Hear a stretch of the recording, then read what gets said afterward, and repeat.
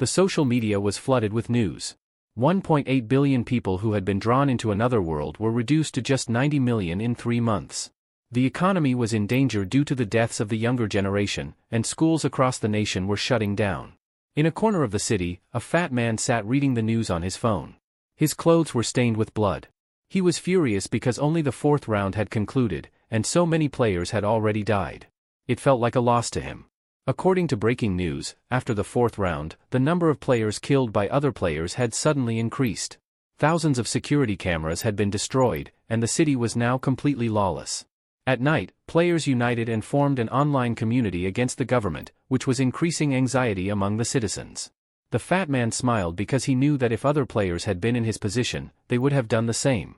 He picked up his phone, put it in his pocket, stood up, and said, "What's wrong with doing what you want before you die? That's why people shouldn't be pressured so much by rules and restrictions." Then, in anger, he picked up a glass and smashed it on the ground, shattering it into pieces. The anger he had been suppressing exploded because now no one could stop him. With an arrogant smile, he declared himself better than all the other players. The room was filled with corpses, and the fat man began to laugh. "Who should I kill next?" he asked himself. He was a bit nervous but also happy because, for the first time, he had killed someone in real life. However, the feeling he had expected didn't come. Perhaps it was because he had already experienced all of this in the 4th round, he thought. But he was angry because killing ordinary people only gave him 1 stack, whereas hunting players in the 4th round was more efficient, he reasoned. Then he smiled again because he had acquired a new skill called absorption. Whenever he killed enemies, his bar would fill up, and once full, he would receive a random stat boost. The points he gained were proportional to the level of the enemy he killed. The fat man opened the door of the room. He was restless and wanted to kill players because they gave him more stacks. Curious, he took out his mobile phone and remembered that they had mentioned a forum for players. Suddenly, a sinister smile appeared on his face when he got the idea to join the forum and kill players there. This way, he could earn even more stacks. He opened the forum. It was the first online forum in the country created to help players and change the world. The PCW forum was conducting interviews for membership to ensure that only real players could be part of this community. Before joining, the fat man had to fill in personal information, level, class, nickname, zone name, and round number. Only after filling this out would he be accepted for an interview. The fat man found all this very strict because, apart from providing information, he also had to give an interview. But he had no other choice, so he filled out the form. He was confident that no player would even think that a player was killing other players. The next day, following the instructions, the fat man arrived at a place for the interview. According to the interviewer's message, he had to reach the Welcome Cafe by noon, and he could wear anything he wanted. He saw the cafe's signboard, which read, "Welcome Cafe," but he started to get angry because the place was in the middle of a forest, and no buses even came here. He didn't think much and opened the cafe door. In the back of his mind, he thought that if the interviewer turned out to be a fool, he would kill him too. Inside, the cafe was luxurious and more sophisticated than he had expected. 2 people were sitting at a table, talking. One had green hair, and the other was wearing a pink hood. They were the only customers in the cafe. Seeing the fat man, one of them stood up and asked, "Are you here for the PCW interview?" The fat man walked towards them and said, "Yes." The interviewer asked in a soft tone, "What's your nickname?" The fat man replied, "Black Flame Dragon." They shook hands, and the man introduced himself as the interviewer. The fat man started sweating. He was about to ask in surprise when the interviewer asked, "Are you a player?" He laughed and then nodded, saying, "Yes." The interviewer introduced the player wearing the pink hoodie, telling him that his name was Little Cuckoo. He said that Black Flame Dragon and Little Cuckoo could become teammates, so he asked them to greet each other. The fat man greeted him, and he responded, but the fat man was annoyed to see that such a weak-looking guy was also a player. When they sat down, the fat man looked around the cafe's interior and commented that their business might not be doing well because there were no customers or employees. The interviewer confidently smiled and replied that the place was isolated, so they had rented it for interviews. The fat man became curious and asked where the cafe owner was. The interviewer calmly replied that food was also served here, and the owner was preparing food in the kitchen. The fat man's curiosity grew, and he started observing his surroundings more carefully. He noticed that there were no cameras anywhere in the cafe. The overweight man shifted impatiently in his seat before finally asking, "So, when are we starting the interview?" The interviewer glanced at him and replied in a composed tone, "We'll begin shortly. There's still one more participant on the way." Moments later, the sound of footsteps echoed through the room. A tall figure in a sleek black suit entered, exuding an air of quiet confidence. His movements were measured, his expression unreadable. The interviewer immediately straightened up and greeted him politely. "Welcome. May I have your name?" The suited man met his gaze and replied in a calm, steady voice, "Black Scythe." Previously. While browsing on his tablet, the man mentioned that another great player was Little Cuckoo, who always ranked between 4th and 10th. Apart from these two players, there were 50 more players who were in the top 100 in their respective zones. Hearing this, the president's eyes lit up. He realized that he would now have to stay busy conducting interviews. Then he drew attention to my age 30, who was in a deep sleep. Hearing the president's voice, he woke up with a start and for a few seconds couldn't understand where he was. The president got angry and asked, "Were you sleeping? What were you doing last night that you're so sleepy now?" He refused to listen to any excuses and directly ordered him to complete 50 interviews by the next meeting. If he failed, someone else would take his high-level candidate position. Still half asleep, my age 30 promised to complete the task. After that, the president asked Lost Yak if he had contacted the Black Scythe. Lost Yak took out his phone and calmly said that if that had happened, he would have informed him immediately. The president took a deep breath. For him, this was a big loss because if the Black Scythe had joined, he would have directly gotten an executive position. Then he asked Yamt if she could get more articles written by journalists. "We'll need more marketing to bring the Black Scythe into our team," the president said. Yamt smiled and replied, "If there's money, everything is possible." The president confidently said, "Don't worry about money. I'll reward your hard work properly." Yamt was happy to hear this and thanked the president. Just then, Lost Yak's eyes widened in surprise. He immediately said, "Wait, President. A new user has just sent a request to join the forum." The president became curious and asked, "Who?" Lost Yak stammered and softly said, "Black Scythe." The entire hall fell silent. Back to the present, the interviewer greeted Black Scythe with an excited smile and asked, "Did you have any trouble getting here?" Black Scythe nodded and said, "Yes." The interviewer scratched his head nervously and apologized, explaining that this was the most private place they could find. Then he gestured for the others to sit down. The interviewer noticed that Black Scythe was very handsome and thought that he must be quite popular with girls. He pulled out a chair for Black Scythe, and as soon as he sat down, the interviewer explained that they had also come for the interview just like Black Scythe. The fat man clenched his teeth and filled with anger. Just then, Little Cuckoo coughed and greeted everyone. Black Scythe appeared slightly annoyed, yet a subtle glint in his eyes and the faintest smirk on his lips betrayed his amusement. Ryu Min introduced himself as Little Cuckoo. The overweight man standing nearby flinched, his expression laced with unease. Fear gripped him. After all, Black Scythe was the same player who had killed him 5 times before. His fists clenched involuntarily, a surge of frustration boiling within him. He wanted to demand answers. Had they ever crossed paths in real life? What had he done to earn Black Scythe's hatred? Yet, the words remained trapped in his throat. The interviewer, oblivious to the fat man's inner turmoil, looked at him expectantly. "Is something wrong?" he asked. "Aren't you going to introduce yourself like the others?" Lowering his head slightly, the fat man finally muttered, "Black Flame Dragon." At that moment, Black Scythe shot him a sharp, irritated glare. The fat man's heart sank. Did Black Scythe truly not recognize him? He had been convinced that revealing his username would instantly jog the other's memory. But the realization hit hard. Despite being killed by him multiple times, he had never even been significant enough to be remembered. Ryu Min, meanwhile, sipped his milkshake in silence, though his thoughts ran deeper.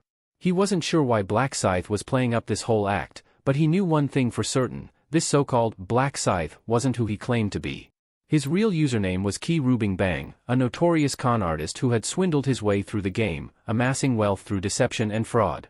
He wasn't a well-known figure yet, but in time, he would rise to infamy upon acquiring the cloning rune, a skill he would later abuse to orchestrate countless crimes. Ryu's eyes remained fixed on the man. The harsh reality was that even criminals had gained power in this new world. But in a way, that was a good thing. It meant they were easier to track. He had introduced himself as a fund manager, but in truth, he was nothing more than a fraudster. His real plan? Using the username Black Scythe to manipulate other players into lending him money, only to vanish without a trace.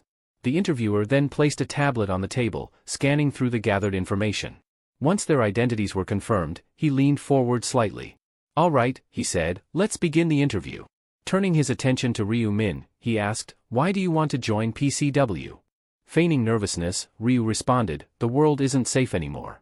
I don't feel comfortable going out alone, so I figured it would be best to stay with other players for protection. Satisfied, the interviewer nodded before shifting his focus to the fat man. And you? The fat man hesitated for a moment. He couldn't exactly admit that he had come here with the intent to kill other players. Clenching his fists, he forced out a response. I have the same reason as Ryu, he said, choosing his words carefully. I can't even attend school anymore, and with the next round approaching, I figured this would be the safest option. Next, the interviewer turned to Blackie. What about you? Kim In-ho leaned back, exuding an air of arrogance. I saw a post on a forum and got curious. That's all, he said dismissively. The interviewer forced a nervous smile. Meanwhile, Ryu instantly saw through the act. Whatever Blackie said was meaningless, he was already in. Then, clasping his hands together, the interviewer's demeanor shifted. A wicked grin spread across his face as he revealed the true purpose of this meeting. There's one final requirement, he said, his voice laced with amusement. To pass this interview, you need to kill someone. Ryu widened his eyes, pretending to be shocked. The interviewer, falling for the act, took the opportunity to explain further. The government has already started cracking down on players. They fear us, which is why they've turned their backs on us. But soon, we'll be the ones in control. His voice grew harsher, filled with conviction. We're not bound by laws anymore. It's time we show them who really rules this world. Ryu continued playing along, acting as though he was scared. The interviewer studied him carefully before adding, if anyone here isn't willing to go through with this, you're free to leave. But understand this, if you walk away now, don't expect any help from us in the future. Ryu wiped the cream from his milkshake off his lips, his mind processing the situation. It was clear, anyone who refused would be blacklisted.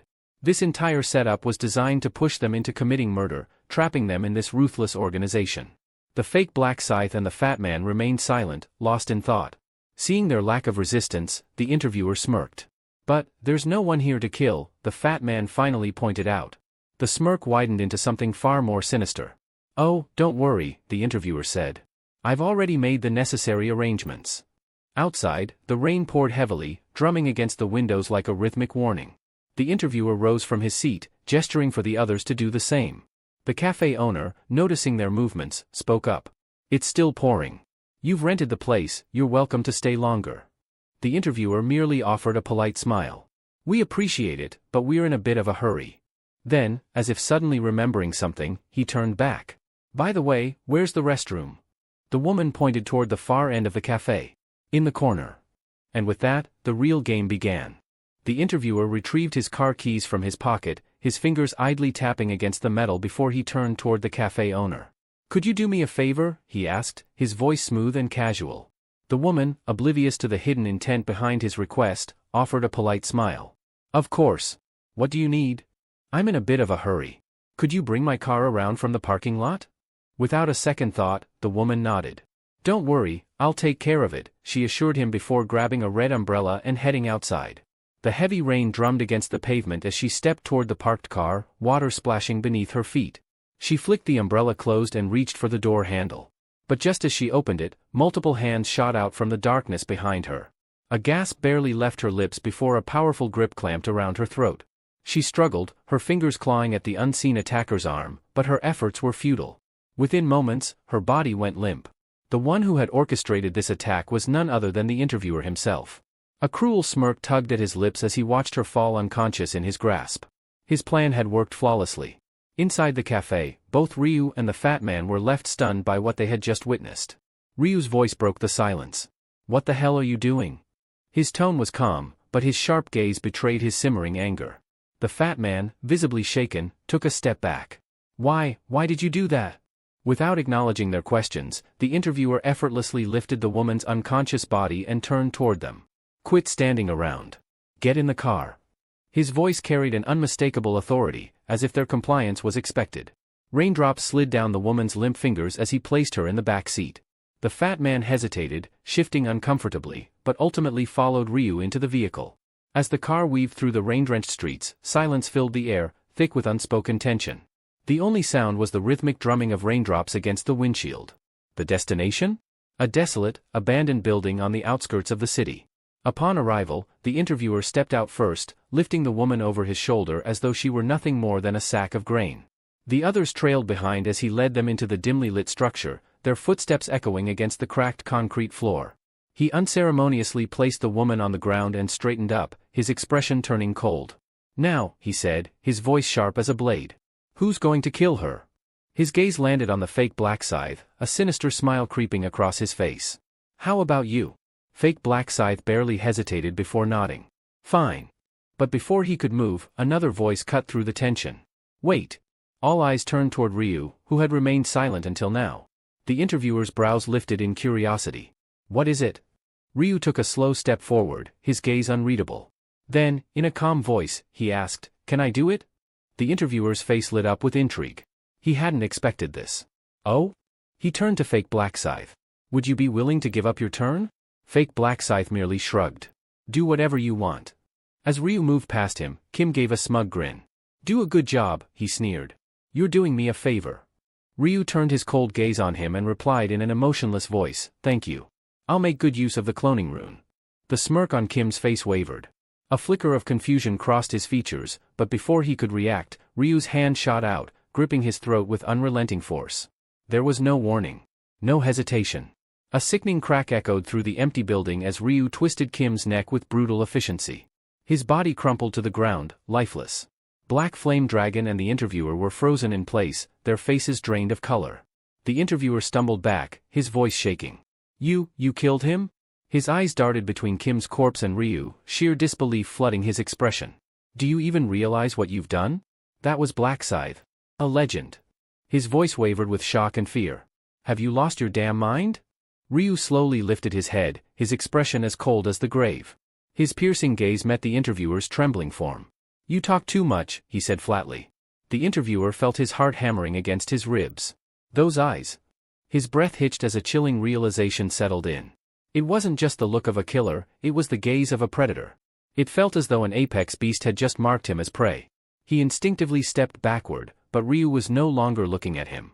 Instead, his focus was on something unseen, until, suddenly, a translucent system notification flickered into existence before his eyes.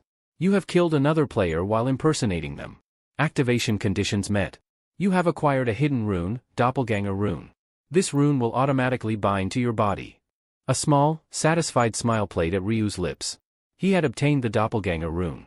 As for the man who was destined to become infamous in the future, Ryu didn't care in the slightest. Ryu's gaze dropped to the lifeless body on the ground, his expression unreadable. His decision to impersonate Little Cuckoo had turned out to be more advantageous than he had anticipated. The interviewer, now seething with rage, stormed toward him, his voice trembling with fury. Little Cuckoo. Explain yourself. Why did you kill Black Scythe?" Ryu, unbothered by the outburst, reached into his coat and retrieved a pristine white mask.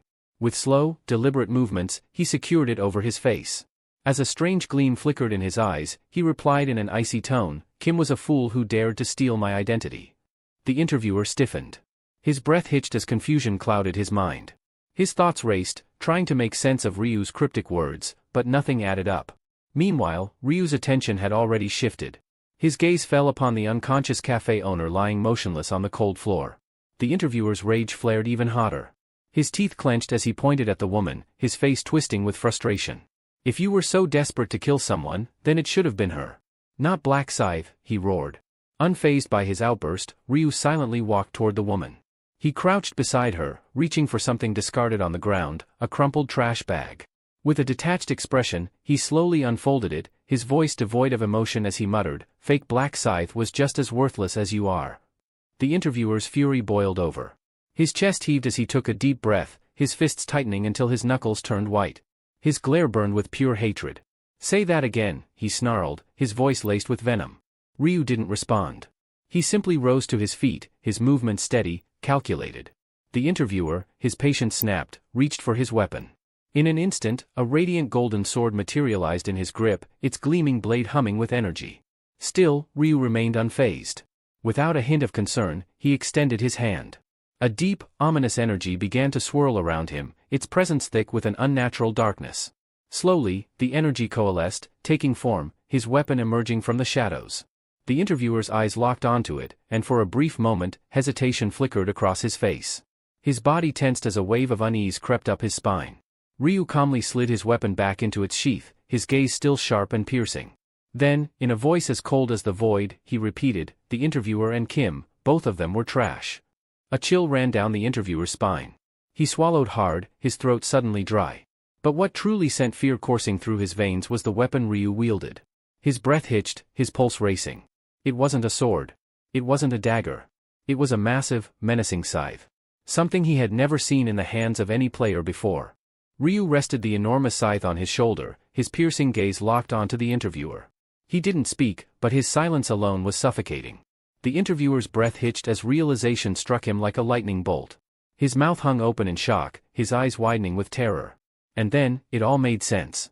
There was only one player who wielded such a colossal scythe as their primary weapon. A shiver ran down his spine as he pieced everything together. Now, he understood why Ryu had said Kim was impersonating him. The weight of the truth settled in, twisting his stomach with fear. Ryu's voice, as cold as death itself, cut through the silence. "Now do you understand?" he asked, his words carrying an undeniable finality. "Now you realize who the real Black Scythe is?" The interviewer stumbled back, his legs nearly giving out beneath him. His chest rose and fell rapidly as sheer panic overtook him. He had been toying with a monster all along, completely oblivious. Ryu's lips curled into a faint, mocking smile. "I'm sorry," he murmured, tilting his head slightly. "I lied." The interviewer's hands trembled violently. His grip on his sword slackened, and before he knew it, the weapon slipped from his fingers and clattered onto the floor. His knees buckled, and he collapsed onto the ground, overcome with terror. Tears welled up in his eyes as he frantically pleaded for his life. Please, have mercy. I didn't know. If I had understood sooner, I would never have." His desperate cries were cut short. Ryu's eyes remained emotionless as he uttered a single word. "No." Before the interviewer could process what was happening, his world tilted. A sharp pain, then nothing. His severed head tumbled across the floor, rolling aimlessly until it came to an eerie stop at Black Flame Dragon's feet. A deep chill crawled up Black Flame Dragon's spine. His breath hitched as he stared at the decapitated head, its lifeless eyes still frozen in shock. The gruesome sight sent a shudder through his entire body. This is the real Black Scythe, he thought, dread settling deep within his chest. He's on a completely different level. What terrified him even more was that he hadn't even seen Ryu make a move. All he had witnessed was the interviewer's head hitting the ground. By then, the swing had already been executed. Ryu slowly lifted his gaze, locking eyes with Black Flame Dragon. His voice carried an icy finality. "Now, it's just the two of us. Any idea what happens next?" A sinister gleam flickered in his eyes. "If you have anything left to say, now's the time. Your moment has come." Black Flame Dragon forced himself to breathe. His instincts screamed at him to beg for his life, but the memory of the interviewer's swift demise held him back. He knew pleading would be pointless. Instead, he clenched his fists, steeling himself. "I won't waste time begging," he declared, forcing confidence into his voice. Ryu smirked. "Good. Then, as if amused, he added, "Really?" Black Flame Dragon hesitated, then took a steady breath. "There is something I want to ask before I die." Ryu tilted his head. "Go ahead." Black Flame Dragon's voice was steady but filled with curiosity. "Back when we first met, why did you kill me 5 times in the 4th round? I just want to know." Ryu's response was immediate and blunt. "To keep you in check." Black Flame Dragon blinked. "Keep me in check?" His brows furrowed. "But why?" Ryu's expression remained unreadable. "Because out of all the people there, you showed potential.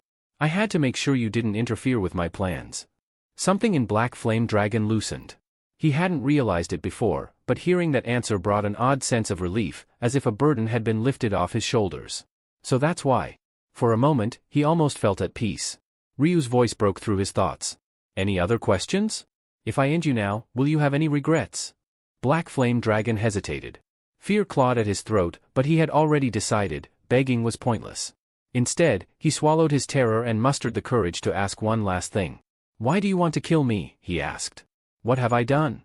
Ryu's expression turned ice cold. "Because you're garbage." Black Flame Dragon stiffened. "Me? What did I do?" Ryu's gaze darkened. "Weren't you here to kill that woman?" Black Flame Dragon hesitated before answering. "Yes, but I haven't actually done anything yet." A flicker of irritation crossed Ryu's face. His voice turned sharper. "You think that changes anything?"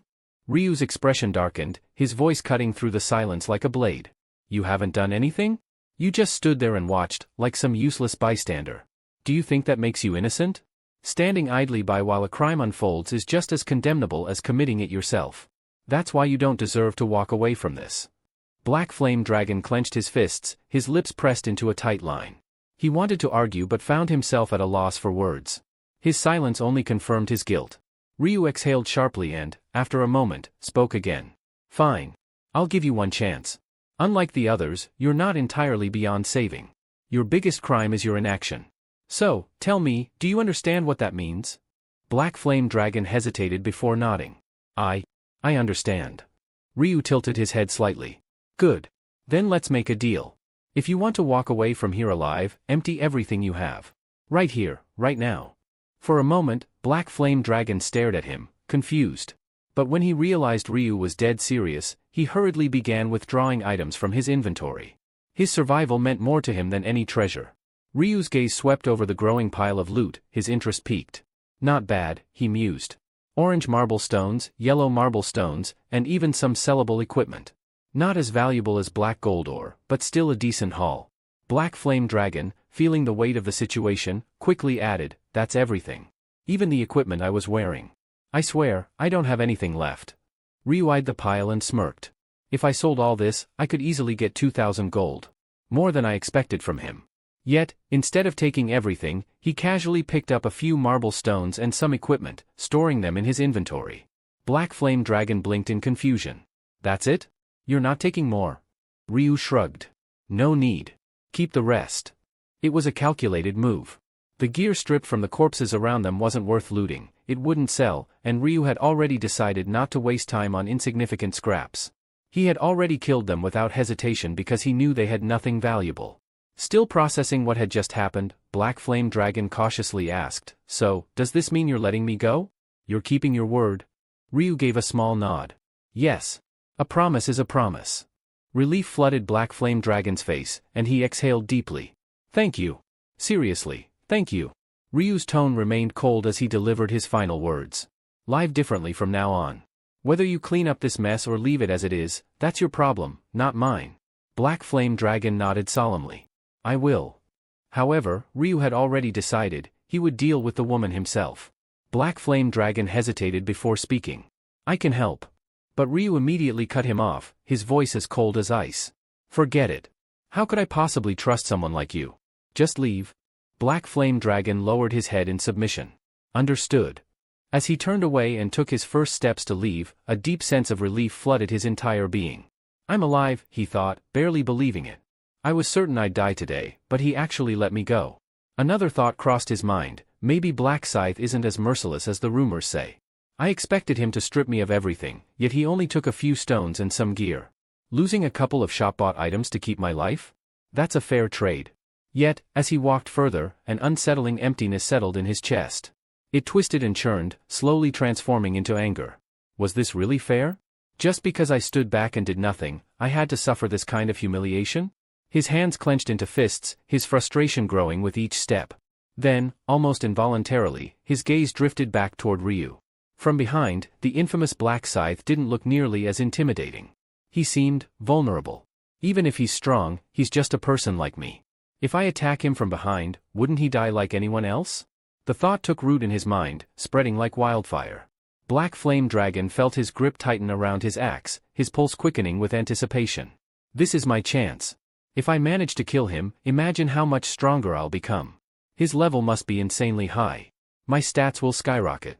His heart pounded as he took slow, deliberate steps forward, closing the distance between them. He whispered under his breath, "Don't turn around. Just stay still." Then, with a burst of reckless determination, he raised his axe high above his head. "Die, you bastard," he roared, swinging with all the force he could muster. The weapon struck true, and Ryu's body collapsed lifelessly onto the ground. For a brief moment, Black Flame Dragon stood frozen in disbelief. Then, realization dawned, and a euphoric grin spread across his face. He burst into laughter, his voice echoing through the battlefield. "I did it. I actually did it," he howled with joy. The great Black Scythe, taken down by a mere level 10 player. You let your guard down, fool. How could you trust someone so easily? But his victory was short-lived. Something felt off. His triumphant grin wavered as a creeping unease clawed at his mind.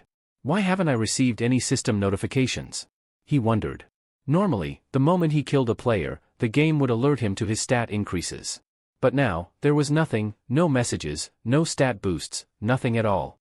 Dread pooled in his stomach. Slowly, he turned his head, searching for any clue as to what had gone wrong. Then, he heard a voice, one that made his blood run cold. "Why do you look so shocked?" His body stiffened.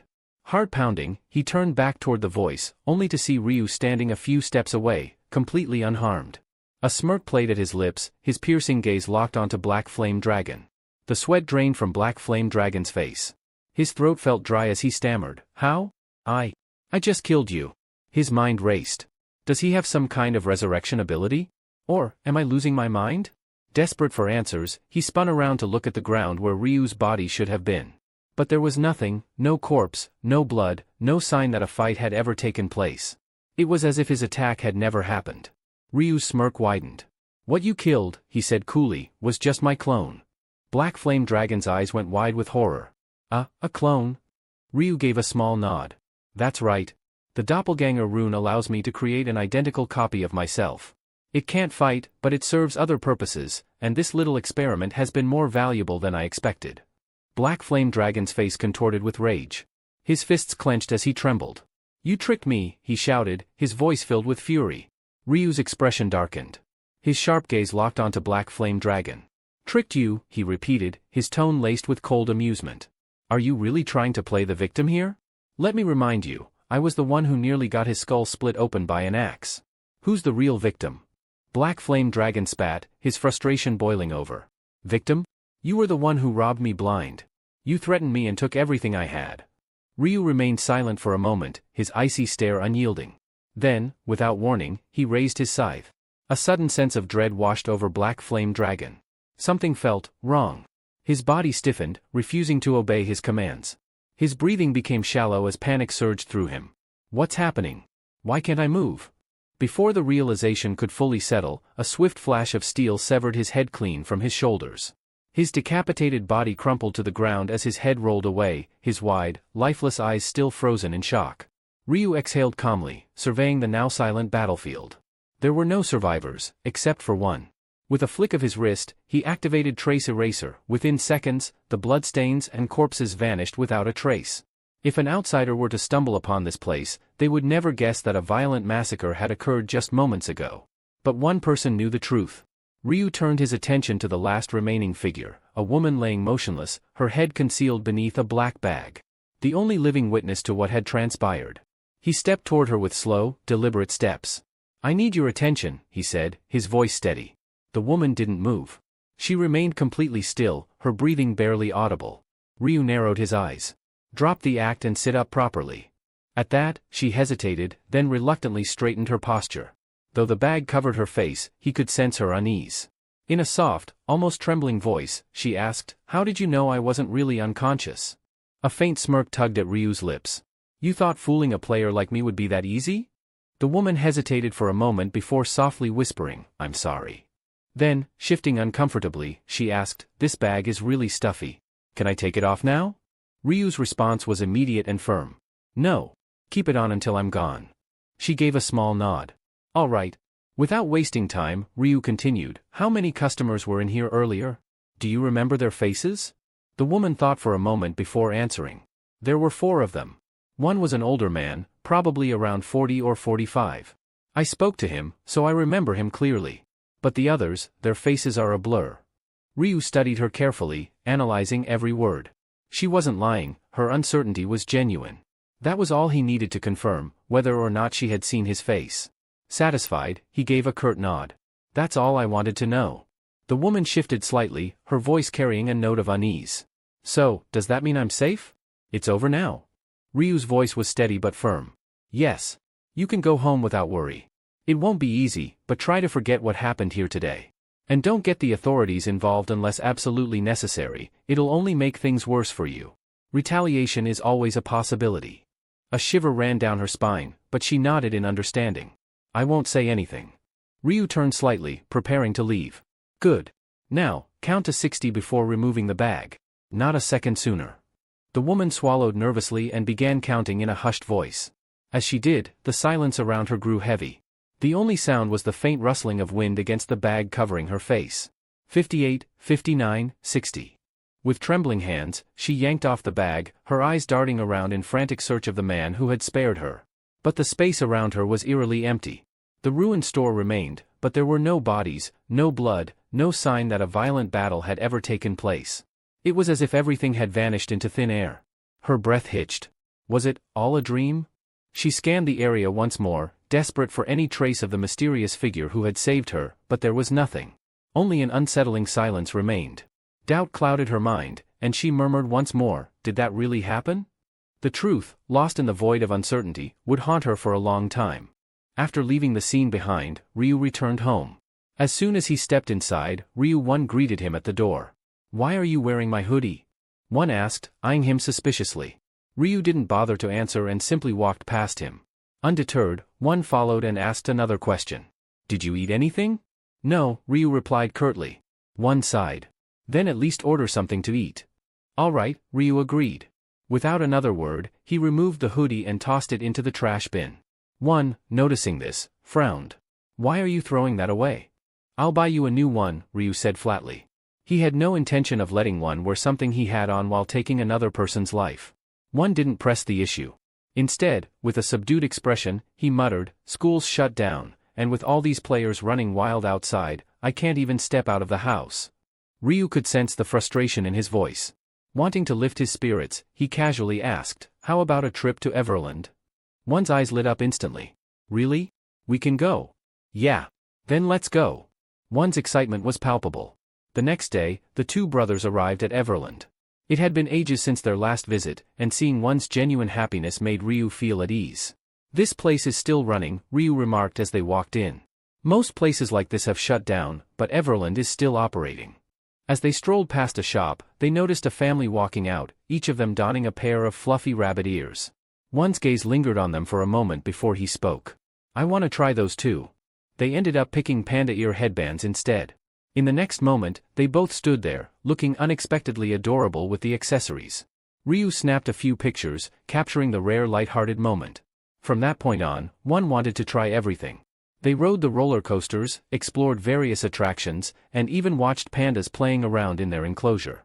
Ryu felt content seeing his younger brother enjoying himself without a care in the world. However, the mood took a subtle shift when One suddenly fell silent. His excitement faded, replaced by a somber expression. Tomorrow. His brother had to return to that game tomorrow. Noticing One's unease, Ryu reassured him, don't worry. I'll be fine. I might sleep a little longer when I come back, but that's all. It's dangerous, yeah, but I know how to handle it. One nodded hesitantly, but the concern in his eyes didn't fade. Seeing this, Ryu patted his head lightly. How about we check out the safari ride next? April 30, 11:50 p.m. Sitting in his room, Ryu-min waited, mentally preparing himself for the transition to the parallel world. His resolve was firm, his mind sharp. Just then, a message notification popped up on his screen. Yuri, Min. It's almost midnight, isn't it? I'm so nervous right now, but I have a feeling things will go smoothly this time. Let's not stress about it and focus on giving our best. Go, fighting. We'll see each other again, alive and victorious. A quiet chuckle escaped Ryu-min's lips as he read her message. She's anxious. That long text makes it obvious. It wasn't surprising. After all, he had warned her in detail about the dangers of the 5th round. But she didn't need to worry. From this point onward, he would be her shield. Starting with the 5th round, the zones were set to merge, meaning he would finally cross paths with Min Yuri. Even if it was just to take advantage of her buffs, he had already decided to ensure her safety. She's looking for the black scythe, but she has no idea that I'm him. As he checked the time once more, he smirked. Oh? It's time already? Then, let's begin. As the clock struck midnight, Ryu-min's eyes slowly closed. In the blink of an eye, his consciousness was pulled away, plunging him into the parallel world once more. As Ryu-min's eyes fluttered open, he was met with a familiar sight. A vast stretch of open grassland spread before him, eerily reminiscent of the battlefield from the very first round. One by one, figures materialized around him, avatars of the remaining players, summoned onto the plains just as before. For Ryu-min, this scene was nothing new. He had witnessed it unfold multiple times. But for many of the others, it was different. The air was thick with tension, and it wasn't just because of the round ahead. The crowd had thinned considerably. Is this really all of us? Someone muttered. There's no way. More players must be arriving soon. Don't kid yourself. Last round, we had about 500 left. Now that I think about it, yeah, the numbers do seem right.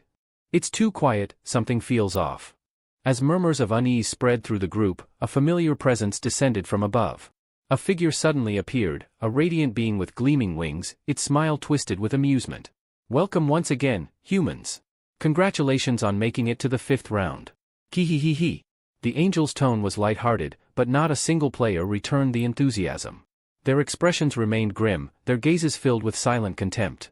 Of course, none of them had any fondness for these so-called celestial beings. The angels were the ones responsible for throwing them into this relentless death game. Oh my, what's with the long faces? Cheer up, will you? The angel chuckled. You all had quite the time last round, didn't you?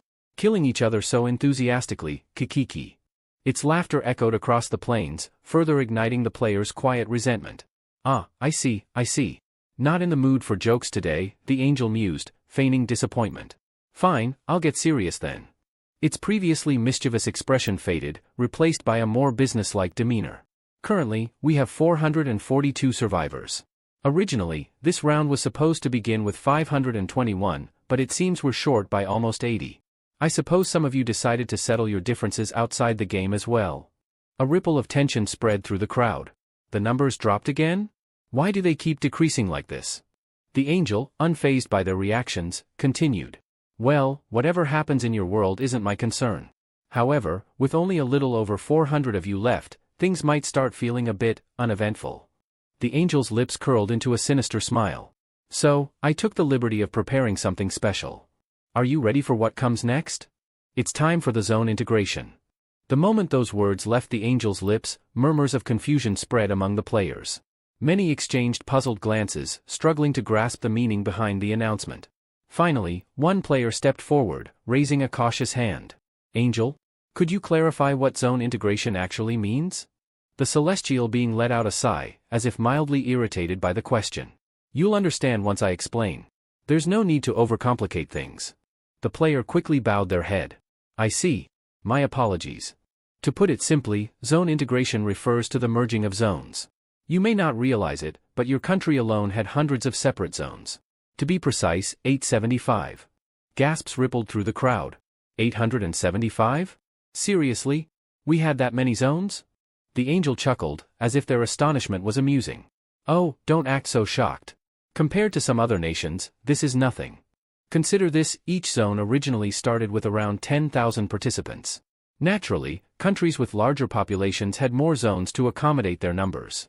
A few players frowned as the realization dawned on them. Wait a minute. If every zone had its own angel overseeing it, that would mean tens of thousands of angels exist. This was something none of them had truly thought about before. The sheer scale of it all was overwhelming. The angel, clearly entertained by their whispers, smirked. Correct. Each of us is assigned to a specific territory. Took you this long to figure that out? Humans really are slow. Though the angel's words dripped with mockery, no one dared to respond. It was pointless to argue with a being that held absolute authority over them. However, one thought lingered in the minds of the players. One of them hesitantly spoke up. Wait, Angel, you said you were assigned to a territory. Does that mean you didn't create this survival game? For a brief moment, the angel's expression faltered, as if caught off guard. However, the slip was fleeting, quickly masked by a neutral, unreadable gaze. What makes you think that? The angel asked, feigning indifference. One of the players hesitated before responding. It's just difficult to believe that so many angels would willingly cooperate to create a survival game of this scale. There has to be someone pulling the strings. The angel let out a mocking chuckle. Oh? And what if we did come together of our own volition, with no higher power orchestrating things? Would you commend our efforts? Quit overthinking things. Worrying about pointless details will only give you a headache, humans. I apologize. Faced with the angel's sharp retort, the man had no choice but to lower his head in fear. Ryu Min. Unlike the others, Ryu Min wasn't fooled. He had caught the angel's attempt to steer the conversation away, a clear sign that information about the true mastermind was off limits. It was highly unlikely that the angels, known for their arrogance and rivalry, had come together as a unified force to orchestrate this game. And players can kill angels. No, there had to be an unseen hand controlling everything from the shadows. Enough of these foolish questions. Your only concern should be survival, the angel muttered irritably, unwittingly confirming that they weren't the one in charge. Now, let's not waste any more time. We're proceeding with the territory integration as planned. And before any of you start coming up with wild theories, this is happening only because your numbers have dwindled. Don't overthink it. With a mere flick of the angel's wings, the ground beneath them trembled violently. Rumble. What's going on? An earthquake? The sudden shift left the players in shock, but Ryu Min remained unfazed. He knew exactly what was happening. It's not the ground that's shaking, it's space itself. A deafening noise reverberated through the air as the very fabric of reality wavered, twisting and reshaping before their eyes. A deep, resounding hum reverberated through the air as the very fabric of reality distorted. Jagged black fissures emerged, stretching skyward like cracks in a shattered mirror. Then, as if the world itself had been flipped inside out, space twisted and rotated like the shifting faces of a cube.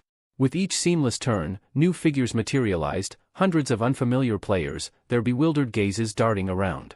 The heavy sound of merging dimensions echoed across the landscape. The black lines flickered once before vanishing, leaving behind a vastly different scene. The once sparsely populated grassland was now densely packed with people. Is it over? Who are all these people? A tense silence settled over the crowd as they cautiously studied one another, wariness evident in their eyes. Hovering above them, an unfamiliar angel observed the scene with amusement, a smirk tugging at their lips. And with that, the territory integration is complete. The angel gestured grandly. What's with the awkward silence? You're all humans, aren't you? At least greet each other instead of gawking like statues. The players remained stiff, but the same couldn't be said for the celestial beings. A group of 10 angels had gathered in the sky, exchanging stiff pleasantries. Their smiles lacked any real warmth. Olive, how many do you have in your sector? 442. About the same as ours, then. Seems like it. So, who's going to break the news to the humans? Someone needs to explain how things work from here. Ugh, I'll do it. The angel named Olive, the overseer of Ryu Min's territory, lazily raised a hand. Oh? Trying to earn favor with the higher-ups, are we? Another angel teased. Ha, as if. Then why volunteer so quickly? Fine, you do it if it's such a big deal. No thanks, sounds tedious.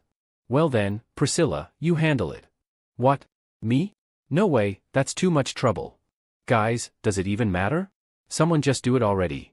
Yeah, the boss isn't going to care who explains it. Good point. Alright, Olive, go ahead. Your voice is the nicest among us anyway. Ugh, whatever. The angels, clearly unbothered by the gravity of the moment, treated the responsibility like an unwanted chore. Even for something as straightforward as an announcement, the angels treated it as an inconvenience. With a sigh, Olive flapped her wings and descended to the center of the meadow. Alright, listen up. I assume your respective angels have already informed you? Due to the dwindling number of participants, we've merged multiple territories into one. The crowd responded with silent nods, their expressions tense. At present, 10 territories have been combined, bringing the total number of players here to 4,844. 10 territories merged? Nearly 5,000 people? The realization dawned on them, explaining why the area suddenly felt so crowded. Glances were exchanged, unease creeping in. With unfamiliar faces all around, the thought of continuing the competition alongside complete strangers made their hearts pound. This isn't an isolated case. Other territories have also undergone integration to ensure a sufficient player count. Naturally, that means your territory name has changed. From now on, this region will be designated as CESKS007, consisting exclusively of South Korean players. Ah, so everyone here is from South Korea? At least we won't have a language barrier. But what happens when we merge with other countries? Indeed, this was only the beginning. As the number of survivors dwindled to 500 or fewer, further integrations would take place. Eventually, South Korean players would find themselves competing against challengers from other nations, a scenario some had already anticipated. It's inevitable, Ryu Min thought. And he knew exactly when that moment would come. By round 11, the second zone integration would take place, forcing players to battle against participants from other regions. But that wasn't the only thing Ryu Min expected. He was well aware that the angels had something extra planned for this round. And sure enough. Before we dive into the main quest, let's mark this occasion with a little side game. A side game? The players murmured amongst themselves, intrigued by the sudden change of pace. Each territory had its own representative, correct? But now that we've merged, that system no longer works. So, what do? Simple, we select a new representative for this integrated territory. A new zone representative? Since only one person could hold the title, it meant a competition was inevitable. The rules are straightforward. The 10 former representatives will step forward and battle each other. The last one standing will be declared the leader of this newly unified region. A death match. To claim leadership, they had to eliminate each other. So they have to fight until only one remains? That's brutal. Yet, despite the harsh nature of the challenge, most players didn't seem concerned. In fact, amusement flickered across their faces. This should be fun to watch. I wonder who'll come out on top? The spectacle was about to begin, and for the onlookers, it was nothing more than entertainment. This calls for some popcorn. Since the battle only involved territory representatives, who had no emotional ties to one another, the onlookers treated it as casual entertainment. Of course, the actual participants didn't share that sentiment. Damn it. So we have to fight to the death just to decide on one leader? I never even wanted to be a territory representative in the first place. Hold on? If we die here, do we get resurrected like before? Is there no way to just forfeit? I don't care about being the representative. Expressions of reluctance and frustration were evident on the faces of the 9 representatives. Only one among them remained composed, Ryu Min. Unlike the others, he knew exactly how valuable this position would become. The angels, noticing their hesitation, chuckled. Come now, representatives. No need for such long faces. It's called a death match, but that doesn't mean you'll actually die. Just like before, anyone eliminated will be resurrected once the match concludes. Oh, so we'll be revived again this time? Of course.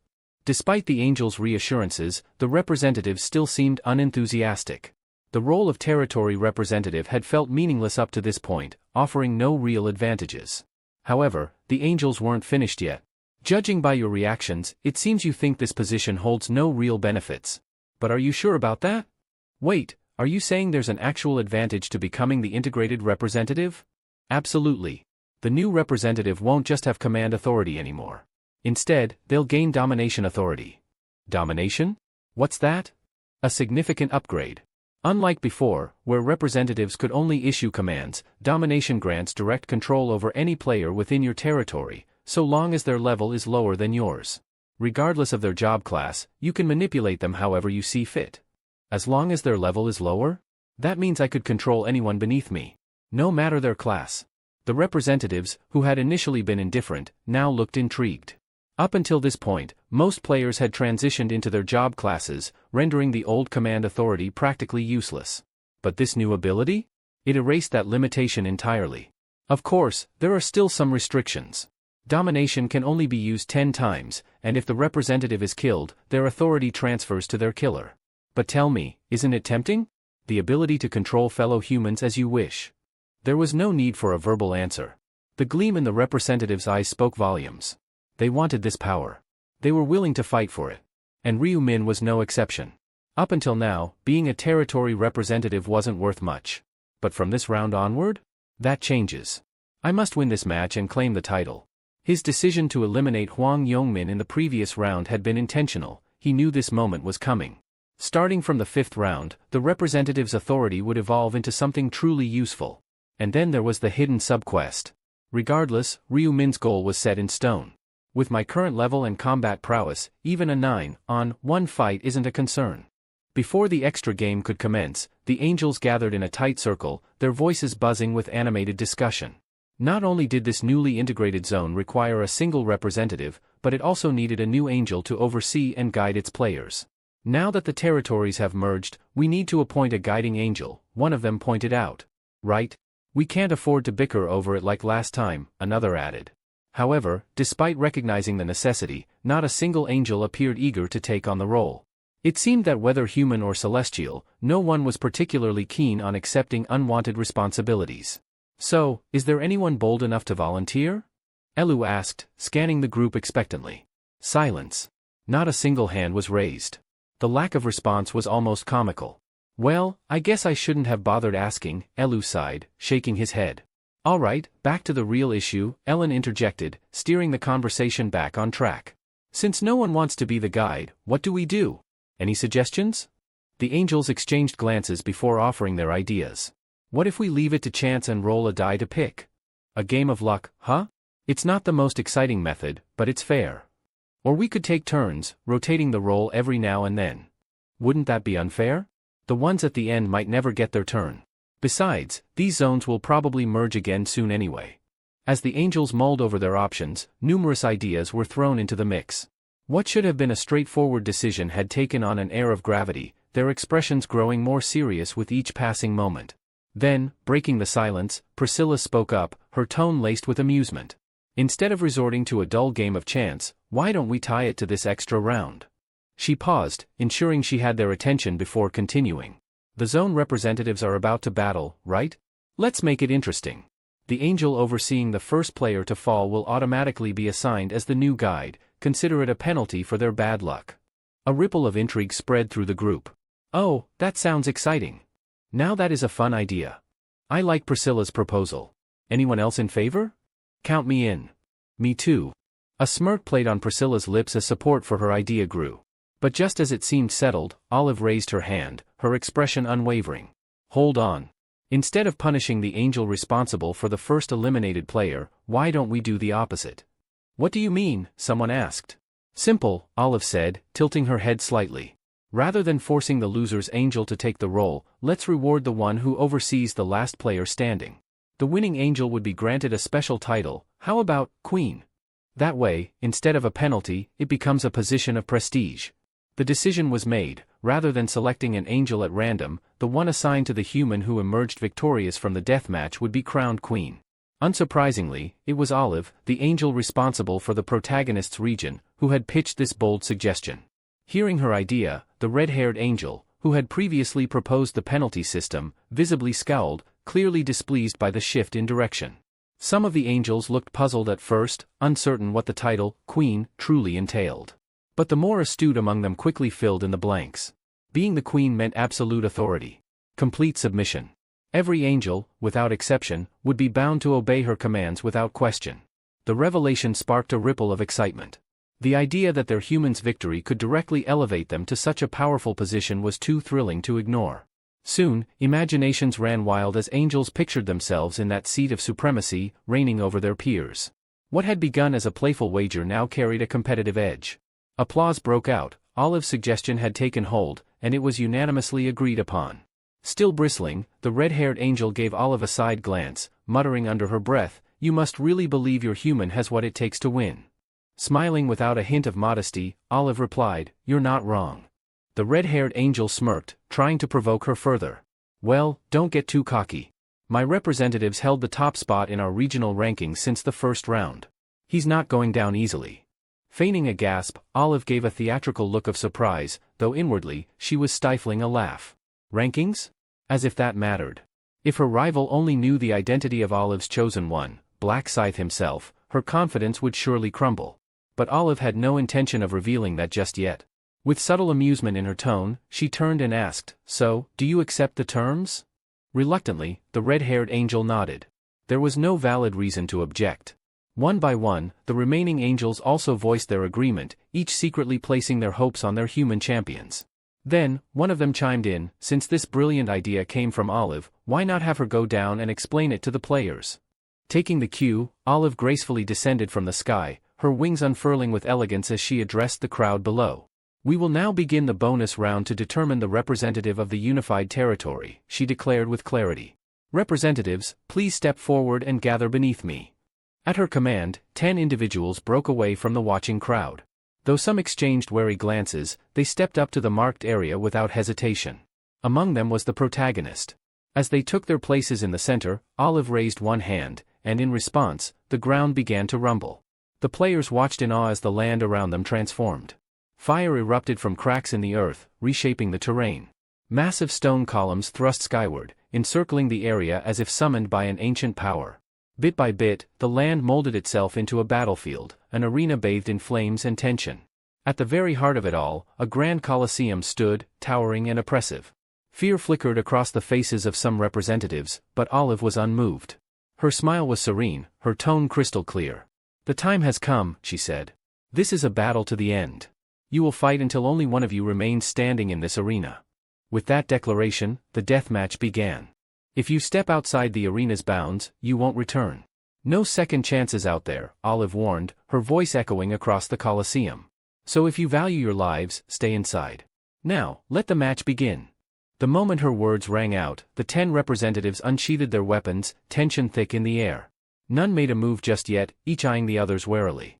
Among them, however, was a man clutching a gleaming longsword, his ambition burning brightly.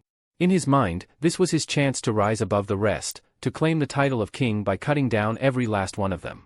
He scanned the group, noting how hesitant everyone seemed. It didn't surprise him, they all recognized one another's strength. Still, he scoffed internally. None of these fools are stronger than me. He had reigned supreme in his region's rankings from the very beginning and had no intention of surrendering that top spot.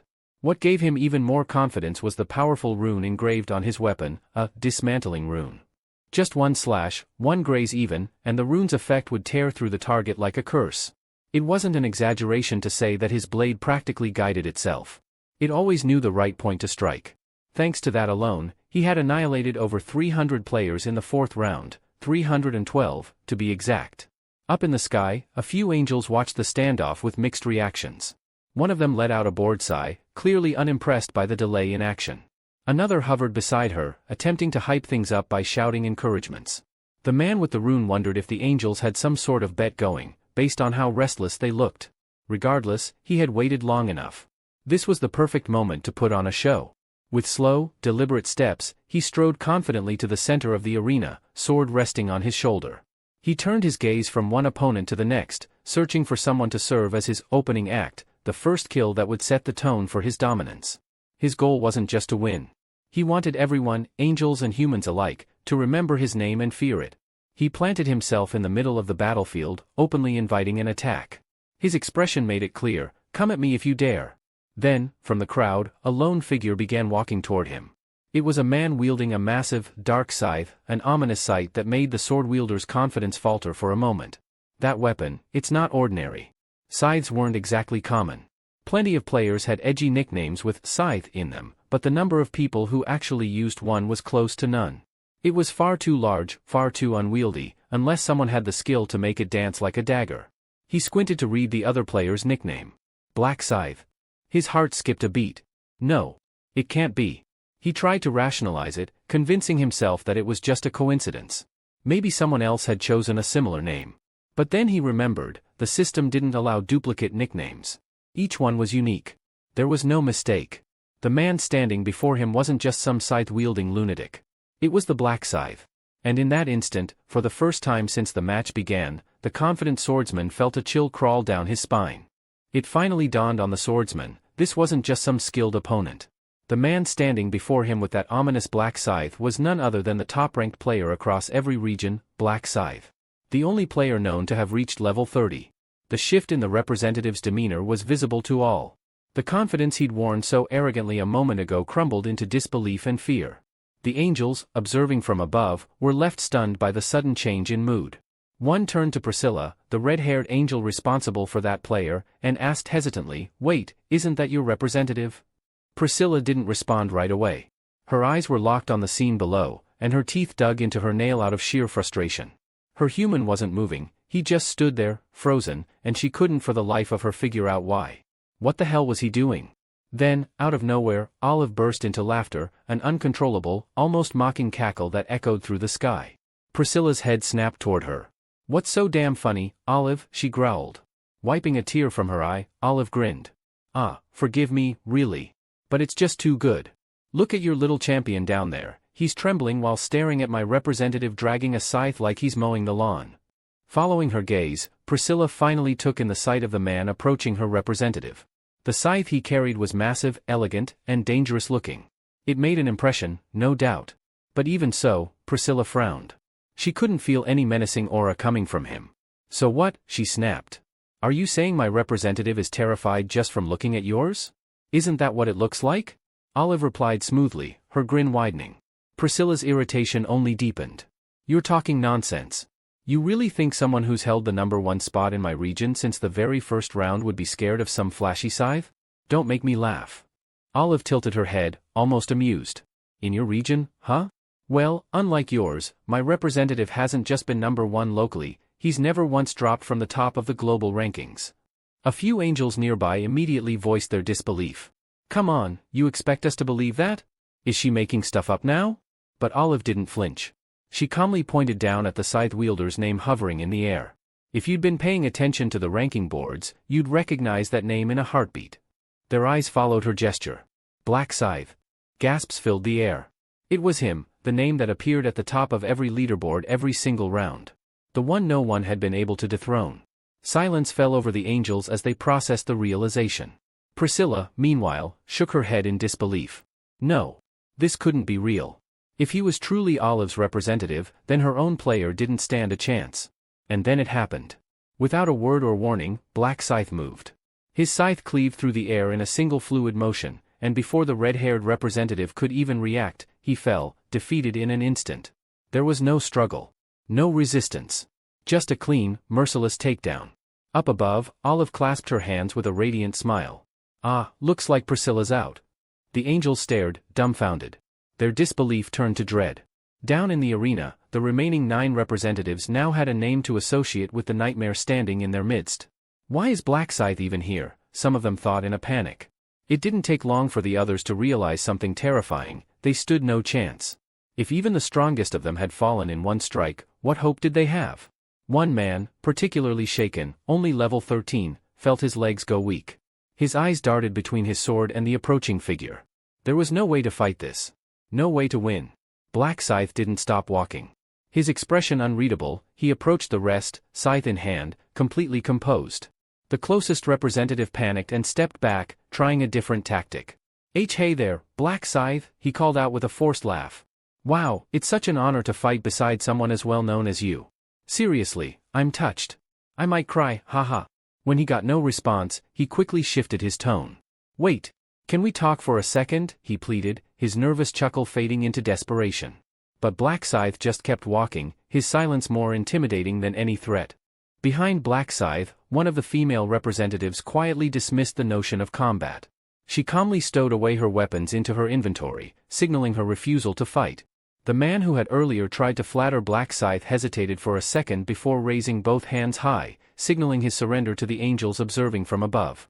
His bold move quickly inspired others, one after another. Several representatives followed suit, their weapons lowered in defeat. The angels looked down in disbelief. This wasn't how the match was supposed to go.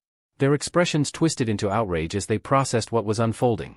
The excitement of the showdown, the chaotic clash they had so eagerly anticipated, was unraveling before their eyes. Their game was being reduced to a farce. Enraged, one of the angels floated forward and issued a chilling warning, her voice booming across the arena. Anyone who surrenders will have their heads burst like overfilled balloons, and don't expect resurrection afterward. The threat echoed ominously in the silence that followed. The hands that had once been raised in surrender now slowly lowered. Panic filled the representatives' eyes as they realized that backing out was no longer an option. One of them, a girl with a quiver on her back, retrieved her bow.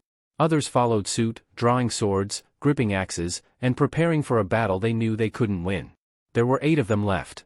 And although they understood their odds were abysmal, they still held on to the faint hope that they might succeed if they attacked all at once. Watching them change their stance, Ryu Min tilted his head slightly. So they fear the angels more than me? He mused, his expression unreadable. But the thought didn't bother him. If anything, it amused him. Whether they came one by one or all at once, it wouldn't change the outcome. Their efforts would be crushed just the same. A faint smile curled on his lips, and that smile alone made the others recoil internally. There was something terrifying about his calm, something that made them question if they were walking straight into their own graves.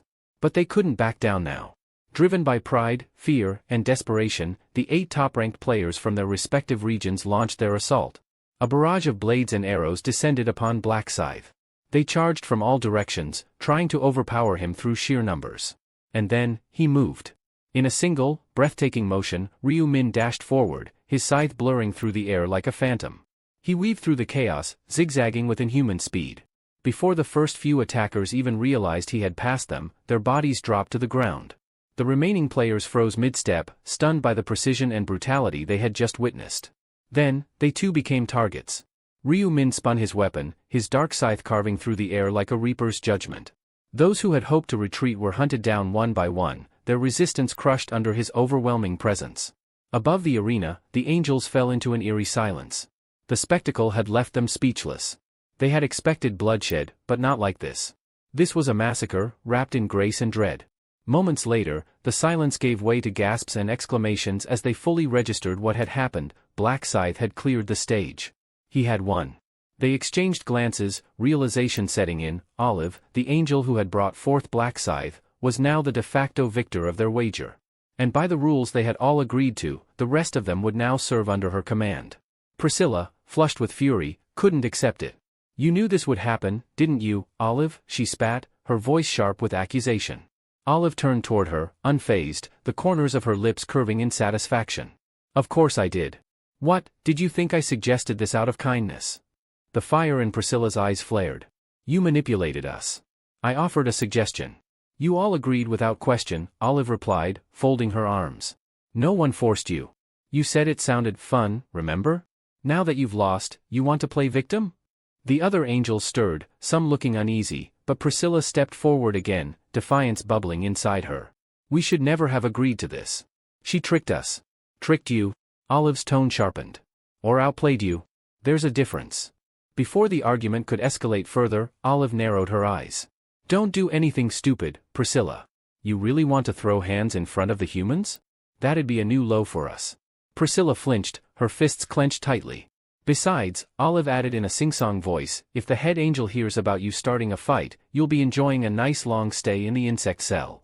The mere mention of that place made Priscilla recoil as if she'd been slapped. Of all punishments, that was the one she feared most. Her anger remained, but the fire in her eyes dimmed. For now, at least, she would stay her hand. But the tension between the angels was far from over. That place, the insect cell, was the one location Priscilla dreaded more than anything. The moment Olive mentioned it, all the fire in her eyes dulled into resignation. Seeing her so subdued, Olive chuckled softly. "What's the matter?" she said with a smirk. "Changed your mind about fighting?" Priscilla didn't reply. Her silence was all the answer Olive needed. "Well then," Olive said cheerfully, "as the winner, I hereby declare myself queen. And as for you, Priscilla, you can be the guide for our lovely new representative." Priscilla clenched her jaw. "For how long?" she asked through gritted teeth. Olive waved her hand dismissively. "Until I'm in a better mood." With that, Olive turned her attention away, fully expecting obedience. When she noticed Priscilla still rooted to the spot, she raised an eyebrow. "Well? Get moving. Your job starts now." Swallowing her pride, Priscilla reluctantly stepped forward, moving toward the crowd of human players. Inwardly, she cursed her own foolishness for ever agreeing to the wager that brought her to this point. Clearing her throat, she addressed the players in a clear but curt tone. "As you've witnessed, the match has ended, and a new representative has been selected." A system notification had already informed the players of what she said. "New zone representative, Black Scythe. With his victory," she continued, "Black Scythe has been granted a temporary title, Ruler's Authority. This skill enables him to issue commands to players within certain limits." Though she tried to keep her voice steady, her words carried a trace of bitterness. The gathered players, on the other hand, showed nothing but awe. Many had already heard of Black Scythe's exploits. Now, seeing him wield such power firsthand, they understood why opposing him might be unwise. He was level 30, far beyond them, and that alone gave him the right to command. After formally acknowledging Black Scythe's new status, Priscilla turned her attention to the fallen representatives. With a deep breath, she extended her white wings wide, golden feathers detaching and gently drifting down toward the lifeless bodies. Upon contact, each body began to shimmer with a soft, radiant light, gradually restoring color to their pale skin. One by one, the representatives began to stir. Some opened their eyes in confusion, unaware of what had occurred, while others sat up, visibly shaken, recalling only fragments, a shadowy figure, a sweeping scythe, and the sting of defeat. "You were all defeated," Priscilla informed them bluntly, "by Black Scythe, who now holds the position of Unified Region's representative." Her words sank in quickly. The expressions on their faces shifted from confusion to realization, then to reluctant acceptance. There was no room for argument. What had happened was undeniable. Priscilla wasted no time stripping away their former privileges. "The authority you once held as representatives will now be revoked," she announced. "However, this is not the end. Opportunities to regain status may come again." Despite her attempt at reassurance, it did little to lift the atmosphere. Disappointment hung thick in the air. Then, with no fanfare, Priscilla raised her hand, and a translucent window appeared in front of every player, its contents glowing in silver text. "Main mission activated. Objective: defeat 300 orcs within the allotted time. Time limit: 10 hours. Secondary objective: acquire 4 equilibrium stones. Survival limit: only 25% of participants will advance to the next phase. Rewards and penalties remain undisclosed. A heavy silence followed as everyone read the message. The challenge was brutal. The numbers alone made it clear, only a quarter of them would make it through. With the looming presence of the orcs and the uncertainty surrounding the mysterious equilibrium stones, a sense of urgency and dread spread through the crowd. Murmurs and anxious whispers filled the air. No one knew exactly what failure would mean. But one thing was certain, this game had just become deadly serious.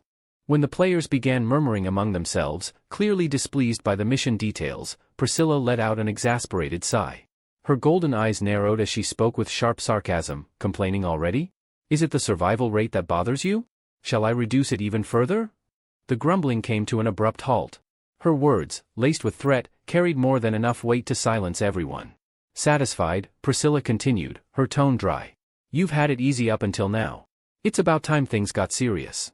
Don't expect the same mercy moving forward. Her words stirred unease through the group, but not everyone looked worried.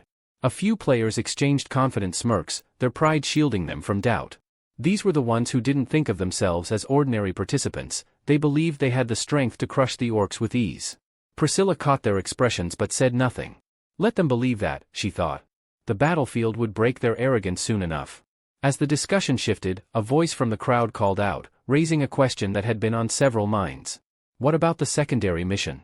Why hide the reward? Instead of brushing it off, Priscilla turned toward the speaker with an amused look. Good question. You've probably noticed that unlike before, the secondary objective is actually visible now, she replied. And that's precisely why the reward is concealed. If I revealed both, where's the challenge? Ryu Min stood silently among the group, already tired of the cryptic nature of these so-called games.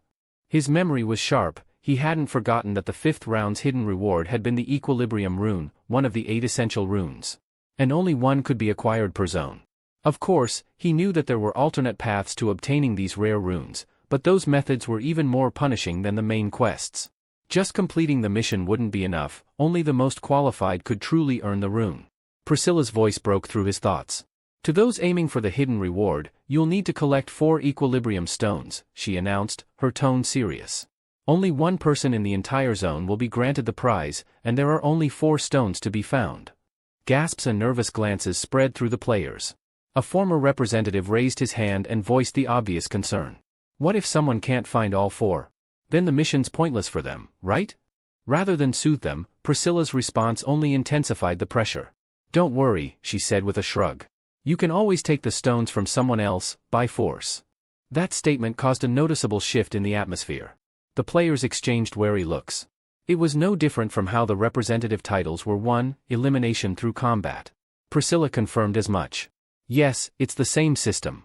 If someone holding an equilibrium stone is killed, their stone will drop. But don't get greedy. Only the stone will fall.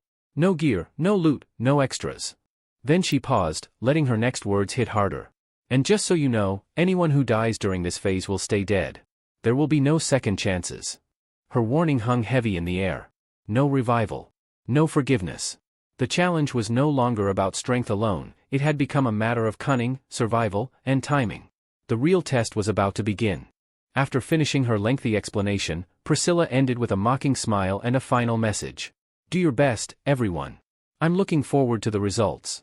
With that, the angels vanished, leaving behind silence and tension. Watching them go, Ryu Min muttered under his breath, clearly annoyed, what a bunch of bothersome pests. Now alone with his thoughts, he began to plan. His first priority was to wipe out the required 300 orcs, and then he'd circle back to assist Minuri.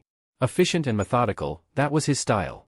As he strode through the crowd of players, the atmosphere tensed around him.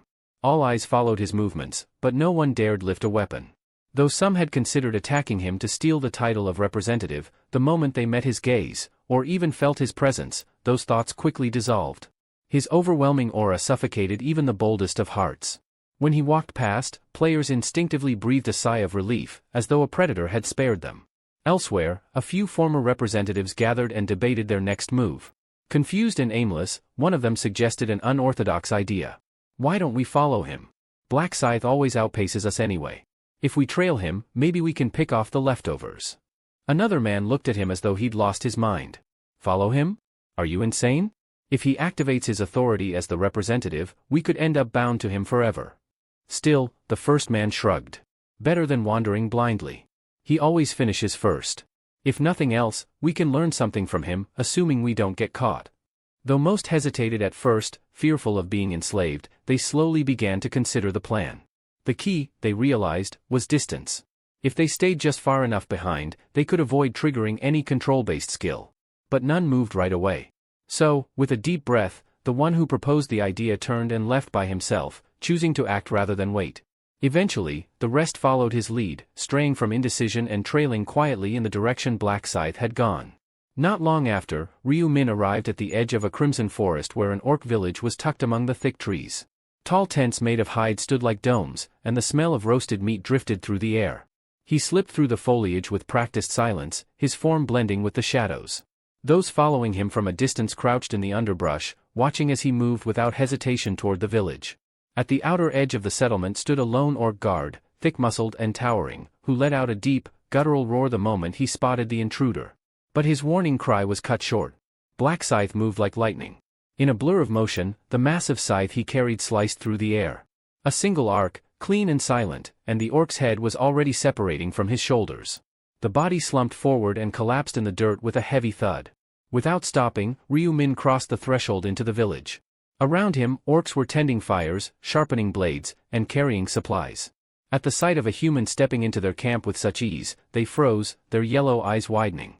Then, all at once, they charged at him, weapons raised and war cries echoing. Ryu Min answered their aggression with graceful brutality. His scythe glowed with a sinister red energy as he spun into the crowd.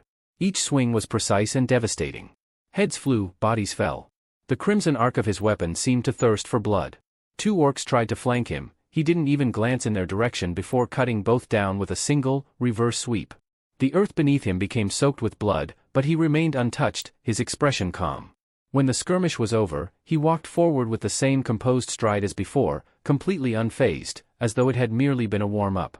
His gaze fixed on the largest tent in the village, situated at the center like a chieftain's hall. Without a moment's hesitation, he stepped inside as if it were his own domain. Time passed. Eventually, Ryu Min emerged from the tent, his scythe resting on his shoulder and his pace unhurried. Whatever business he had within had already been settled. He glanced around once and continued deeper into the village, his mind already focused on the next part of his plan. And from the shadows of the trees, those who had dared follow him watched in awe and dread. Before long, the small group of players who had been discreetly tailing Black Scythe spotted him emerging from the orc settlement. His figure, unscathed and calm, contrasted starkly with the blood-soaked battlefield behind him. Witnessing the ease with which he had decimated the orc village, a few players began to believe that the creatures were no stronger than the gnolls they'd encountered in previous missions. But the one who had originally proposed following Black Scythe wasn't convinced. "Are you sure it looked easy because they were weak?" he asked, narrowing his eyes. "Or was it only because it was him?" His warning gave pause to the others. They realized he had a point. Just because Black Scythe made something look effortless didn't mean it was. Acknowledging the wisdom and caution, they agreed to stay alert. With their confidence bolstered by watching his actions, the group made the decision to strike out on their own and attack an orc settlement. After all, they had numbers, and in their minds, that would even the odds. Still, despite their shared goal, unity among them was shallow. One cloaked figure at the back was already scheming, considering how long he could tolerate being among what he deemed weaklings. Another planned to cooperate only until he determined whether he could survive better alone. A third had a more sinister mindset. He intended to use the others as a living shield if things went south. Eventually, they stumbled upon what looked like a promising target. Towering wooden walls enclosed a sprawling village nestled among the trees. From a distance, it looked 3 times the size of the one Black Scythe had just cleared. The sight filled them with excitement, they believed it to be a treasure trove of kills. But their optimism was short-lived. As they approached, a pair of sharp-eyed orc sentinels positioned in crude towers spotted their movement. Without hesitation, one of the guards lifted a large horn to his lips and blew with all his might. A deep, ominous sound rang out, reverberating through the trees like a war cry. The players froze. They hadn't expected the village to react so quickly. The call to arms hadn't even faded when thunderous footsteps began to echo from within. From behind the village gates, a swarm of armed orcs poured out in droves. The sheer number was overwhelming, dozens at first, then more, until the ground itself trembled under the weight of their charge.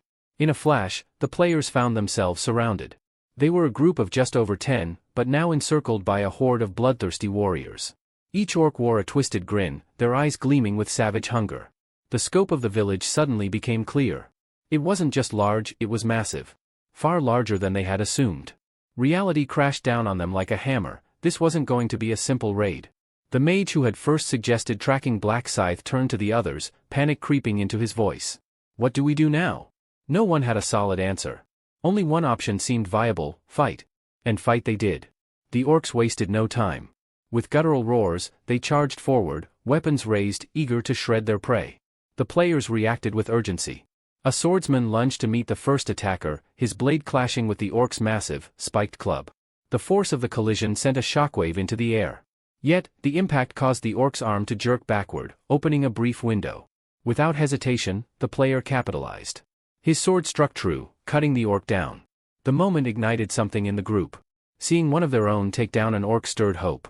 The tension thinned just slightly as they realized the orcs weren't as quick as expected. Riding that surge of morale, the same swordsman turned and slashed toward a second enemy, charging with renewed confidence into the fray. With confidence surging, the swordsman drove his blade deep into the orc's chest, grinning as he expected the creature to collapse instantly. But that smile vanished the moment the orc didn't fall. The beast remained standing, barely flinching from the wound. Then, before the player could react, the orc retaliated with brutal speed. To his horror, the player realized his weapon was stuck, wedged tightly in the orc's dense muscle, refusing to budge. What followed was a blur of chaos. With a thunderous swing, the orc's spiked club crashed into the player's side, hurling him several meters away. Just like that, the tide shifted. The rest of the orcs, feeding off the momentum, surged forward with terrifying force. Encircled with no room to flee, the human players were overwhelmed. Screams echoed as one player after another was struck down without mercy. No one was spared. Caught beneath the sheer weight of a charging orc, the very man who had proposed following Black Scythe now lay pinned, his body crushed into the dirt. His breath came in short gasps, fear and regret flooding his mind. Is this really how it ends? Trampled like an insect, he wondered. His thoughts were silenced a moment later when the orc above him raised its weapon and brought it down. His scream, once sharp and loud, faded into nothing. Meanwhile, deep in the forest, Ryu Min advanced alone, silent and purposeful. He'd long since noticed the group that had been tailing him earlier. With 20 people moving together, there was no way to go unnoticed. Still, he hadn't paid them much attention. He figured they would be safe, at least as long as they avoided fortified orc settlements. Even for him, villages with sentry towers were trouble. The moment a guard orc sounded the horn, dozens of warriors would swarm the area like a flood. That's why Ryu Min always avoided those high-alert locations. With more than 200 such villages scattered across the map, it was best to choose his targets carefully.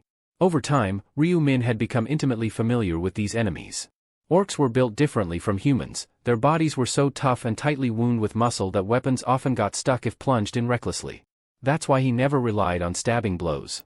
He always aimed for their weakest spot, the head. Even when outnumbered, he struck with surgical precision, his large scythe flashing crimson in the sunlight as he dispatched enemies with clean, efficient sweeps. It didn't matter how many orcs charged at once, if he struck true, none of them stood a chance. After clearing yet another orc village, Ryu Min brought down the final defender, a towering brute who let out a last guttural roar before collapsing beneath the scythe's arc. With the village now silent, Ryu Min checked his quest log. A bright notification greeted him. Quest complete, 300 orcs defeated. He had done it. In just under an hour, Ryu Min had become the first player in the entire region to complete the orc extermination objective. Satisfied, he closed the window and immediately turned his thoughts to Minuri. There was no time to waste. Activating his tracking ability, he focused on her presence and began heading back without delay. Elsewhere, in a different part of the forest, Choi Manji of the Young Explorers Club approached the group's leader, Cho Yang-ho. The man looked worn, his armor scratched and dirty, but he was still standing. "You all right, Yang?" Manji asked. Yang-ho nodded, though his breathing was heavy. "I'm fine. Just tired." Still, despite what they'd seen, he didn't fully believe that the orcs were truly that dangerous. His confidence in human strength hadn't yet been shaken, but that belief was about to be tested soon. Though the orcs walked with clumsy, lumbering steps reminiscent of pigs, the members of the Young Explorers Club weren't foolish enough to let appearances deceive them. They had already witnessed the power these creatures possessed in combat. As they regrouped under the canopy of blood-red trees, their leader, Cho Yang-ho, turned to one of his more reliable members. "Mankey, how many orcs have we taken down so far?" Mankey scratched his head before replying, "About 50, give or take." That number immediately caused Cho Yang-ho to frown. They had a strict goal: eliminate 300 orcs within a 10-hour window. At their current pace, they were far behind. Internally, he knew they wouldn't make it if things continued like this. However, the rest of the team didn't seem too worried. They believed they could make up for the slow start in the latter half of the mission. But Cho Young-ho wasn't so optimistic. He understood that if they truly wanted to succeed, they would need to take risks, starting with a larger orc settlement. But as soon as he floated the idea, Mankey voiced concern. "Isn't that too dangerous?" he asked, glancing toward another member, who quickly agreed. "We struggled with just 3 orcs. A whole village? That's suicide." Another chimed in, suggesting they'd be better off sticking to smaller camps and picking off stray orcs. With nearly everyone expressing the same doubts, Yang-ho chose not to argue. Instead, he let the silence linger for a few seconds before speaking again. "I get it. But if we keep playing it safe like this, we're just postponing failure. We all know how this ends if we stay on this path." His eyes hardened, and his tone dropped. "Even if it's tough, we need to push through. Remember this: there's no future aboard a sinking ship." The gravity of his words sank in, and with no one else objecting, the group pressed forward. Entering deeper into the Crimson Leaf Forest, the outline of a massive orc village came into view. It was the same one they had scouted earlier. From a distance, Mankey was the first to spot a sentry post atop a wooden watchtower. "There's a guard," he said, pointing to a silhouette hunched over the lookout.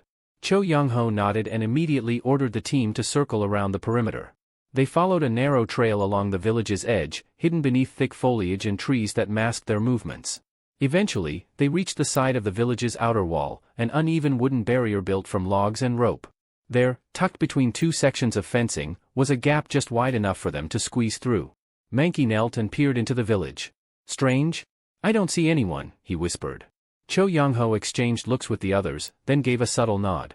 With Mankey taking the lead, the group slipped through the gap and began exploring the village silently, sticking close to the walls and shadows.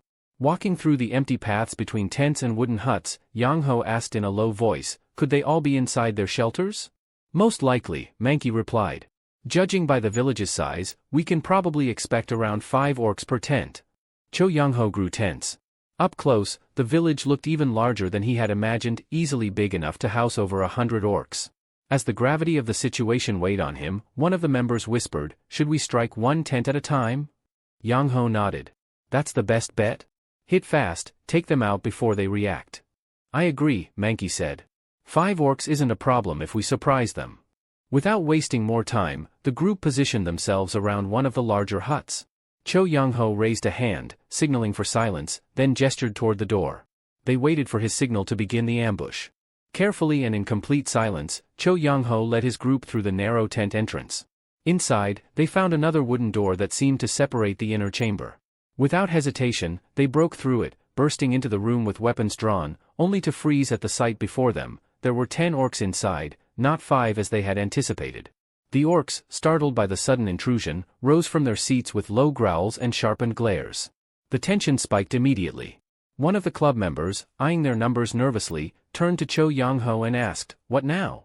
"We take them down one at a time," the leader responded calmly, keeping his eyes on the nearest orc. As the monsters began to close in, Cho Young-ho gave a sharp command to target the one on the left. That orc, a hulking brute, lunged forward and swung his club, but it collided with a raised shield.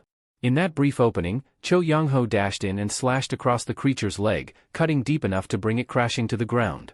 Seizing the moment, Mankey moved in next. With a swift, upward swing, his blade sliced near the orc's shoulder. Their coordination worked perfectly, and within seconds, the first orc was eliminated while the others were still reacting. Suddenly, one of the orcs, a particularly large one with coarse blonde hair, let out an enraged roar. Like a wild boar, he charged through the room with terrifying speed, his mace swinging high. The blow connected with Mankey, sending him to his knees with a pained gasp. The sight ignited something in Cho Young-ho. Without hesitation, he sprinted forward, his blade aimed with precision. Before the orc could land another strike on Mankey, Cho Young-ho pierced its weak spot, felling the second beast. Mankey, though injured, was safe, for now. The remaining 8 orcs were now completely alert. They hadn't attacked yet, but the pressure in the room was suffocating. Mankey clutched his side while the rest of the club took stock of their situation. "We can't win this," one of the members whispered, eyes wide with fear. Cho Young-ho didn't disagree. They were outnumbered, and with one of their own wounded, things weren't looking good. Deciding quickly, he barked, "Retreat, now!" They bolted from the tent, carrying Mankey between them. But what they saw outside made their hearts sink. The clearing they'd passed through earlier, which had been free of danger, was now swarming with more orcs, another 10 at least, and all headed straight toward them. Where did all of these come from? Someone shouted in panic. About 10 more, another quickly counted, eyes scanning the crowd of snarling enemies. Panic began to set in. The member supporting Mankey stumbled slightly, muttering, "This is it, we're done." Mankey, groaning in pain, wondered if this really was the end of their journey. But Cho Young-ho wasn't finished yet. "Raise your weapons," he said coldly, eyes scanning the horde. Some hesitated. A few were already mumbling their final words to each other. One looked to Cho Young-ho with tears brimming in their eyes. "We can't win. Why are you still fighting?" "Look closely," Cho Young-ho replied. "Why do you think they haven't attacked us yet?" Confused, the team turned their eyes to the orcs. And then they saw it, smirks. Wicked, amused expressions twisted the faces of the monsters. "They're laughing at us," he said. "They find this amusing. They see us as prey trembling before the slaughter. Doesn't that enrage you?" The silence that followed was heavy. "Do you enjoy being looked down on like this? Treated like insects in a cage? If this is the end, then take at least one of them with you. Let's fall with dignity." His words struck like thunder, lighting something inside their hearts. Slowly, each member raised their sword, a fierce determination replacing their fear. Even Mankey, wounded and barely standing, gritted his teeth and prepared to fight again. The orcs, seeing the humans change in attitude, stopped mocking. Their expressions shifted to cold focus as they began closing the distance slowly, menacingly. Cho Young-ho raised his hand once more. "When I give the signal, strike together. Same target." But just as tension reached its peak, a loud explosion echoed across the village. A fiery glow burst from a distant section, lighting up the sky. Startled by the sudden noise, several of the orcs turned away, their attention drawn to the disturbance. Without hesitation, a few sprinted toward the source of the flame, abandoning their prey. The club members turned to look. What was that?" one asked. A fire was spreading in the distance, though they couldn't tell how or why. Cho Young-ho narrowed his eyes. The chaos had worked in their favor, but not all the orcs had left. The original 8 from the tent still stood their ground. "Their numbers are down," he called out. "Now's our chance." With their leader's voice rallying them, the group lunged forward. Blades clashed and shouts rang out.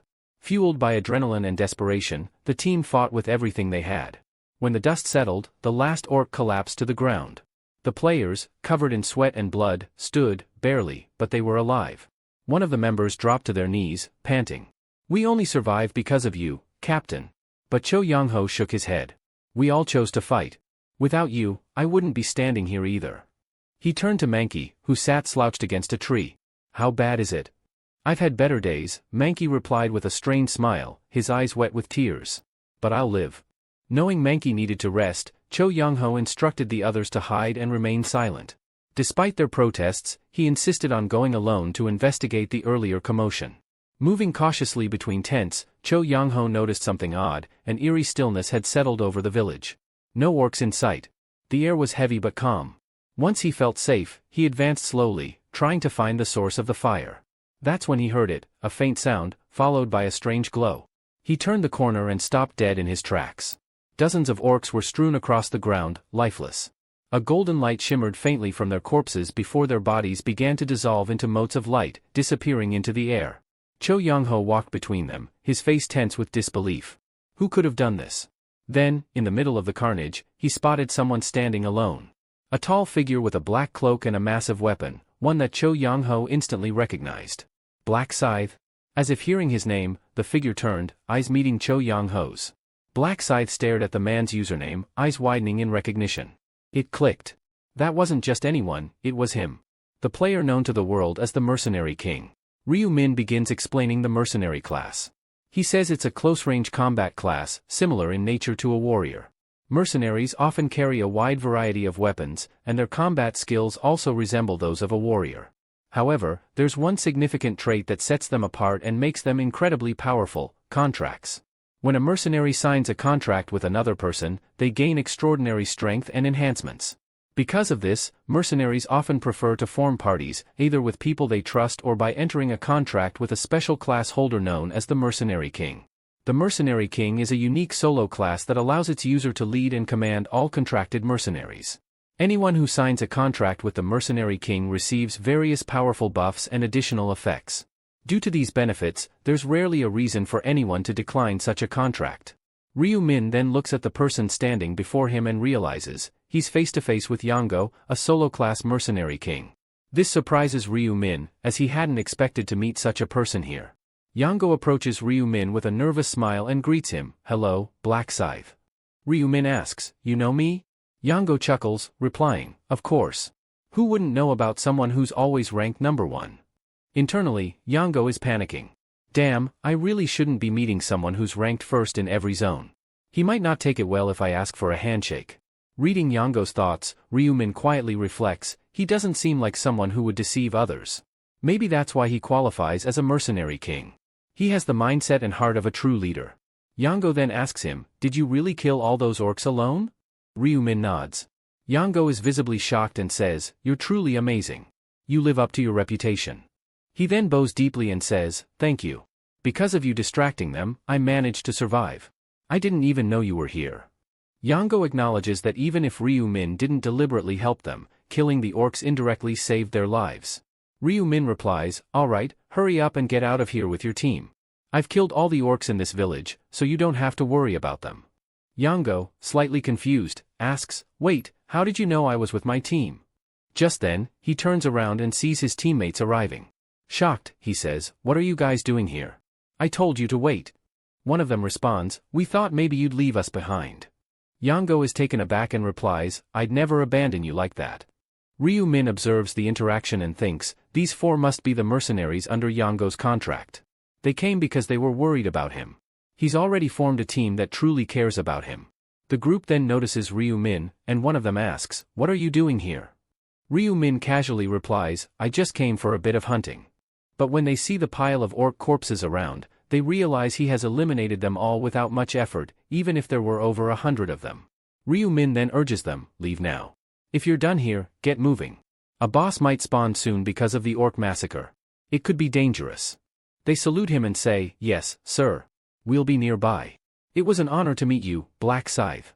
Just as they're about to leave, they hear a strange sound. One of the teammates with a shield says, "Did you guys hear that?" Another asks, "Hear what?" He replies, "Listen closely." Now even Yango hears it and says, "What's going on here?" Ryu Min calmly answers, "An intermediate boss is spawning. Get out now." Yango is stunned, "An intermediate?" Before he can finish, a huge orc boss jumps into their view. Yango's teammates are horrified. "Is this an orc?" one gasps. But the intense aura and monstrous condition of the creature make it clear, this is no ordinary orc. It's a high-powered warrior. Ryu Min looks at it without fear and mutters, "So you finally showed up? Orc warrior." He regrets not leaving sooner due to dealing with the group, but he knows he has to defeat this boss to obtain a Stone of Balance, a required item for one of his subquests. If I kill this one, I can wrap up this part of the quest and move on to the next trial, he thinks. As the boss advances, radiating fury, Yango stammers, "It looks really angry." He shouts, "Run," but is cut off as the orc swings its massive blade in a furious strike aimed at him. The strike causes a powerful explosion, shattering the surroundings. His teammates scream his name. But just 2 seconds earlier, Ryu Min had jumped in and pulled Yango out of harm's way, saving his life. "Black Scythe, thank you." Yango gasps. Ryu Min replies, "Stay back if you don't want to die." As the orc warrior advances, Ryu Min charges forward. "You think this is fun, huh?" Ryu Min taunts, slashing the orc's leg with his scythe. The orc screams in pain and retaliates with a violent attack, but Ryu Min dodges effortlessly. Jumping back, he grins. "What's the point of powerful attacks if I can dodge every one of them?" Infuriated, the orc launches a flurry of strikes. Ryu Min weaves through them, nimble and calm. "I've already cut his neck twice and it didn't go through, this guy's too damn thick," he mutters. Determined, Ryu Min leaps again and spins his scythe into the orc's neck, carving deeper this time. Still airborne, he continues to rotate his weapon rapidly around the orc's throat. Finally, the orc's head is severed. It tumbles to the ground, and Ryu Min stands triumphantly atop the corpse. Thanks to this victory, Ryu Min gains 37.73% EXP, 4,000 gold, and a 2,000 gold bonus. As Ryu Min stepped down from the dead orc's core, everyone looked at him in awe. Did he kill that thing? A new message appeared before Ryu Min, listing the items he had earned. You have obtained Sword Ring Pommel, Orc's Heart, Lesser Azure Mana Stone, Stone of Balance.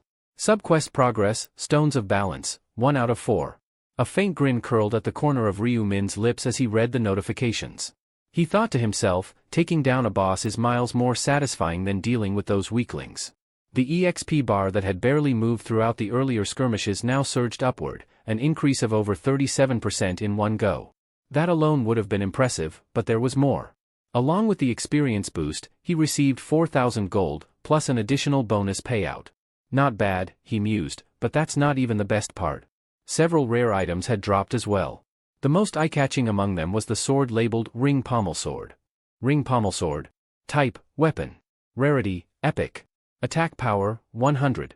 Effect, with every successful strike, gain plus 5% attack speed. Stacks up to 10 times. Durability, 1000. Requirement, usable by regular grade players or higher. A blade distinguished by a loop-shaped guard. Elegant yet deadly, it was forged for relentless pursuit and momentum. Ryu Min stared at the weapon and muttered to himself, shame it's a sword and not a scythe. If the item had been his weapon of choice, there would have been no hesitation. He considered the numbers. His current weapon, the Reaper's Scythe, only had 25 attack power, though the Reaper's rune doubled that when used with a scythe. Even then, it topped out around 50. That meant the Ring Pommel Sword had twice the raw damage. Still, Ryu Min thought, damage isn't everything. Despite the sword's advantages, switching weapons wasn't so simple. He was used to the scythe's rhythm, its sweep, its reach.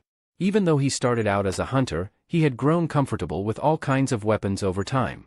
None, however, fit him as naturally as the scythe did. I'll hang on to it for now, he decided. A rare weapon like this will fetch a hefty sum later. He tucked the sword into his inventory, then moved on to the next drop, the Orc's Heart. Orc's Heart. Description, a dense, crimson stone shaped eerily like a heart. Despite its unsettling appearance, it's not biological. Highly valuable for crafting certain unique items. Many discard it out of ignorance, but doing so is a costly mistake. This one's a keeper, he thought. The Orc's Heart was a required material for an upcoming craft he had in mind. Tossing it would be idiotic. He also pocketed a lesser azure mana stone, a decent reagent, and another stone of balance, inching him closer to finishing that particular subquest. That boss was worth it, he thought, glancing down at the slain orc warrior. After wrapping up his inspection, Ryu Min turned around, and stopped. Yango stood there, eyes wide, clearly shaken by the display he had just witnessed. In the next second, he composed himself and spoke with deep respect. You're truly something else, Black Scythe. I wouldn't even dream of taking on that creature myself, let alone solo.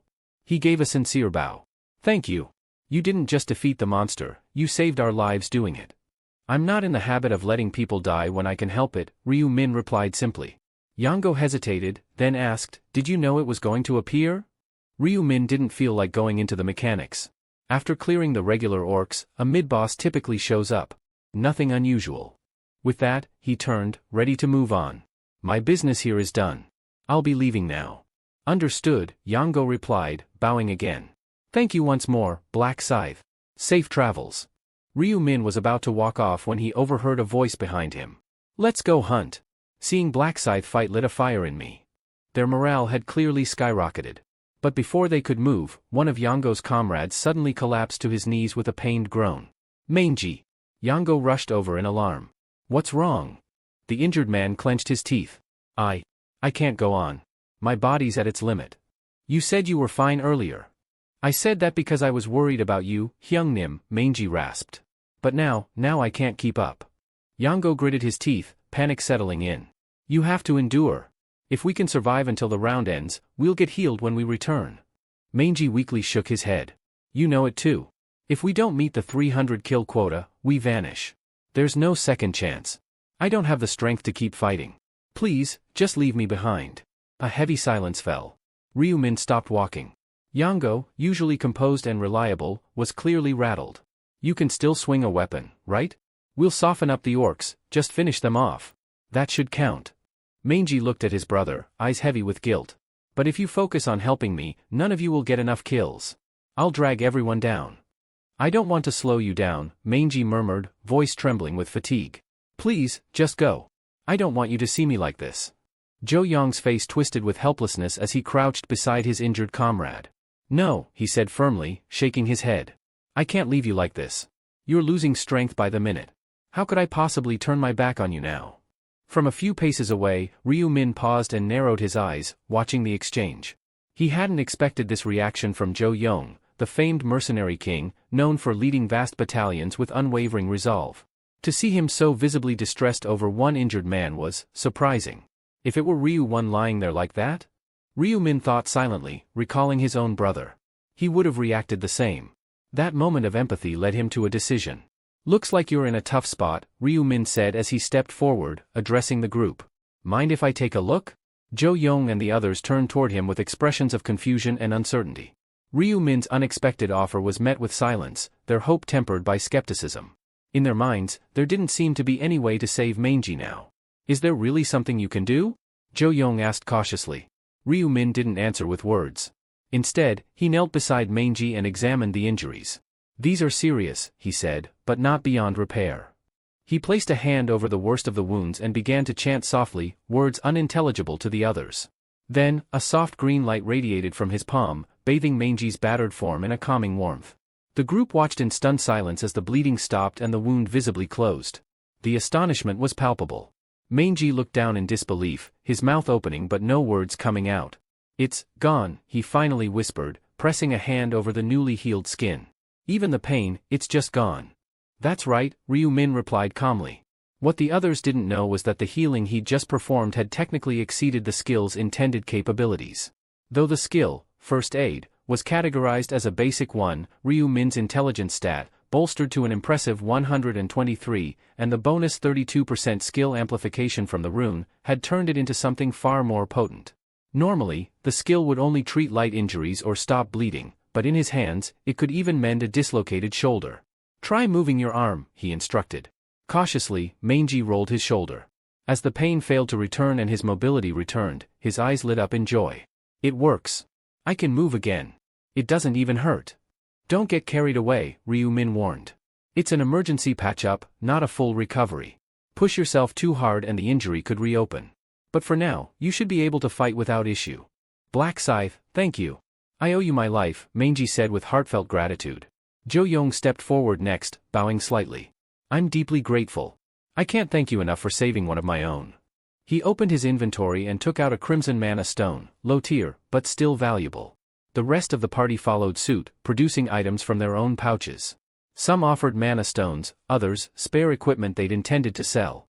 Zhou Yong extended the items toward Ryu Min. This might not be much, but please accept these as a token of our appreciation. Ryu Min raised a hand, intending to refuse. That's not necessary. But before he could decline further, the gifts were already in his hands. It's not about the value, Zhou Yong insisted. You gave our friend hope when we had none. Whether you accept the gesture or not, know that I won't forget this favor. Someday, I'll repay the debt. In that moment, Ryu Min realized he'd gained more than gold or loot. He'd earned the trust and gratitude of the mercenary king, a man whose strength would one day prove crucial. I was going to pick up a basic skill anyway, he thought to himself, but this turned out to be an even greater return than expected. This encounter was bound to leave a lasting impression. Before parting ways, Ryu Min looked at Zhou Yong's group and said calmly, well then, take care. I'm sure we'll cross paths again. Min Yuri found a quiet spot and watched the system interface tick down slowly. Time until round ends, 8 hours 55 minutes and 15 seconds. Main quest progress, orcs defeated, 0/300. She got scared as soon as she saw Black Scythe and lost him. Previously, Min Yuri found herself preparing for the upcoming 5th round. Just before stepping into it, Ryu Min's words echoed clearly in her mind. The quest involving 300 orcs isn't something you can take lightly, he had warned her earlier. They're not just strong, they come in hordes, and they're relentless. Don't even consider going in alone. So, what are you suggesting? She had asked. Seek out Black Scythe as soon as the territory integration is complete, he replied without hesitation. Don't challenge them without him. And if, for some reason, you can't reach him right away, then wait at least an hour before taking any action. I understand, she had said, nodding in gratitude. Thanks for the warning. Now, with those instructions fresh in her mind, Min Yuri remained patient, waiting calmly as the territory merger completed. She trusted Ryu Min, and intended to follow his advice to the letter. As soon as integration was finalized, she scanned her surroundings, unsure how to even begin finding Black Scythe. Where do I even start? She murmured. But the answer came swiftly and easily. She didn't need to search at all. Among the 10 individuals selected as area representatives for the bonus match, Black Scythe was already present. "There he is," she whispered, spotting him immediately. "I'll talk to him once it ends." The outcome was clear and overwhelming. Black Scythe dominated the match. The gap in ability between him and the others was undeniable. "Well, he is already level 30, she muttered to herself, trying to rationalize the feat. "It makes sense." As the match concluded, she began to walk toward him, but as he descended from the platform, her steps faltered. She stopped several feet away, her body refusing to move forward. She didn't understand why at first. "What's wrong with me?" she asked herself, confused. But the answer was painfully clear: it was fear. An instinctive, visceral fear that gripped her as she remembered the brutal scenes she had just witnessed, enemies mercilessly decapitated by his hand, blood spraying across the battlefield. No matter how much her rational mind told her he was an ally, her instincts whispered caution. "Min told me I need to work with Black Scythe," she reminded herself. "He'll need my help. He won't hurt me." But by the time she snapped out of her daze and lifted her head again, he was already gone. "He left," she whispered in disappointment. "I missed my chance." It seemed Black Scythe had already moved on to begin the main quest. Min now stood alone, weighing her next steps. "Min said I shouldn't take on the orcs by myself, but I can't just stand here and do nothing." Left with no other option, she followed Min's final piece of advice: wait for 1 hour before taking action.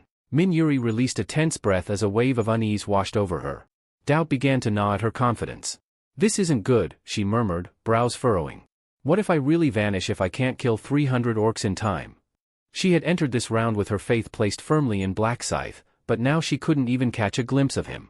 The irony stung. Her hesitation earlier had caused her to miss her chance. Fear had slowed her down. And now she was alone. Realizing this, she shook her head. "I can't just stand around waiting. There's no telling if Black Scythe will return to this exact spot."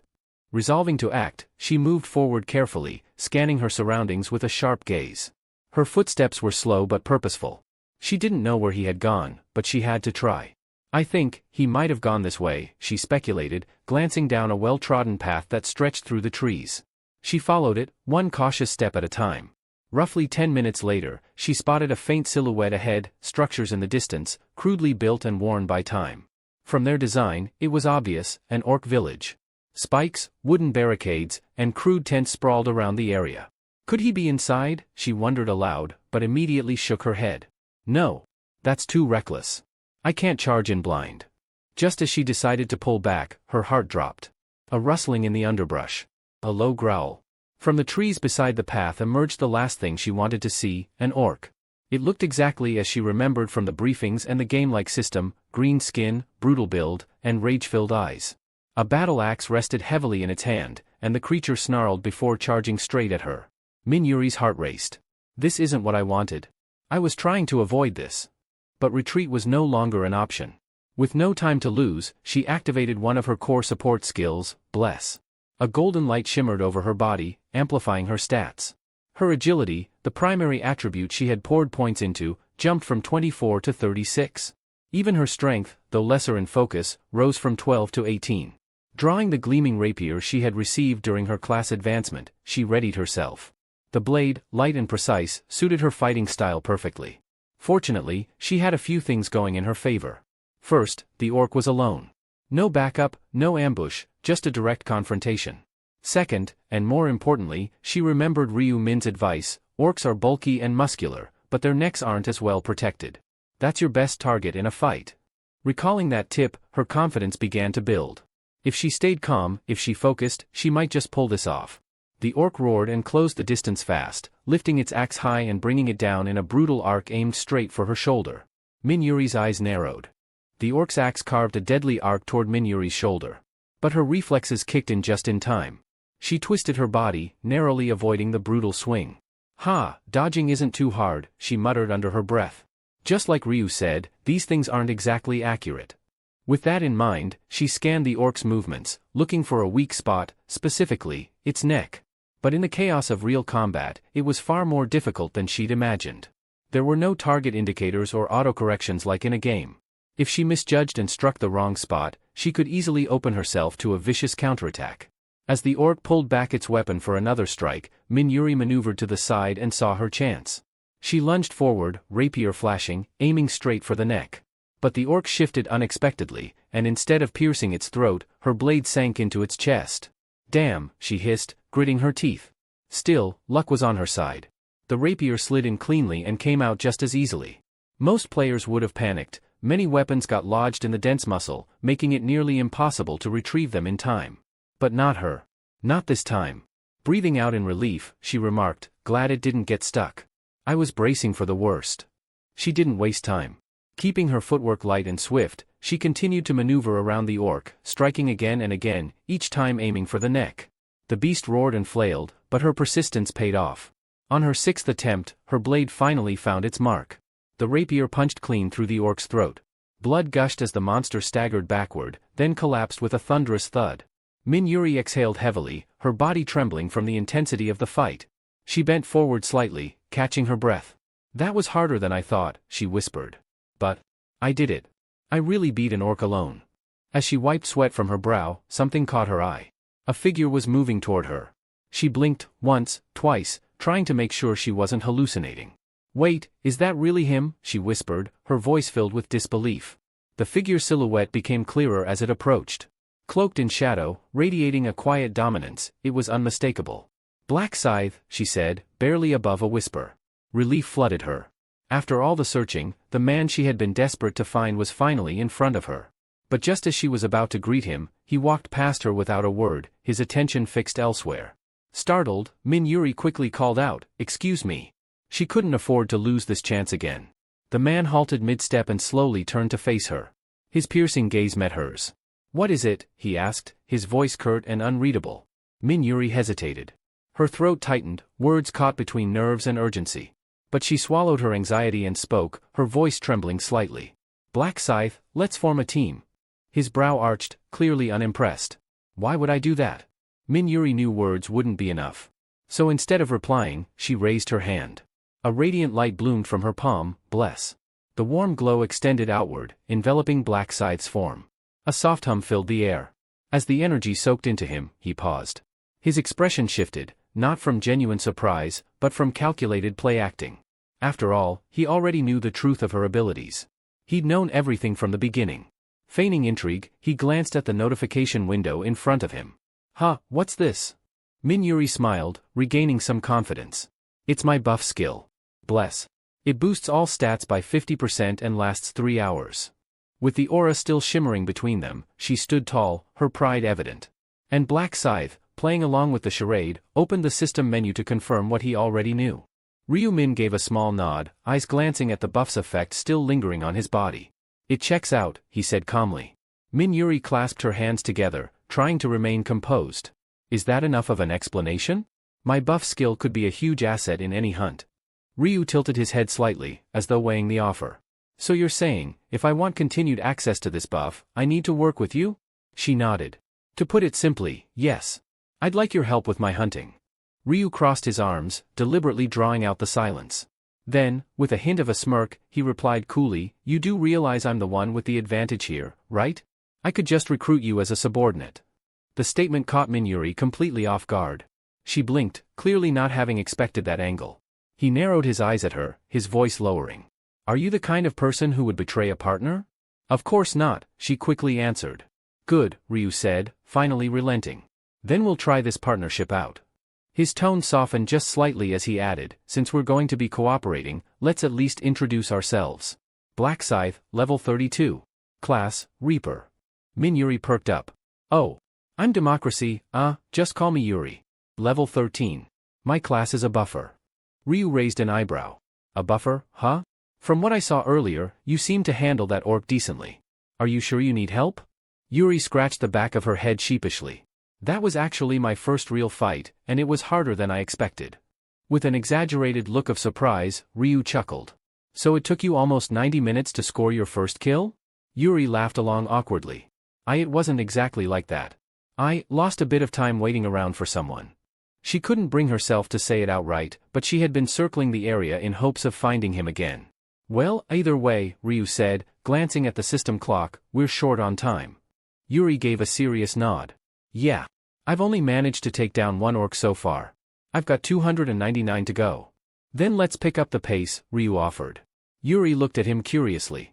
How do you propose we do that? I'll weaken the orcs to the brink, he replied matter-of-factly. You move in and finish them. As long as you land the final hit, the kill will register as yours. In gaming terms, he was giving her the chance to last hit, an efficient method to rack up numbers quickly. Yuri's eyes lit up with confidence. I can do that. You've already seen what I'm capable of, I won't mess up the finishing blow. Then we've got nothing to worry about, Ryu said, turning away. Let's move. But just as he began walking, Yuri called out, wait. He stopped and turned, calm and composed. Something wrong? She hesitated, her brows furrowing. I really appreciate your help, but I can't help but wonder. Will tagging along interfere with your own mission? Ryu looked at her with an expression bordering on amusement. Don't worry. I've already finished the main quest. That simple answer brought visible relief to her face. Then let's do this, Yuri said, her voice steady now. And with that, the two moved forward, one step closer to hunting down the remaining 299 orcs. Min Yuri wasn't entirely sure whether Black Scythe would accept her proposal to team up, but here they were, moving through the forest together. She still couldn't believe it. The elusive figure she'd been searching for was now walking beside her. Though uncertain how they'd handle the orcs as a team, she knew she'd soon find out. Their walk hadn't lasted long before danger emerged. 3 orcs stomped into view, snarling as they caught scent of the 2 humans.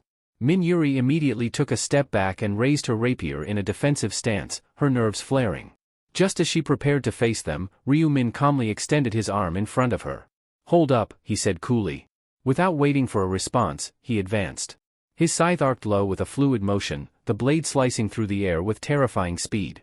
Thick green legs were severed effortlessly, the orcs crumpling to the ground as their massive upper bodies crashed into the dirt.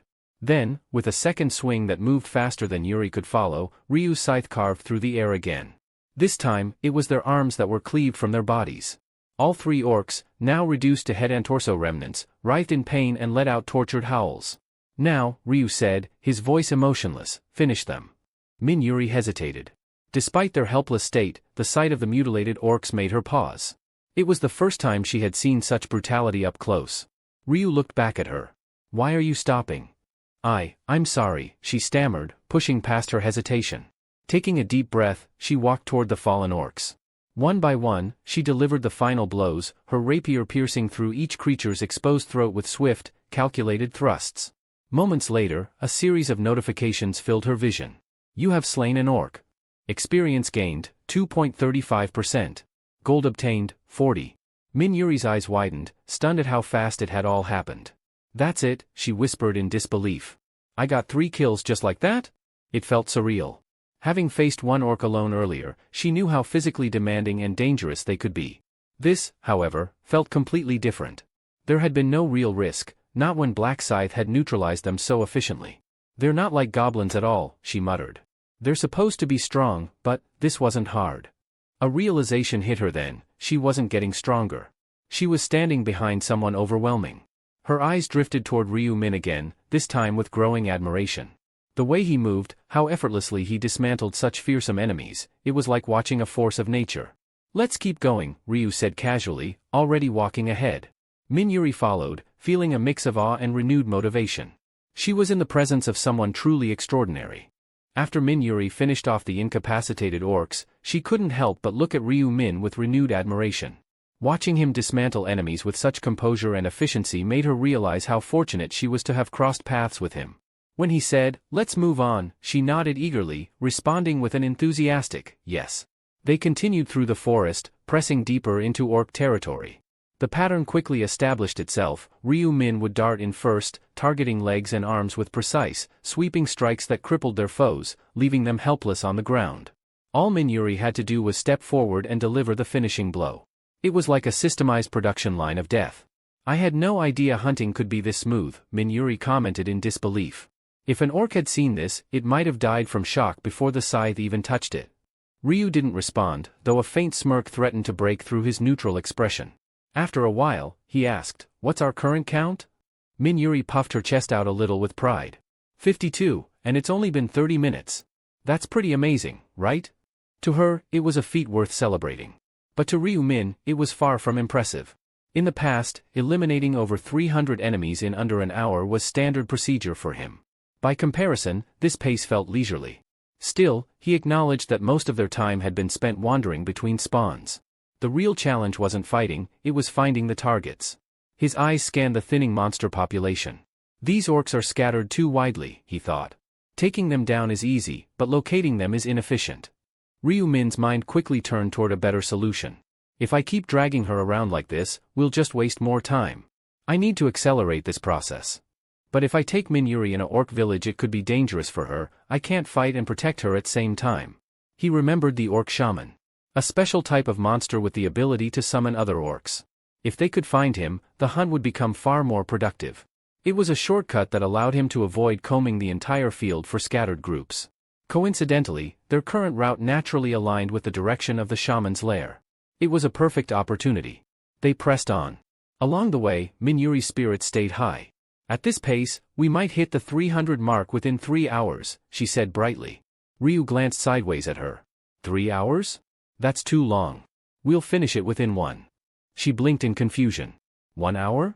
Did I hear that right? Yes. Under an hour, he confirmed without a shred of doubt. Min-Yuri stared at him, stunned. Wait, seriously? How's that even possible? Ryu finally unveiled a portion of his plan. By using the orc shaman. I won't kill it, just exploit its summoning ability. That way, we don't need to search for orcs. They'll come to us. It was a clever strategy, manipulate the summoner to keep producing enemies, allowing them to rack up kills quickly without wasting time between fights. However, something nagged at Min-Yuri's curiosity. She furrowed her brow and asked, but, how do you even know about the orc shaman? This is your first time here, isn't it? Ryu didn't miss a beat. I came across it once before I ran into you, he replied smoothly. That's how I know its location. It was a complete fabrication, but his delivery was flawless. Min-Yuri accepted it without further question, her thoughts drifting instead to the efficiency of his methods. So that's how he does it, she murmured to herself, eyes gleaming with admiration. And so, the two of them advanced toward their next objective, a single goal in mind, to crush the quota in record time. Min-Yuri found Ryu Min's explanation convincing enough to ease her concerns. Then, with a steady voice, he assured her, I'll make sure nothing puts you in danger. His calm confidence made her heart stir slightly. Her initial surprise faded, replaced by a soft smile. You're more thoughtful than I expected, she said, almost playfully. Maybe that old saying is true, you don't really know someone until you've spoken with them. Before long, the pair reached a secluded village nestled in the wilderness. It was a humble place, made up of small wooden huts with straw roofs, barely more than 5 buildings total. Not a single orc patrolled the area. Min-Yuri tilted her head in confusion. This is where a boss is supposed to live? It looks too tiny. Despite the peaceful appearance, Ryu Min remained cautious. He knew better than to judge by appearances. The quaint little hamlet was nothing more than bait. A trap, deliberately designed to appear harmless so it could lure in players with their guards down.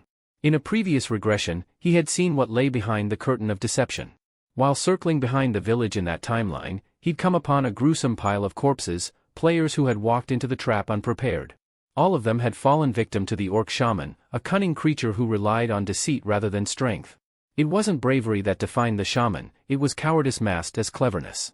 Yes, Ryu Min could end him easily. But that wasn't the plan. The shaman's summoning ability made him far more useful alive, for now. Follow me, Ryu said, motioning for Min-Yuri to stay close. They moved through the village, passing a few small, empty huts.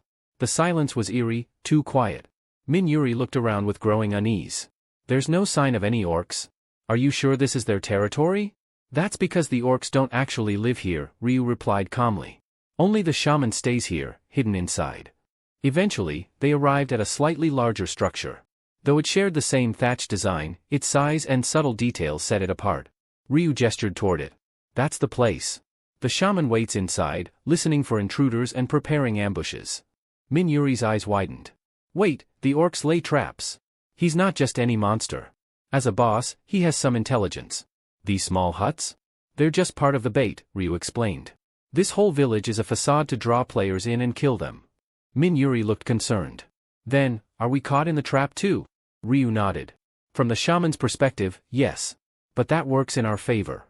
Do you have a plan? She asked, her tone serious. We'll turn the trap on him, Ryu said. It's simple. When players enter that larger hut and steps on red carpet there, they trigger a hidden zone. That alerts the shaman, and he summons a horde of orcs, usually 10 to 20, to swarm the intruder. It's almost impossible to escape once they've surrounded you. He gave a small smile. But if we can bait the trigger without getting caught, the summoned orcs will believe they missed their target. Then they'll send out scouts to track us down. And we'll be waiting for them, he added. Min-Yuri hesitated, then offered, I'll be the one to go in. Ryu raised an eyebrow. By yourself? She nodded. There's no need for both of us to walk into a trap. It'll look suspicious if we both go in. Besides, I understand the plan and I want to contribute. Let me do this. Ryu studied her expression for a moment, then gave a small nod. All right, I'll wait here. With a determined breath, Min-Yuri turned toward the hut and pushed the door open. The hinges groaned as she stepped inside, the musty scent of aged wood meeting her nose. The interior was dimly lit, devoid of movement or noise. Each step she took echoed off the floorboards, magnifying her presence in the silence. She soon arrived at a wide-open space, large enough to accommodate 24 orcs. This must be it, she whispered to herself. The trap point Ryu mentioned. Her thoughts flashed back to his instructions. The orc shaman is inside, listening. He only reacts to sound, doors creaking, footsteps entering. Once you step onto the red carpet, he thinks he has you and summons his minions to trap you inside. The trick is to only go as far as the carpet, make some noise, then leave. Once the summons fail, scouts will be dispatched to re-engage us. That's our real target. Min-Yuri's eyes landed on a faded red rug stretched across the center of the room. Heart pounding, she took a careful step onto it, letting the sound of her footfalls carry through the hut. Then, without hesitation, she spun around and walked straight out, never once glancing back. As she stepped into the open air again, she exhaled sharply and muttered, that wasn't so bad, but it still made me nervous. Ryu Min was standing nearby, arms crossed casually, eyes on the door. You all right? He asked. She gave him a small grin. Yeah, I followed the plan. Reached the carpet and everything. Good, he replied with a nod. That's all we needed. Still unsure, she glanced back at the hut. Will the orcs really send scouts? Ryu didn't answer right away. We'll know soon enough. Just wait. Almost as if on cue, the door creaked open behind them. Just as they waited in silence, the door creaked open. 6 orcs stepped out, their heavy boots thudding against the ground. Their orders were clear: track down the humans who had fled moments earlier and lead them back into the trap. That was when Ryu Min calmly emerged from the shadows, his scythe already drawn. Looking for someone? He asked coolly. Before the orcs could even react, the steel edge of his weapon blurred through the air. One orc collapsed instantly, its limbs severed in an instant. The gruesome thud of flesh and bone echoed as the others instinctively reached for their axes. They were too slow. With a flurry of precise, ruthless strikes, Ryu disabled the rest, arms and legs cleaved cleanly before their weapons could even leave their belts. Once the orcs lay helpless, writhing or unconscious, Ryu stepped back without another word. His part was done. Now it was Min-Yuri's turn. With a flick of her rapier, she elegantly dispatched the downed enemies. Each thrust and slash was clean, efficient, and without hesitation. As the final orc gurgled its last breath, Min-Yuri let out a sigh, brushing a strand of hair from her cheek. That's the last of them, for now. Ryu nodded, then said, let's draw out the next group. Min-Yuri looked at him, eyebrows raised. You think they'll really fall for the same trick again? They might have some wit, Ryu replied with a dry chuckle, but their memory is no better than a goldfish's. Without another word, Min-Yuri turned on her heel and slipped back into the hut. Again, she triggered the trap. Again, a group of orcs emerged, only to be swiftly dismantled by Ryu and finished off by Min-Yuri. Their teamwork grew sharper with each repetition, as though they'd trained together for years. Strike after strike, trap after trap, the process repeated. In time, the bodies of summoned orcs were piled beside the huts, a grotesque monument to their growing synergy. Finally, as the last orc fell, Min-Yuri's voice rang with excitement. Black Scythe? That makes 300. Ryu Min opened his status window and gave a satisfied nod. Right on time. 1 hour. Min-Yuri clapped her hands with a laugh. Can you believe it? We caught 248 in just 1 hour. That was amazing. Her voice softened as she added, really, thank you. I wouldn't have managed this without you. Ryu offered her a small smile, his expression genuine. Glad to hear it. So, how much did your level go up?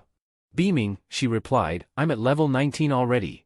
Just 10,000 experience left until level 20, he said, half to himself. Once she ranked up, she'd unlock more powerful abilities, skills that could significantly strengthen their partnership. Then he looked at her and said, what if I help you get there right now? Surprised, Min-Yuri shook her head. You don't have to go that far. I do, Ryu said plainly. I need a buff from you before I take down the high orc. It's the only way I'll have a shot at setting a new record. The fifth round's high orc was no ordinary boss. It was an elite enemy, dangerous enough to rival a mid-tier boss, and under stricter kill conditions. Time was critical. If he wanted to beat the record, everything had to be perfect, including having the right support. But before he could explain further, Minjuri lifted a hand gently to stop him. You've already helped me so much. You don't need to do more. Ryu arched a brow. So, are we done hunting together? What? No, she replied quickly, almost flustered. After everything you've done? I wouldn't dream of walking away now. This time, I'll be the one helping you. He smiled. Then help me by reaching level 20. Let me handle the rest until then. She didn't respond immediately. Instead, she stood in thoughtful silence. There was no irritation in her eyes, only quiet contemplation. She glanced at him and murmured inwardly, I can't believe someone like Black Scythe is looking out for me like this. Finally, she looked up at him with a soft smile, grateful, touched, and more determined than ever. All right. I'll reach level 20. Let's finish this together. Minjuri gave a sheepish smile, brushing her hair behind her ear. It's a little embarrassing to say, but I'll be relying on you.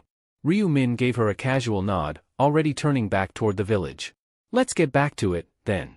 But just as they were about to resume their hunt, a low rumble echoed behind them, faint at first but quickly growing louder. They both turned instinctively, gazes sharpening. A group of 5 men emerged from the edge of the treeline, their weapons drawn but held cautiously at their sides. They didn't look like monsters, these were players. One of them pointed abruptly and called out, Hey, over there, isn't that Black Scythe? The moment they recognized Ryu Min, their steps halted, tension freezing them mid-motion. It was as if they'd stumbled across a predator while strolling through a peaceful glade. Then another voice piped up from their group, tone laced with surprise. Wait, there's a woman with him. Their wary expression softened slightly, giving way to confusion and curiosity. The men exchanged quiet, uncertain looks. Eventually, one of them stepped forward and raised a hand half-heartedly. Hello? Ryu didn't respond. His eyes narrowed as if he were looking at something unimportant and mildly irritating. His silence was heavy and intentional. Another tried to break the ice, speaking with caution. Are you doing something here? But none of them were really focused on the conversation anymore. Their attention had shifted to the heap of orc corpses stacked beside the huts. Wait a second, one murmured. All of those were taken down by them? A realization began to settle among them. The carnage wasn't caused by random chaos. It was the result of coordinated, efficient slaughter. And the culprits were right before them, Black Scythe and his companion. Seriously, that many orcs in one tiny village, one of the men muttered, confused. This doesn't add up. Another squinted at Minjuri, curiosity quickly turning into speculation. Who's the girl? A teammate, he whispered under his breath. Since when does Black Scythe work with anyone? A different man leaned closer and commented with a smirk, weird, her face is a mix, but her body's definitely something. Didn't think he was into that kind of thing. While they didn't speak these thoughts aloud, the judgments and crude comments swirled freely in their minds. They thought themselves untouchable, as if they could mock anyone in their heads, even someone as dangerous as Black Scythe. They had no idea how wrong they were. Ryu slammed his scythe on the ground. Ryu Min's eyes sharpened. His voice cut through the tension like a blade. If you're not here for something important, get lost.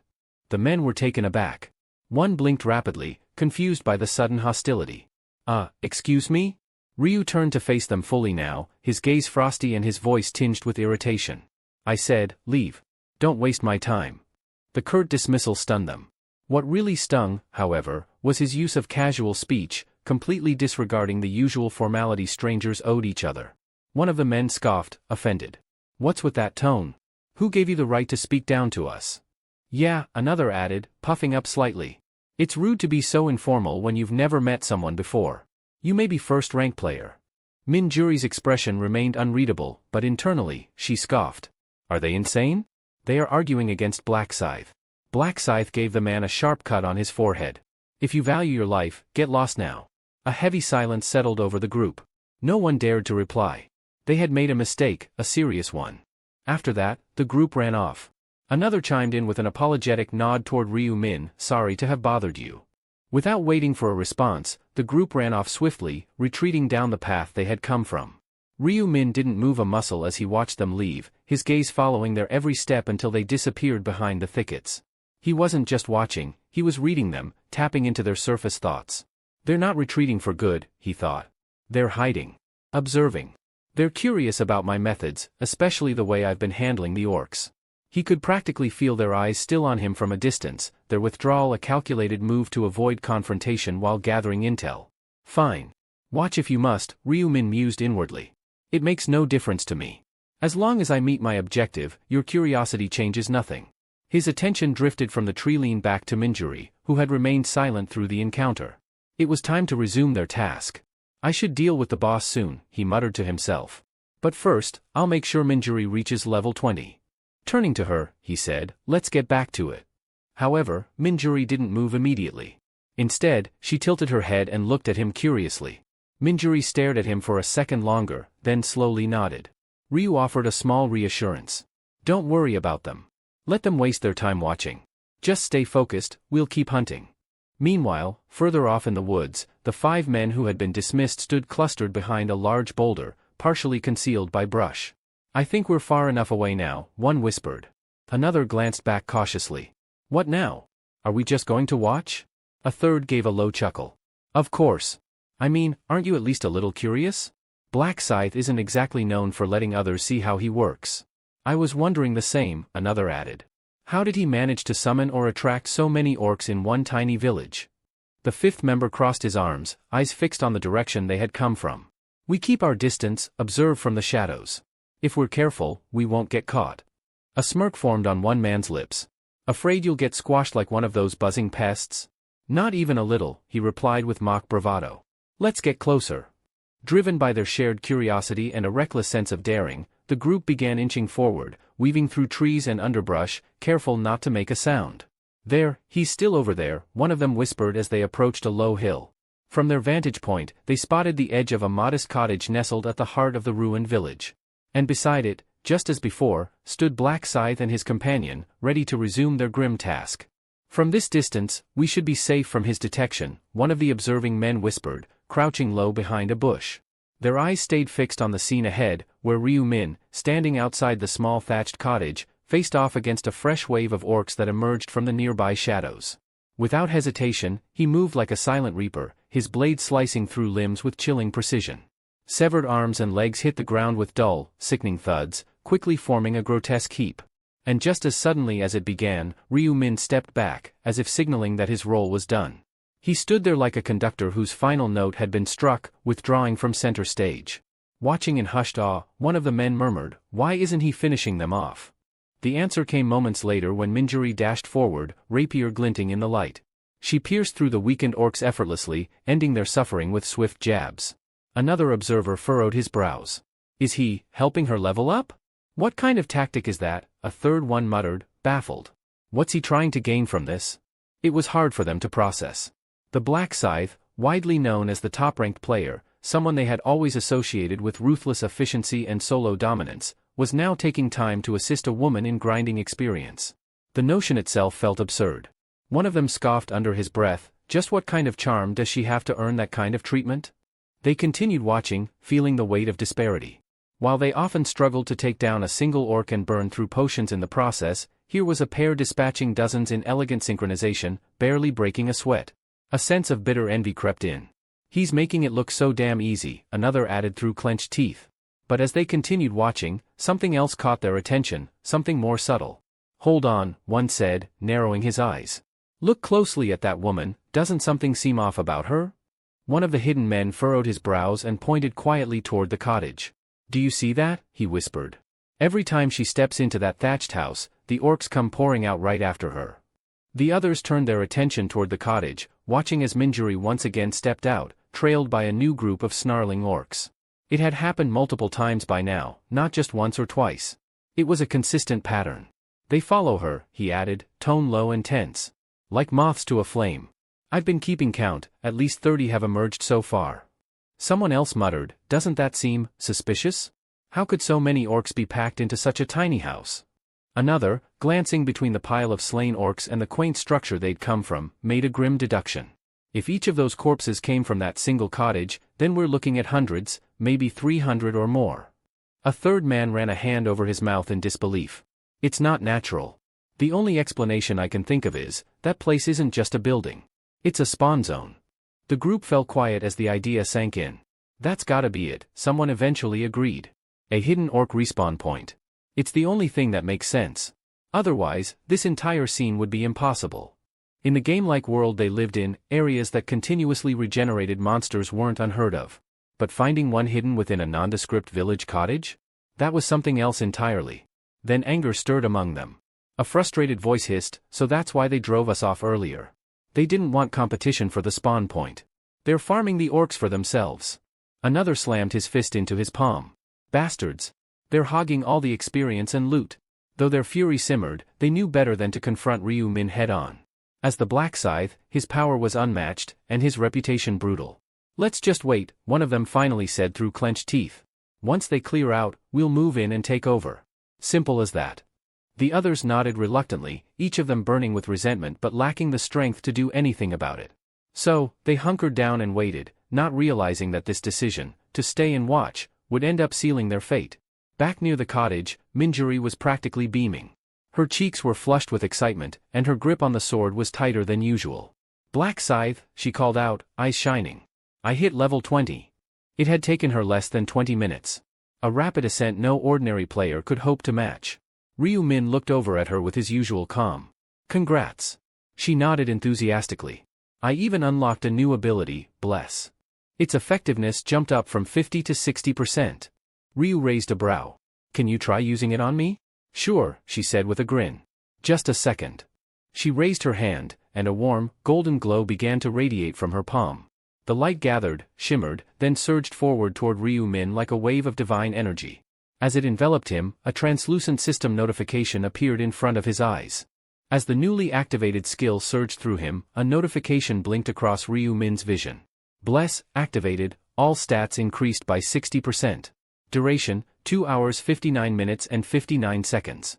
An emerald light enveloped his mind and body, flooding his senses with strength and clarity. It felt like being wrapped in raw, divine energy. Minjuri stepped closer and proudly announced, "That was my latest buff skill." She then raised her hand again, this time casting another spell. A wave of wind-like energy flowed from her fingers as she said, "This one's called Swift. It boosts both your attack and movement speed by 60%. Swift, activated, attack speed plus 60%, movement speed plus 60%. Agility increased by 40. Duration, 29 minutes and 59 seconds. Though its effect didn't last nearly as long as Bless, Swift was by no means trivial. A speed enhancement of this magnitude, even for half an hour, was a powerful edge, especially when coupled with a significant agility bonus. It wasn't just a buff, it was a combat accelerator, a true game changer. Ryu nodded in recognition. "That's a solid skill," he said, already calculating how it would shorten his kill times. "I'll keep it refreshed every 30 minutes, Minjuri chimed in cheerfully. "No need to worry about its short window." "Good. In that case, let's wrap up the grind here and go after the orc shaman next."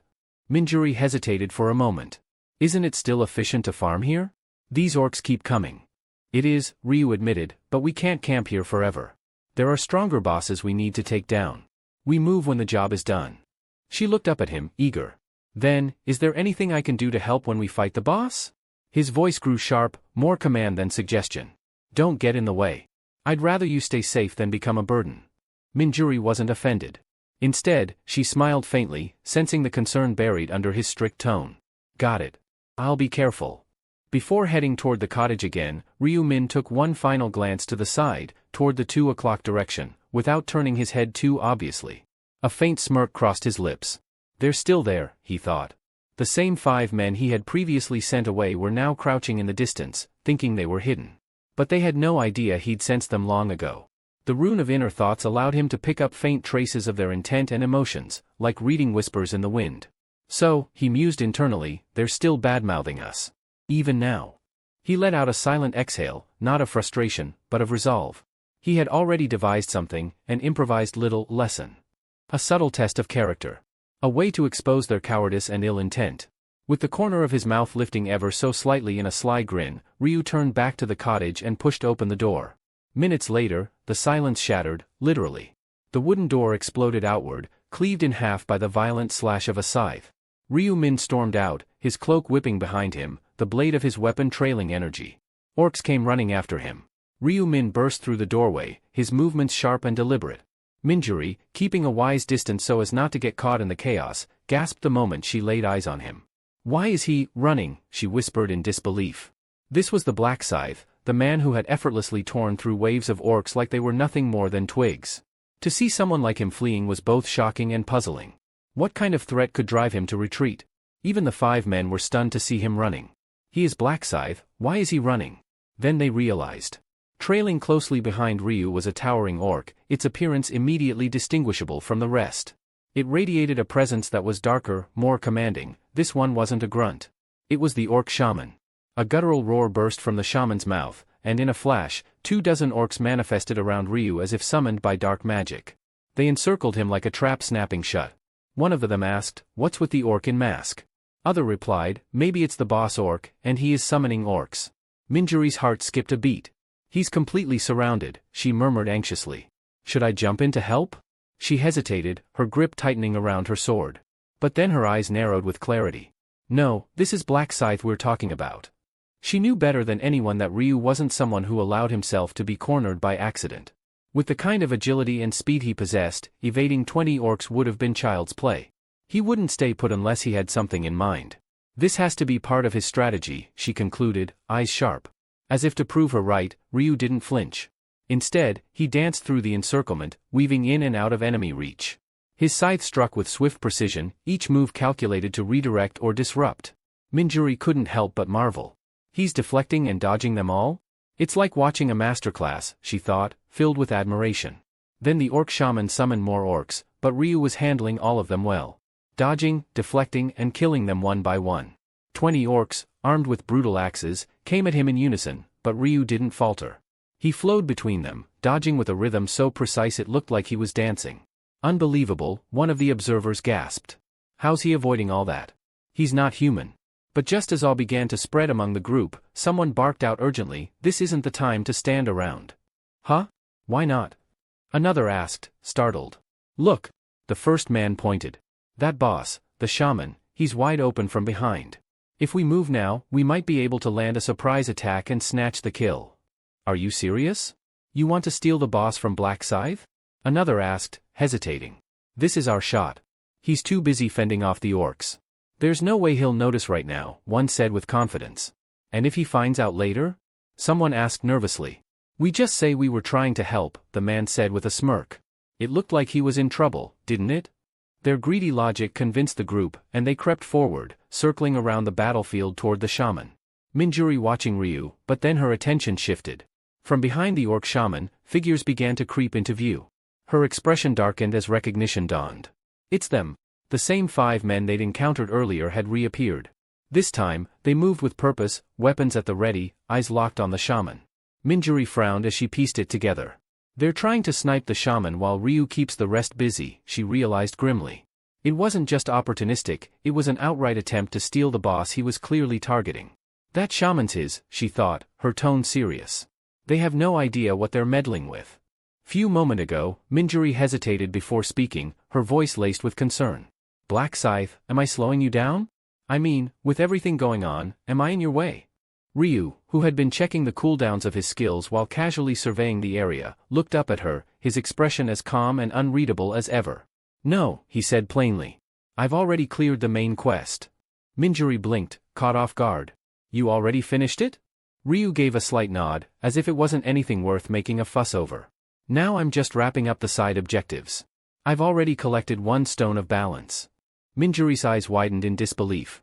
"Wait, you're serious? You've already got 1? "I am after the bosses, I killed 1 orc warrior," Ryu said. The weight of that single word, already, hung in the air like a thunderclap. In present, 5 men. Their weapons were drawn, their footsteps cautious, but just as they closed in, everything turned pitch black. A shroud of darkness blanketed their vision, plunging them into confusion. "What the hell?" someone gasped, trying to keep his voice down. The group instinctively covered their mouths, but it was already too late. The orc shaman's head snapped around, alerted to their presence. He immediately backed away, sensing the danger. "Damn it," one of the men hissed. He noticed. The shaman, perhaps enraged at the failed ambush, raised his axe skyward and bellowed a warcry that shook the air. As the veil of darkness lifted, the group was met with a chilling sight. 20 orcs stood before them, summoned in an instant. "No, this is bad. We're screwed," one of them cried. Following their leader's orders, the orcs charged without hesitation, axes swinging. The men screamed in terror. "Help! Somebody!" Unlike Ryu, they had no skills, no speed, no experience to handle such a coordinated assault. They had struggled even against 5 orcs earlier, and now they were facing 4 times that number. The attack was brutal. Steel clashed against flesh, and the battlefield filled with the screams of men who had thought themselves clever. From afar, Ryu stood calmly, his expression unreadable. The panic, the bloodshed, it hadn't surprised him in the slightest. "So they took the bait," he murmured to himself. He had planned for this. Ryu could have easily dispatched the orcs back in the house. Instead, he faked a retreat, putting on a performance to see if those men would succumb to temptation. It was a test, not of skill, but of character. And they had failed. "I knew it," he said quietly. They couldn't resist the opportunity. The moment they made their move, Ryu had cast Night of Death, enveloping the area in darkness. When the light faded, the aggro had shifted to them. The shaman no longer focused on Ryu, he turned his fury toward the backstabbers. The result was clear, all 5 had perished without landing a single blow. Ryu felt no remorse. "They tried to use my struggle for their gain. If they had shown restraint, they'd still be breathing." He had even given them a chance to walk away, by asking them to leave earlier. But greed had sealed their fate. Now, with the dead lying behind him, Ryu tightened his grip on his scythe and stepped forward. As the shaman spotted him returning, the massive creature let out a roar and lifted his axe once more. The summoned orcs charged, weapons raised. But this time, Ryu made no move to dodge. As they crossed into his range, his scythe blurred through the air. A flash of motion, then silence. A spray of green blood erupted into the sky as the orcs dropped to the ground, cut down in an instant, unable to even complete their attack. Ryu stood in the center of it all, unfazed, his weapon dripping, his presence radiating cold finality. No matter how many orcs surged toward him, the outcome remained unchanged, each one was effortlessly cleaved down before they could even raise their weapons. Their bodies fell apart mid-charge, as though they had stepped into a vortex of invisible blades. To anyone watching, it would have looked like they were being fed into a high-speed shredder, an execution so fast it was almost imperceptible. Amidst the carnage, Ryu muttered to himself, "Yeah, the attack speed really has gone up." He felt it clearly. With the effects of the blessing buff and the swift passive stacking together, and an additional 50% speed bonus granted by nightfall, his strikes had become blindingly fast, nearly undetectable by the eye. The orc shaman, wide-eyed in disbelief, watched as his summoned kin were annihilated without resistance. Driven by desperation, he began casting again, gripping his staff tightly to conjure more reinforcements. But before the spell could even take shape, Ryu's silhouette flashed through the darkness like a whisper of death. "Rest in pieces," Ryu said coldly as his scythe cut a perfect arc through the air, severing the shaman's head in a single, clean motion. A system alert immediately appeared before his eyes. System message. "You have defeated, Orc Shaman. Experience gained, plus 37.73. Gold obtained, 4,000. Level up. Item acquired, Marble of Eternity. Item acquired, Mystic Wooden Totem. Item acquired, Lesser Blue Magic Stone. Subquest progress, Stone of Balance, 2/4. Among the dropped loot, Ryu's eyes were drawn to one item in particular. Item, Marble of Eternity. Classification, Necklace. Rarity, Epic. Description, a necklace set with a cloudy white bead said to trap the souls of fallen enemies. Effect, each monster kill grants 1 stack. Every 100 stacks consumes 1 durability and grants plus 1 stat point. Durability, 1000 by 1000. Restriction, usable only by regular grade or higher. Ryu narrowed his eyes in thought. It was reminiscent of the Flame Dragon's absorption rune, though this one required kills rather than absorption. The principle was straightforward. For every 100 enemies defeated, 1 stat point could be earned, up to a total of 10 points before the necklace would break from wear. Not bad at all, Ryu murmured. It's basically a permanent stat booster. Still, he frowned slightly. The limitation was clear, the item was consumable. Once its durability hit 0, it would vanish. But what if I had a way to restore its durability, he mused with a grin. Then I could raise my stats infinitely. Hell, even 100 points. And he knew such a way existed. Somewhere in the upcoming 8th round, a special rune could be obtained, one capable of restoring item durability. If he could pair that rune with this necklace, the potential gains were limitless. Just then, Minjuri's voice rang out nearby, tinged with confusion and curiosity. Black Scythe? Where are you? But Ryu didn't respond. Having activated the power of the Reaper rune earlier, his figure had been cloaked in shadows so dense that even when standing still, he was virtually invisible. With a silent breath, Ryu finally deactivated the Night of Death, a skill. The darkness around him dissipated, and his silhouette gradually reappeared under the faint moonlight, calm, composed, and already thinking several steps ahead. Ryu had erased those 5 men dead bodies using his skill before undoing the Night of Death. Just then, the shifting interplay of shadow and dim light finally led Minjuri's gaze to settle on a familiar silhouette. Her voice, both relieved and mildly exasperated, echoed out. "There you are, Black Scythe. I've been running around looking for you." Ryu turned slightly, gesturing toward the orc shaman's decapitated corpse that still lay warm on the ground. "As you can probably tell, I've been preoccupied." Minjuri, however, didn't seem the least bit surprised by the aftermath. Her expression remained calm, as though this level of devastation was to be expected from him. "So you've managed to eliminate him," she said. "But, didn't you see anyone else nearby? I thought I heard shouting. It seemed like someone might have been trying to steal the shaman's kill." Ryu shook his head lightly. "Can't say I noticed anyone." Her brow furrowed with suspicion. "That's strange. It really sounded like people were screaming." Ryu fell silent. There was no need to elaborate on what had actually happened, on the evidence erased in the blood-soaked soil. Some truths were best left buried. Instead, he changed the subject. "Let's move on. We should clear the next boss before time catches up with us." They soon made their way to the third target, the orc archer. Compared to the grueling fight against the shaman, this battle was over in the blink of an eye. Ryu didn't waste time. With rapid, precise cuts, he sliced the archer to pieces in mere moments. Then came the familiar chime of the system alert. System message. "You have defeated /orc archer. Experience, plus 37.73%. Gold earned, 4,000. Acquired, agile archer's boots. Acquired, rusted arrowhead. Acquired, lesser green magic stone. Subquest progress / stone of balance, 3/4. Ryu's gaze swept over the loot, though one item drew his attention more than the others, the Marble of Eternity. This epic-grade necklace had more than proven its worth, steadily accumulating stacks from every monster he had slain. For every 100 kills, a stack could be converted into a permanent stat increase, at the cost of 1 point of durability. Not only that, but the agile archer's boots he had just obtained offered a notable bonus, plus 10 to agility. A significant improvement over his current pair. With that in mind, he quickly decided to attempt a fusion upgrade. Pulling out an old green magic stone from his inventory, he paired it with the newly acquired lesser one. System alert. Item combination successful. Result, agile archer's boots, plus 4 agility bonus. With this enhancement, his agility stat received a further boost. Pleased, Ryu took a moment to reflect. He had now cleared all the mid-tier bosses in this zone. All that remained was the final enemy, the High Orc. Unlike the others, this final boss followed a different rule: the faster the kill, the greater the reward. "This one's got to go down fast," Ryu muttered to himself. "The quicker I finish, the better the loot." He remembered his previous best time, 43 seconds. A frustrating benchmark he had never managed to beat, not even across 99 regressions. But this time, he had an advantage: Minjuri's buffs. With renewed confidence, Ryu decided to hold off on fighting the High Orc for a bit longer. He wanted to take full advantage of the time he had left to grind levels and stats using the Bead of Eternity while its durability still held. Driven by that plan, he launched into an all-out massacre. Orcs fell before him like wheat under a scythe. He didn't slow down, didn't pause. By the time he stopped, his kill count had reached an astonishing 2,415. System message. Time remaining, 30 minutes 41 seconds.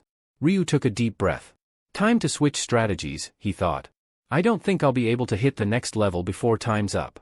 He was currently sitting at level 39. Just one more level would grant him access to a new set of skills, but realistically, the clock was against him. Still, he didn't feel disappointed. He had pushed himself hard, hunted relentlessly for nearly 7 straight hours, and wiped out thousands of enemies. That effort hadn't been in vain. Minjuri had stuck with him the entire time, and he'd even left her more than 100 orcs to slay, giving her enough to level up too. On top of that, her buffs had helped him immensely. But what truly satisfied Ryu was the 9 stat points he'd managed to acquire through the Bead of Eternity. One more kill, and this thing's durability hits 0, he noted, checking its stats. Durability, 1/1000. To make sure he could use it again in the future, he needed to stop now and later restore it using a rune he'd gain in the 8th round. Just then, Minjuri approached and asked, "Are you done hunting?" Ryu gave a short nod. "This should be enough." She smiled. "Then it's time to take down the final boss. Any clue where it might be?" We'll have to look for it, he replied. Their eyes briefly met. Then, without warning, Ryu stepped back and said quietly, let's part ways here. Minjuri blinked. What? You've followed me long enough, he said, his voice steady. You've done enough, and I'm used to moving alone. Minjuri's eyes dimmed with a faint sadness as she murmured, so, this is where it ends, huh? Her expression clouded over, a subtle blend of disappointment and resignation painting her features. Though the words were never spoken aloud, her inner thoughts wavered. Should I ask if I can stick around until we clear the final boss? No. I shouldn't. Staying beside him any longer would probably just get in the way. This is the right moment to step back. Her reasoning was firm, even if her heart resisted. Deep down, she knew parting here was the smarter choice. Ryu Min, aware of her lingering thoughts, said nothing. He could sense the emotion behind her silence, but the danger that lay ahead made it clear, Minjuri didn't need to be dragged into a fight that only he was prepared for. The High Orc wasn't just another target, it was a menace. Still, Minjuri stepped closer, extending her hand toward him. Let me refresh your buffs before you go, she offered softly. With a faint glow, the blessing and swift enchantments wrapped around him once more. She smiled lightly. I'm really grateful, she added. If you hadn't been there during the hunt, I doubt I'd have managed on my own.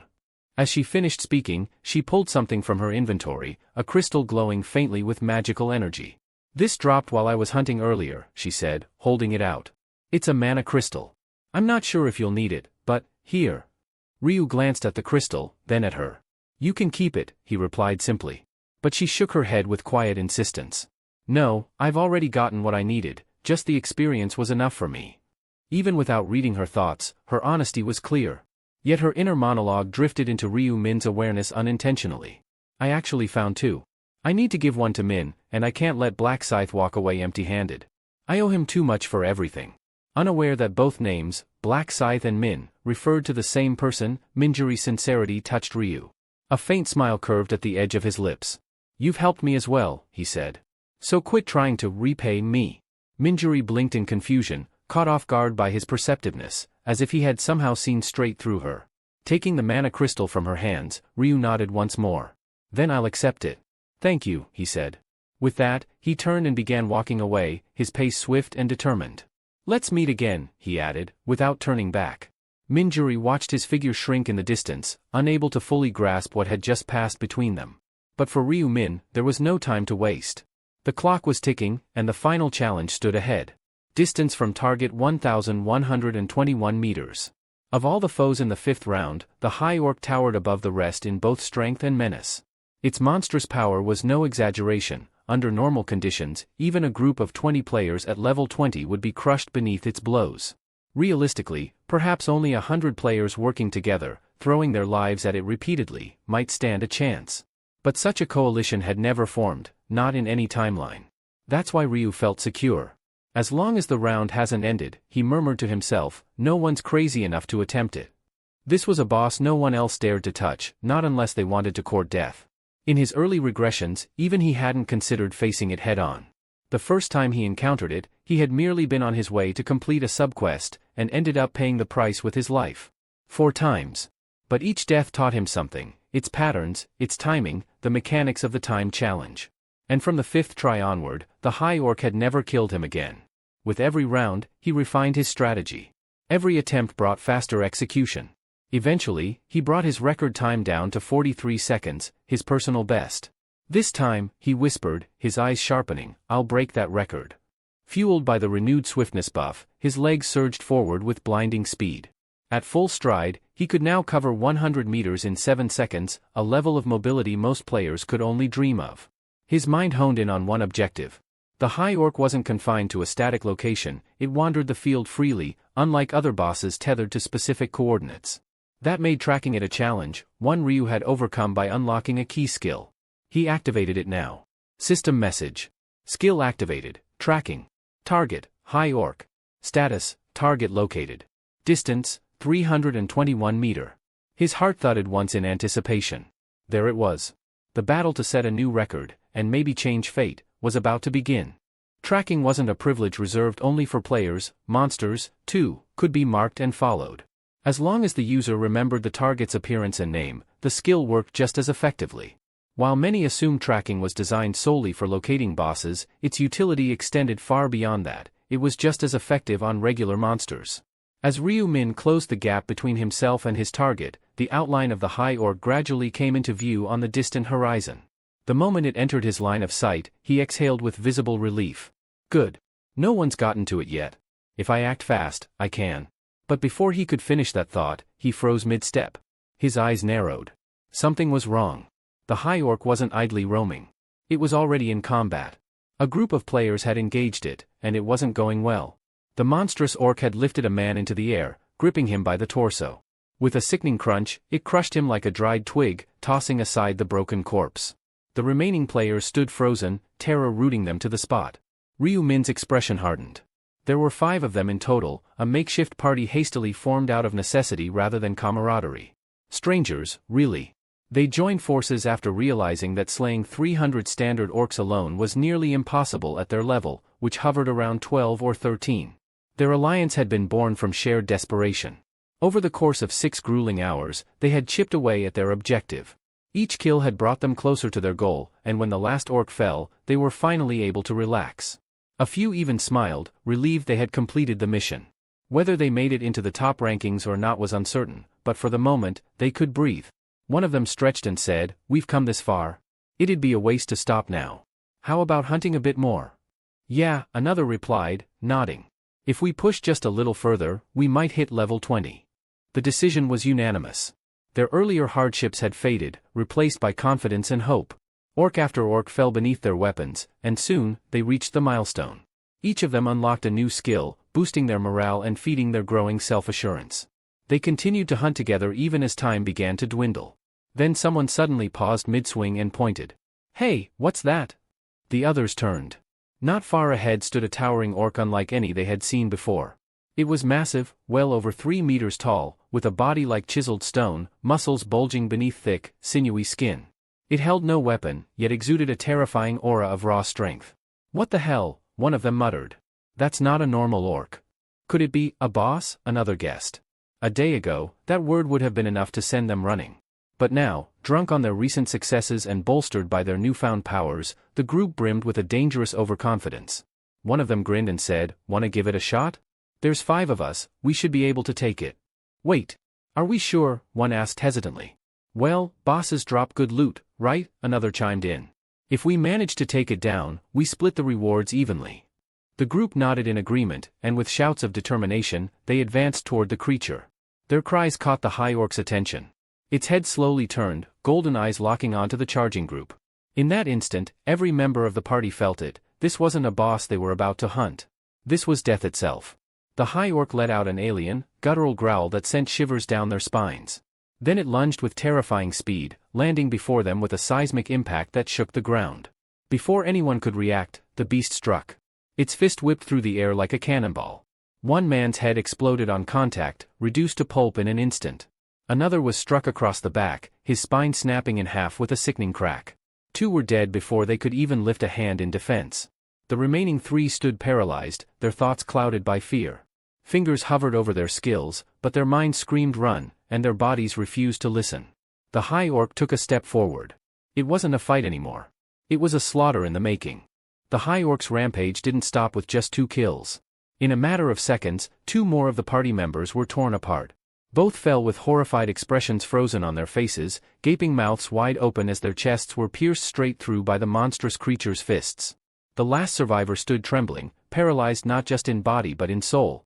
His legs felt like glass, his breath ragged. I'm going to die here," he muttered, eyes wide with terror. Panic gripped his chest like iron, suffocating any thought of escape or retaliation. The mere presence of the high orc had reduced him to a trembling wreck. The monster turned toward its final victim, the corners of its lips curling into what almost looked like a cruel, mocking grin. It didn't need to speak to be understood, its expression said it all. "You're next." Raising its massive fist, the high orc prepared to end it. But the blow never landed. In a blink, the behemoth's body collapsed like a toppled statue. Its head separated cleanly from its shoulders and bounced against the blood-soaked ground. The final player stood frozen, not understanding what had just happened. From behind the fallen corpse, a faint breath escaped Ryu Min's lips. He had arrived in silence, the shadows concealing his approach, and with a single clean stroke of his scythe, he had decapitated the boss in one fluid motion. He hadn't been sure if it would work, it was a gamble. But it paid off. A notification window promptly appeared before his eyes. Boss defeated, high orc. Kill time, 1 second. New record achieved. Messages rapidly followed. Experience gained, plus 54.79%. Gold earned, 8,000. Bonus gold, 4,000. Level up. Current level, 40. Items acquired. High Orc's Gold Gauntlets. High Orc's Fang. Passive skill enhanced. Seal of Death, damage increased from 120% 140%. Night of Death, range expanded from 500 meter to 1000 meters. New skill unlocked. Unique skill, Moonlight Destruction, Reaper exclusive. Description. Charge for 1 second to release a devastating crescent-shaped AoE dealing 1200% base damage. Type, hybrid, physical and magical. Night bonus, damage x 1.5 under moonlight conditions. Cooldown, 10 minutes. Requirement, must be wielding a scythe. A glint of satisfaction crossed Ryu Min's eyes. I've finally obtained it, he murmured. The Reaper's ultimate offensive ability. Unlike other classes, the Reaper class was notoriously limited in offensive skills, most of their toolkit focused on buffs, debuffs, and utility. Having a single attack skill meant it had to be used wisely, there was no room for error. If it missed, there were no backup options. It was all or nothing. However, Moonlight Destruction was built to land. Its wide, sweeping arc practically guaranteed a hit, especially against groups or large enemies. When used right, it could turn the tide of any battle. Another notification followed. Acquired. Low-grade purple mana crystal. Stone of Balance. Subquest progress, Stone of Balance, 4 out of 4. Subquest complete. Reward, Rune of Balance. Now this was the real prize. Ryu Min's gaze sharpened as he reviewed the details. Rune of Balance. Effect, when the difference between your highest and lowest pure attribute is 10 or less, all base stats are doubled. Note, applies only to raw attribute points, gear bonuses or temporary effects are excluded. It sounded simple but was incredibly restrictive. For example, an average level 20 player might have stats like Strength, 30, Agility, 14, Intelligence, 3, Luck, 3, the disparity, 27, rendered the rune useless. But a player with more balanced distribution, say Strength, 20, Agility, 10, Intelligence, 10, and Luck, 10, would meet the criteria and have all stats instantly doubled. Ryu Min had anticipated this. His stat growth had been carefully planned with this very rune in mind. Current pure attributes. Strength, 27. Agility, 26. Intelligence, 18. Luck, 28. He had purposefully kept intelligence the lowest to maintain the required spread. His raw stats were unusually high for his level, partly thanks to the Marble of Eternity, which granted bonus attribute points. Well then, he said with a grin. Let's see what I'm working with now. He opened his updated status window, and his eyes widened slightly. Strength, 374. Agility, 518. Intelligence, 614. Luck, 374. All stats over 300, he said under his breath, astonished. He hadn't just grown stronger, he had shattered the limits of what most players at his level could even imagine. The Rune of Balance had worked perfectly. Ryu Min's staggering stats were no coincidence, they were a direct result of the synergy between multiple power sources. The blessings from Minjuri had boosted him by 1.5x, while the Rune of Slaughter doubled his output, and the newly activated Rune of Balance multiplied it again by another factor of 2. All these layers combined made his current numbers unbelievable, especially for someone only at level 40. But the surprises didn't stop there. His player grade had just been upgraded from regular to expert. This new classification unlocked access to features previously unavailable, such as the player trading system. It allowed the transfer of gold between players, assuming both parties had the feature enabled. However, Ryu Min wasn't particularly interested in trading with others, that function was of little value to him.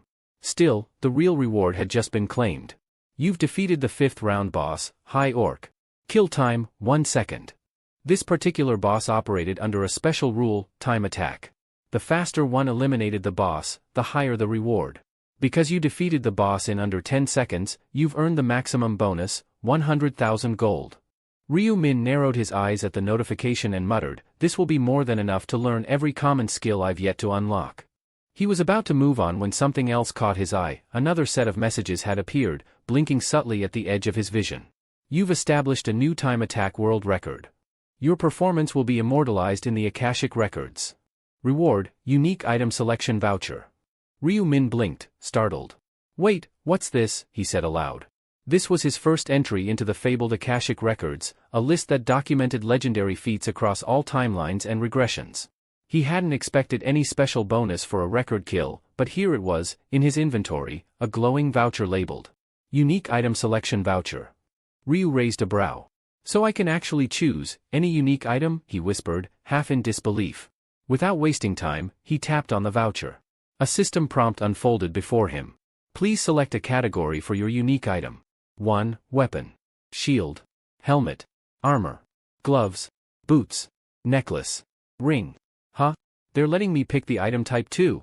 He rubbed his chin in thought, narrowing his gaze. As for weapons?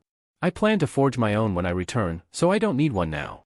What I need is utility, something helpful for my current run, not just raw power. His fingers hovered over the interface, debating. Then, a realization clicked into place. A helmet, that might just work, he muttered, before pressing option 3. Meanwhile, a short distance away, the lone surviving member of the five-man party stood rooted in place, eyes locked on the fallen corpse of the high orc. His mind was reeling. Did I just survive that? He thought, breath ragged. Am I really still alive? The sight before him was surreal. That towering beast, the very one that had casually crushed his companions like ants, was now lying motionless in the dirt. And it wasn't by luck. It was defeated. Beheaded. And it had taken only one blow. 1.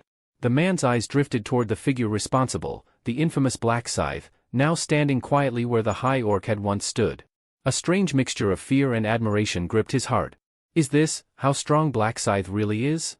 Before he could muster the courage to speak, to perhaps thank the man who'd just saved his life, Ryu Min turned and vanished from view, melting into the forest shadows with effortless grace.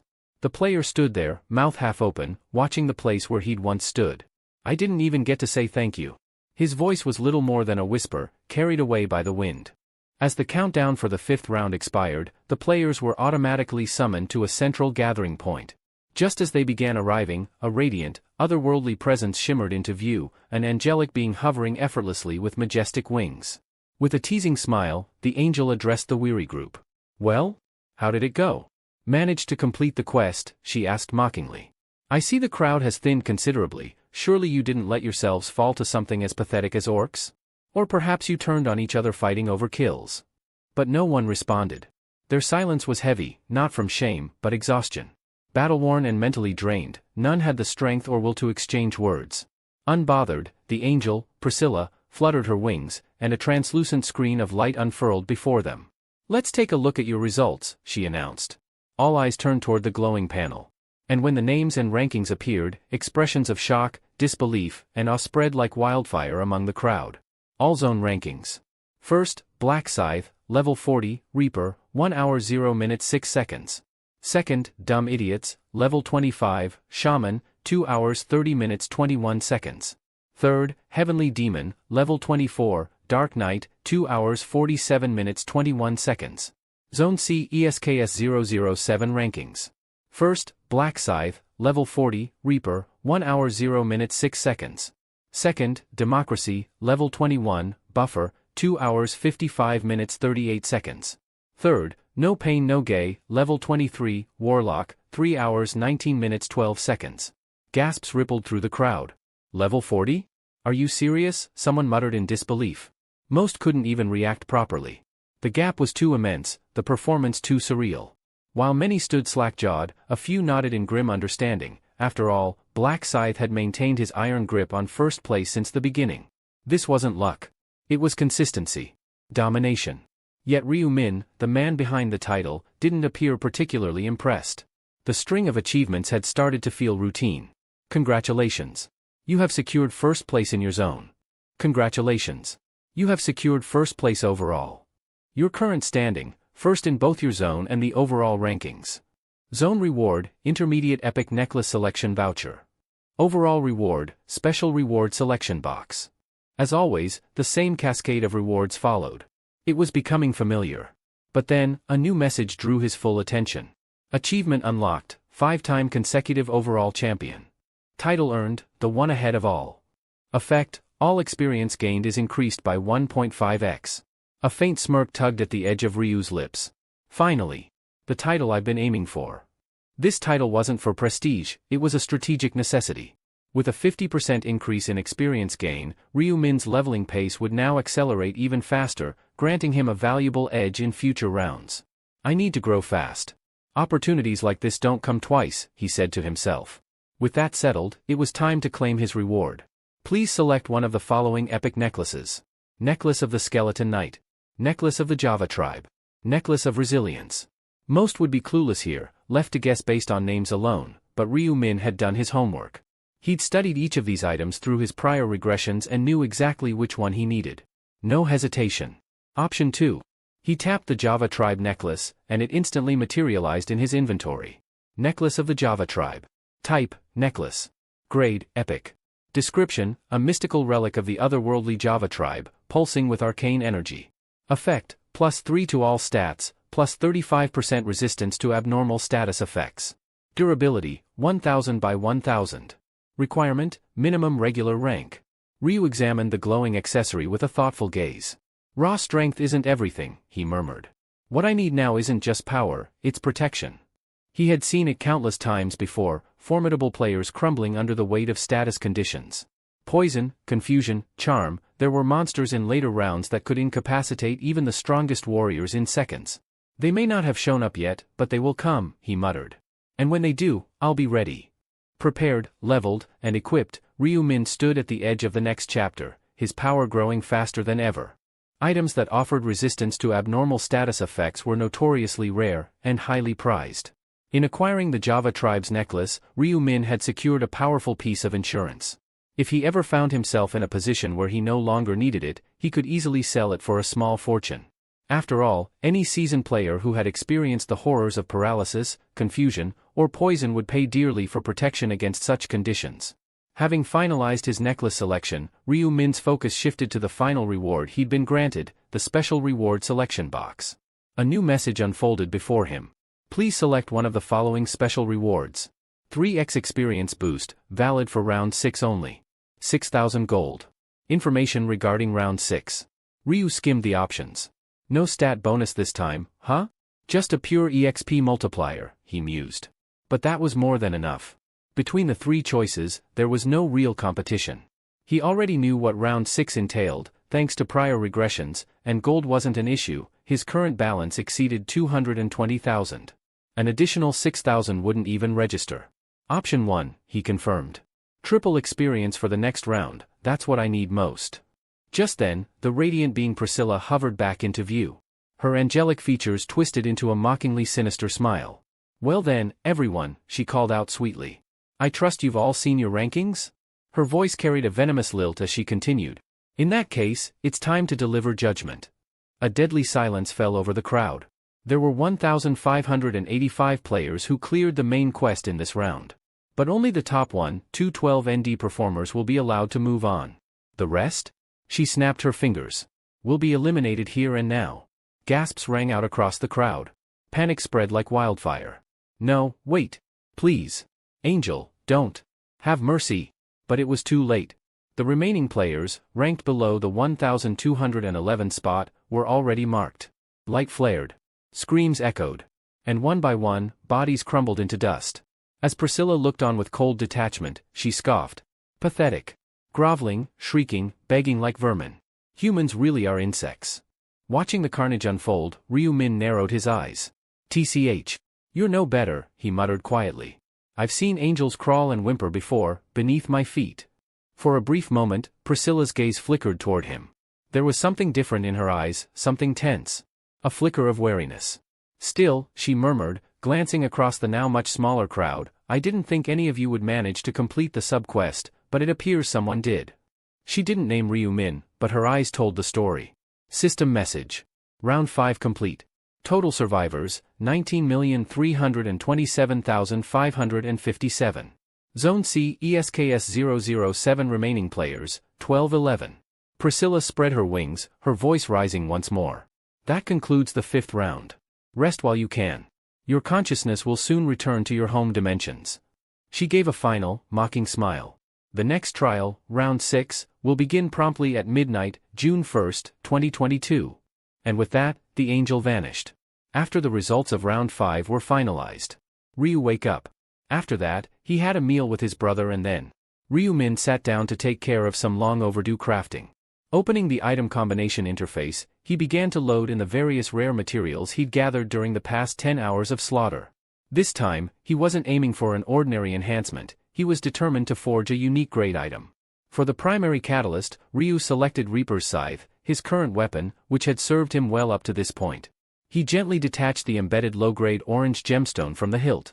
If this works, he murmured, it'll evolve into something far beyond an epic-grade weapon, perfect for someone at the expert level. Next, he filled the remaining slots with supporting materials. Orc's heart, still warm from battle. Mysterious wooden totem, pulsing faintly with latent magic. Corroded arrowhead, etched with traces of ancient curses. High Orc's molar, a grotesque but potent relic. But Ryu wasn't done yet. From his inventory, he withdrew one final item, a chunk of black gold ore, an exceedingly rare enhancement material he took from Hwang Yongmin in a previous round. This will be the game changer, he said, slotting the black gold ore into the final submaterial space. With this, I'm not settling for epic. I'm going straight to unique. With all components in place, he hovered over the combine button and pressed it. A blinding light surged from the screen. A brilliant flash bathed his surroundings as a deep chime echoed, signaling the completion of the process. System notification, combination successful. Item created, Death Scythe. Type, weapon. Grade, unique. Description, a legendary scythe whispered to have once belonged to the Grim Reaper himself. Wherever this blade moves, the shadow of death follows. Attack power, 300. Effects, all stats plus 10, skill damage plus 10%. Durability, 3000/3000. Requirements, expert rank or higher. A proud grin tugged at Ryu-min's lips as he admired his new weapon. Finally, he said to himself, gripping the scythe with both hands, I've moved past that starter junk. This is worthy of the name Black Scythe. But his to-do list wasn't over yet. With the enormous gold reserves he'd amassed, over 220,000 in total, it was time to bolster his arsenal with a few practical abilities. Opening the skill store, he browsed the available common skills. Though they weren't flashy or offensive, they offered vital enhancements no serious player could ignore. Area Scan creates a localized minimap that displays enemies and terrain. Enhanced Vision, sharpened sight and awareness, better than any normal human. Basic Resistance, grants a passive 15% resistance to abnormal status effects. Dexterity, boosts skill execution accuracy by 20%. With more than enough gold on hand, Ryu-min didn't hesitate. Let's not be stingy now. He purchased all 4. In silence, he reviewed his purchases and upgraded equipment. The new scythe glowed ominously by his side. The newly learned skills would act as the foundation of his survival moving forward. Slowly, everything was falling into place. After acquiring all 4 practical common skills from the store, Ryu-min glanced at his gold balance. Still got 14,000 left, he muttered. Despite combing through the shop's inventory one more time, nothing else struck him as worth the investment, at least for now. With better items, especially epic tier gear, expected to appear in the upcoming days, saving his remaining gold felt like the wisest move. Besides, thanks to unlocking the trading function, even unused funds would prove valuable down the line. Alright, he said to himself, let's sort out these mana stones next. Opening his inventory, Ryu-min began merging the lower-grade stones, combining them to form more efficient versions. Once refined, he embedded them into his equipment, boosting his power incrementally. After ensuring every slot was filled and his gear was optimized, he equipped his full loadout and opened his status window to assess the final result. Name, Ryu-min. Alias, Black Scythe. Rank, Expert. Level, 40. Class, Grim Reaper. Titles. Time Regressor, Hidden. First Angel Slayer, Hidden. Challenger of Retribution, Hidden. The One Who Leads, Hidden. Attributes. Strength, 106. Intelligence, 150. Agility, 136. Luck, 106. Common Skills. Tracking. Detection. Trace Erasure. First Aid. Area Scan. Enhanced Vision. Basic Resistance. Dexterity. Exclusive Skills. Seal of Death. Night of Death. Moonlight Slaughter. Runes. Rune of Slaughter. Rune of the Reaper. Rune of Illumination. Rune of Inner Thoughts. Rune of the Doppelganger. Rune of Balance. Remaining stat points, 0. All 4 base stats now stood in the triple digits, even without any temporary buffs. This was purely due to his base growth and the rune of balance, which doubled his stats so long as their difference remained within 10 points. And once I add Minjuri's buffs and bless, he thought, my stats will spike even higher. Plus, with Rune of Slaughter active, his raw power would double again. Ryu-min nodded in satisfaction. I've reached the peak of my current potential. Now it's time to move forward with the Mong Rock operation. I'll need Hang Yong for that. His thoughts turned to the player he had subtly manipulated across several rounds. Wonder if that guy's still alive, Ryu mused, and without delay, activated tracking. Tracking activated. Target, Hang Yong Min. Face and name matched. Target is currently alive. A quiet chuckle escaped him. Perfect. Looks like I can still use him one more time. Despite Hang Yong's past bullying, Ryu had been quietly steering him to survive up to this point. But this would be the final round he'd involve him. In real life, that guy would never believe how much of his fate depended on someone he used to treat like dirt. The following day, Minjuri sat at a cozy cafe, seated alone at a corner table. The ticking clock above made her heart race. She was waiting for Ryu-min. Her hands wrapped around the warm cup in front of her, trying to steady her nerves. Why did he want to meet me? What could it be, she wondered, a flicker of hope sneaking into her heart. She quickly shook her head, catching herself spiraling into wishful thinking. Don't get carried away. Keep it cool. Don't let your feelings show. Still, her cheeks flushed lightly, and her heartbeat betrayed her efforts to appear calm. The cafe door creaked open, and there he was. Ryu-min stepped in, scanned the room, then approached with a relaxed smile. You're already here. Hope I didn't keep you waiting, he said casually. Minjuri straightened up in her seat, smiling back, trying not to seem too eager. No. I only just got here myself. In truth, she'd been there early, perhaps too early, but she didn't want him to know that. As they sat in the soft hum of background music, an awkward silence hung in the air. Why does it feel weird all of a sudden, she wondered, avoiding eye contact. Is it because of my silly daydreams earlier? Ugh? Ryu eventually broke the silence with a gentle question. So, how was round 5? Did you run into the Black Scythe? Minjuri, relieved by the change in topic, eagerly leaned into the conversation. Yes, just like you predicted, we ended up hunting together, she said with a bright expression. Honestly, I wasn't sure someone ranked that high would bother teaming up with me. But once he saw what I could do, he agreed. Ryu-min gave a casual smile, keeping up the act. Told you, he said knowingly. Once he saw the quality of your buffs, there's no way he'd turn you down. Encouraged, Minjuri continued with excitement. And it really paid off. The hunt went smoother than I ever imagined. It was the most comfortable run I've ever had, and for the first time, I actually came in second place in my zone. Feigning admiration, Ryu raised his brows and let out a low whistle. Second place? Not bad at all. What did you get as a reward? With a proud smile, she brought up her inventory screen and displayed her prize. I got a mid-tier rare necklace that boosts agility. Want to take a look? Ryu leaned in to examine the item and gave a well-practiced expression of interest. Wow. Looks nice. Of course, in a game world teeming with epic-grade gear, a rare-tier necklace barely earned a glance. But Minjuri's happiness was genuine, and that was what mattered. What do you think? She asked, watching him closely. Does it suit me? Ryu gave a polite nod. Yeah. Looks great on you. Then came the unexpected part. Minjuri took the necklace out of her inventory and extended it to him. Here. I want you to have it. I wouldn't have earned this without your advice, so it's only fair. Surprised, Ryu waved his hand, declining the offer. No need for that. You earned it through your own effort. Why give it away? She insisted with a small smile. It really wasn't that hard. Like I said, hunting with the Black Scythe made everything easier. Ryu tilted his head. Then why not gift it to him instead? Minjuri let out a soft laugh. You think someone like him needs a low-tier item like this? Come on. That kind of gear's completely beneath someone at his level. He nodded with a chuckle, agreeing internally. Fair enough. Even if he sold it, it wouldn't be worth much. Once again, he gently declined. Thanks, but no. I haven't even reached the regular rank yet. Something like that wouldn't help me right now. Minjuri blinked, visibly surprised. Wait, you haven't reached regular rank yet? What level are you, then? Ryu exhaled lightly, feigning frustration. 19. I barely managed to kill 300 orcs on my own in the full 10 hours. Though she didn't say anything, her expression soured slightly. Her thoughts flickered behind her eyes. Clearly, she found it hard to accept that someone with a prophetic skill was stuck at such a low level. Well, I guess prophets aren't meant for frontline combat, she offered diplomatically. But in her mind, she wrestled with something that didn't quite sit right.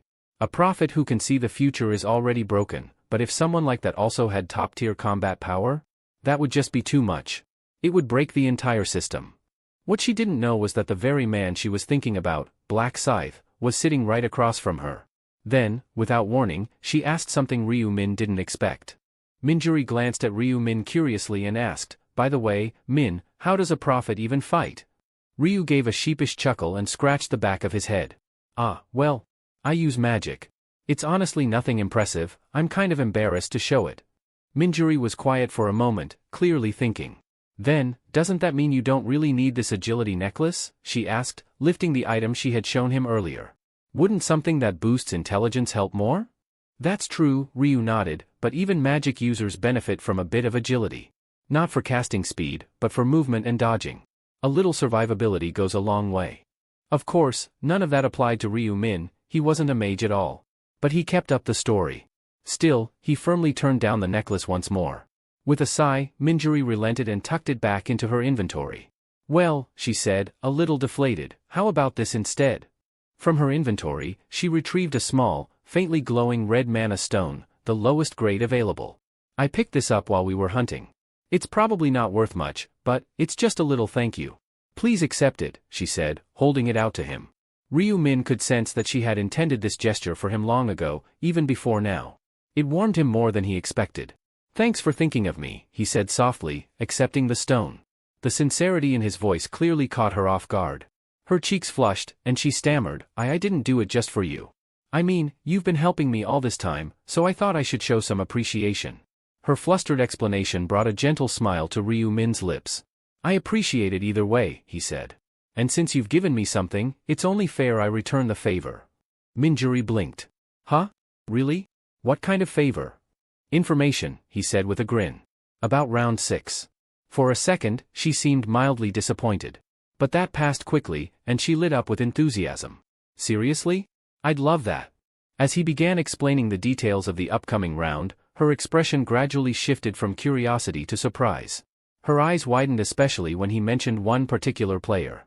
"So, you're saying I should try to team up with the Black Scythe again?" she asked. "Definitely," Ryu confirmed. "He already knows what your buffs can do, and since you worked well together in the last round, I doubt he'll say no." Minjuri gave a slight nod, then mumbled, "I just didn't think I'd be working with him again so soon." "Isn't that a good thing?" Ryu teased gently. "I guess," she said with a shy smile. "He was unexpectedly kind. Not as intimidating as I thought. Sure, a bit arrogant, but I suppose that comes with being at the top." Ryu Min raised a brow, amused at her backhanded compliment of himself. "He also seemed really perceptive," she added. "Like he could read people better than most. It's hard to explain, but it felt like he understood what I was feeling." "Well, I do have the rune of inner thoughts," Ryu thought, amused by how effective it truly was. She saw Black Scythe as confident, empathetic, and strong, qualities that most would aspire to, yet Ryu knew how much effort and failure it had taken to get there. "I may seem like I've got it all together," he thought to himself, "but I failed over and over, 99 times, to be exact. This round is my final shot. I can't afford to fail again." He turned to look at Minjuri as if to commit the moment to memory.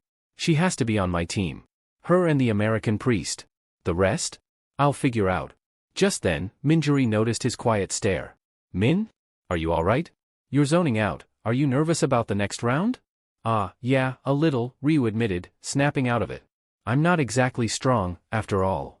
That statement would have sounded absurd to anyone who knew the truth, but he had to maintain the prophet persona. Minjuri, unaware, gave him a sympathetic look. "If only our zones were connected? I'd help you without question," she said earnestly. "But I'm sure we'll see each other again soon." "Yeah," Ryu smiled. "Until then, stay strong." She pumped her fist in determination. "You too." Ryu chuckled to himself, wondering how she'd react when she discovered that the Black Scythe she admired was the same man sitting across from her. The next day, Ryu Min was back in his car, cruising toward the corporate building where he had arranged a meeting. Originally, the Heavenly Demon had invited him to lunch at a hotel restaurant, but Ryu had declined. He wanted the meeting to happen on his terms, inside the company's walls. This meeting's not just about business, Ryu thought, his gaze fixed ahead. It's about control. He'd already built credibility as a prophet. That was no longer in question. He was confident that Heavenly Demon, known for placing growth above all else, would be fully on board with whatever venture Ryu proposed. This wasn't just about generating wealth. To Ryu Min, money was simply a means to an end. If I can get this company behind me, he thought, I can acquire any item, anytime. No more waiting. No more grinding. Just steady power growth. And for someone racing against time, that was the only thing that mattered. Expanding the company wasn't just a strategic move for Ryu Min, it was a calculated step to tighten his connection with Heavenly Demon and, more importantly, gain access to the elusive priest. The financial windfall that came along with this plan? Just an added bonus. When Ryu arrived at the corporate headquarters, the bodyguard at the entrance greeted him with notable respect. Please wait here, sir. I'll escort you to the executive office. His tone and body language were professional but unusually polite, clearly acting on direct orders to treat Ryu with the utmost care. After a brief elevator ride, the doors opened to a lavishly decorated office. Heavenly Demon welcomed him with a booming voice and open arms. You're here, major shareholder, he said cheerfully, gesturing to a plush seat in front of his desk. Please, make yourself comfortable.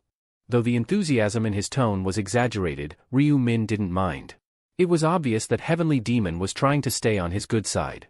Major shareholder and prophet, the man continued, chuckling awkwardly. Was the trip here too much of a hassle? Not at all, Ryu replied calmly. It was quite comfortable. Have you eaten yet? I was hoping we could have lunch together. Ryu shook his head, his tone firm but polite. There's something more important than sharing a meal right now. Heavenly Demon's expression immediately shifted to interest, his eyes gleaming. Don't tell me. Are you here with news about round 6? Ryu Min almost chuckled. You're so eager, it's written all over your face, he thought. It was clear Heavenly Demon was nervous that the prophet might withhold information this time. Reading the room, Ryu said, of course. I came to share everything I know about the 6th round. The tension eased slightly in Heavenly Demon's shoulders. Have you seen it already? I have, Ryu confirmed. Just then, the bodyguard returned with tea and silently placed a cup in front of him. Though he maintained a neutral expression, Ryu could tell he was carefully listening in on every word. Ryu sipped the tea, then leaned back in his chair. I'll tell you what's coming next, he said. But in return, I'd like us to hold an emergency shareholders meeting. Heavenly Demon blinked in surprise. An emergency meeting? Yes. It's time to discuss the next phase of our partnership. We'll be changing both the company's name and its business focus. The moment Ryu brought up actual business matters, the mood turned serious. Information about future rounds might have been valuable, but long-term financial strategies carried equal weight for someone like Heavenly Demon. What do you need from me? He asked, straightening his posture. I need your vote, Ryu replied. If we bulldoze through the changes without convincing the rest, it could create unnecessary friction. Better to make sure the others are aligned, at least on the surface. Heavenly Demon grinned, clearly enjoying the challenge. Leave it to me. I'll make sure no one causes trouble. But I take it you've already anticipated resistance? I have, Ryu said. Based on what I saw, some of the older shareholders, those in their 30s and up, won't be happy about the shift. Heavenly Demon leaned in, curiosity evident. What kind of industry are we talking about here? Even the bodyguard, standing nearby, visibly perked up. Ryu Min smirked inwardly. The business I'm aiming to launch. Ryu Min's voice carried enough weight to instantly capture the attention of the two men sitting before him. Both instinctively straightened in their seats, their gazes fixed on him with anticipation. We're going to create a specialized open marketplace, exclusively for players. An open marketplace? One of them echoed with a puzzled frown. You mean like auction, F-market, or Kuang? Ryu Min nodded. Exactly that. But instead of conventional goods, this platform will revolve around in-game items. The difference is that only registered players can access and trade on it. Wait, are you saying players will be able to sell their items for real money? They'll have the choice, Ryu clarified. When listing an item, the seller can decide whether to accept cash or offer it in exchange for another item. I can understand the bartering part, Ma Jiangrock said slowly, his brows furrowed, but why would players even need cash? Ryu Min smiled slightly, as if expecting that question. Some do. They just don't have the right channels to convert items into money, yet. Yet? Ma Jiangrock's eyes narrowed. Are you implying that'll change later? A spark of approval lit in Ryu Min's eyes. Sharp, as expected. Yes. I've seen glimpses of what's coming. Eventually, once players surpass level 40, they'll gain access to something crucial, the gold trading function. Instead of relying on cash, they'll begin exchanging gold among themselves. Gold? Ma Jiangrock muttered, startled. Since neither of them had reached level 40, they had no way of knowing such a feature even existed, let alone that gold could be freely traded between players. At level 40, Ryu explained calmly, players unlock a function that allows gold transfers. With the right infrastructure, we can create a secure platform that facilitates these exchanges. We act as the middleman, ensuring safety, and take a cut in either cash or gold. Ma Jiangrock leaned back in his chair, folding his arms as he mulled it over. A marketplace exclusive to players? Not a bad concept at all. There was undeniable appeal in the first-mover advantage. No one had claimed this space yet, which meant they could secure dominance early and set the rules. Still, he kept his expression unreadable, preferring to proceed with caution. But realistically, he said, do you think players will actually use it? Ryu Min nodded with confidence. We're now in the 5th round. Players have gathered a sizable number of items, many of which they don't need. But monster-dropped gear can't be sold to NPC stores, so these players are stuck with excess loot and no outlet. So what you're suggesting, Ma Jiangrock said, tapping the table, is to give them that outlet, a place to exchange items freely when their inventories start overflowing? Exactly, Ryu replied. Plus, most players are now past level 20. They've unlocked the item fusion feature, and naturally they're curious to try different combinations. Now imagine if there was a place where they could instantly search and buy the materials they need. There'd be plenty of interest, Ma Jiangrock admitted, nodding slowly. Especially if the platform was easy to use. Right, Ryu agreed. Which is why now, while we're still in the early phase, is the perfect time to launch this. Ma Jiangrock's skepticism had visibly melted into intrigue. He could already envision the possibilities. He's right. The demand is there. If we develop a reliable system and market it properly, it could explode. As his mind raced through implementation strategies, one idea surfaced. What if we introduce an auction feature, he suggested. Instead of flat pricing, allow people to bid. That way, rare items will drive competition and fetch higher prices. I like it, Ryu said with an approving nod. It would definitely increase engagement. Also, Ma Jiangrock added, in the beginning, we should eliminate all listing fees. Make it free to upload items to attract as many users as possible. Then implement a tiered benefit system. Players who trade frequently earn perks, like reduced commissions or special badges. Ryu Min smiled, clearly impressed with the proactive thinking. Looks like he's already on board. Good. This wasn't just a viable business, it was a visionary one. In time, the gaming world would revolve around players, and with this system in place, they would have the first and only marketplace tailored to their needs. For Ryu Min, the benefits extended far beyond profit. With this platform, I can secure any item I need in the future. Not just equipment, but rare fusion materials and relics others don't yet understand. I'll corner the market before anyone else even realizes what they're holding. The seeds of a revolution were being sown, and Ryu Min would be the one to reap the rewards. If we can secure the materials, creating not just unique grade but even legendary and divine level items will become a reality, Ryu Min thought. With the industry decided as a social market, Ma Jiangrock asked, have you given any thought to the new company name? Do you have any suggestions? Ryu Min turned the question back to him. But Ma Jiangrock quickly shook his head. I'll refrain from offering input here. In times like these, it's better to follow the vision you've already seen. And above all, aren't you the true leader of this company now? Haha, Ryu chuckled modestly, not disagreeing, because the statement wasn't wrong. In that case, he said, leaning back in thought, how about this, Player Place? A name that signifies a space created for players. Player Place, or PP for short? Ma Jiangrock repeated aloud. The abbreviation sounds catchy. It feels right. Truth be told, he wasn't entirely sure how good the name was, but if it came from the prophet's mouth, it must be brilliant. Actually, I have another idea in mind as well. Want to hear it? Ryu asked. Of course. I'd love to. Ma Jiangrock's eyes sparkled as he launched into an energetic discussion about business strategies. Ryu Min mostly listened, acting as the final decision-maker, giving nods of approval or quiet judgment depending on what he heard. Their conversation grew so intense, even the quiet ticking of the office clock disappeared beneath their voices. Hours passed unnoticed, until Ma Jiangrock glanced at the window and blinked. Oh, it's evening already? Would you care to have dinner together? I'll have to pass, Ryu Min said with a gentle smile. My brother's waiting at home. Ah, I see. Ma Jiangrock looked visibly disappointed. Clearly, he had been enjoying their discussion. How long do you think it'll take to build and launch the platform? Ryu asked as he stood. At best? A month, Ma Jiangrock replied. We could go live after the 6th round. Ryu Min gave an approving nod. That timeline works for me. By the way, he added, it's time I share the 6th round's details with you. That's music to my ears, Ma Jiangrock grinned.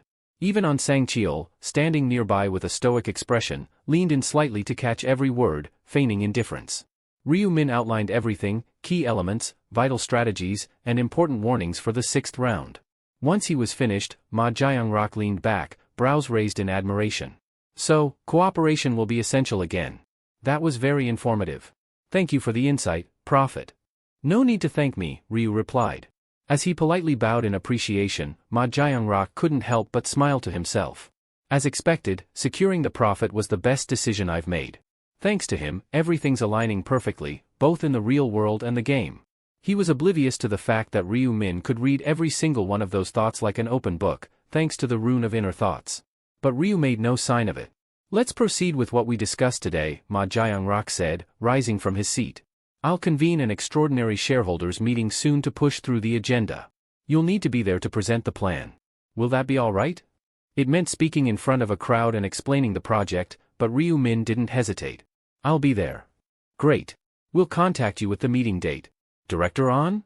Yes, sir. Take the Prophet home. Also, stop by CO Aaron's house on the way and share the round 6 details with her. A few days later. As midnight struck, Ryu Min opened the store interface with anticipation. Today's featured item. Tattered vagabond garments. Type, armor. Grade, epic. Defense, 1. Effect, attack speed plus 30%, movement speed plus 30%. Durability, 1000 by 1000. Requirement, must be at least regular rank. Description, dirty and ripped clothing that barely functions as armor, but comes with surprising perks. Ryu Min's eyes lit up. Finally, an epic grade item worth looking at. While the armor's defense was laughable, the speed buffs it granted were extraordinary, perfect for an aggressive, high-mobility build. The cost? A steep 20,000 gold. To most players, this would be considered outrageous. 20,000 gold for something with a defense stat of just 1? It's ridiculous. But for Ryu Min, who was sitting on an enormous gold stash, the price barely made a dent. Others may hesitate, but I can afford to be bold. This one's mine. Until the player-exclusive market is established, there's no choice but to depend on whatever the system store offers. Ryu Min knew this well. But he also understood something most didn't, that once the social trading platform was up and running, the era of relying on the store would come to an end. Players would flock to the market instead, buying and selling whatever they needed directly among themselves. At that point, any material needed to craft unique, legendary, or even god-tier items would be right at my fingertips. Stores only stocked up to epic-grade equipment. Anything beyond that, legendary or divine, could only be crafted through a complex synthesis system. But there was a catch: the right combinations were nearly impossible to figure out without guidance. And that's where I have the advantage. Ryu Min had memorized almost every important combination formula, thanks to the design scrolls he had studied over countless regressions. Without those design scrolls, even I wouldn't have known how to craft higher-tier gear so quickly. Designs, simple information items that revealed exact recipes, would become invaluable later on. When players eventually discovered their usefulness, demand skyrocketed.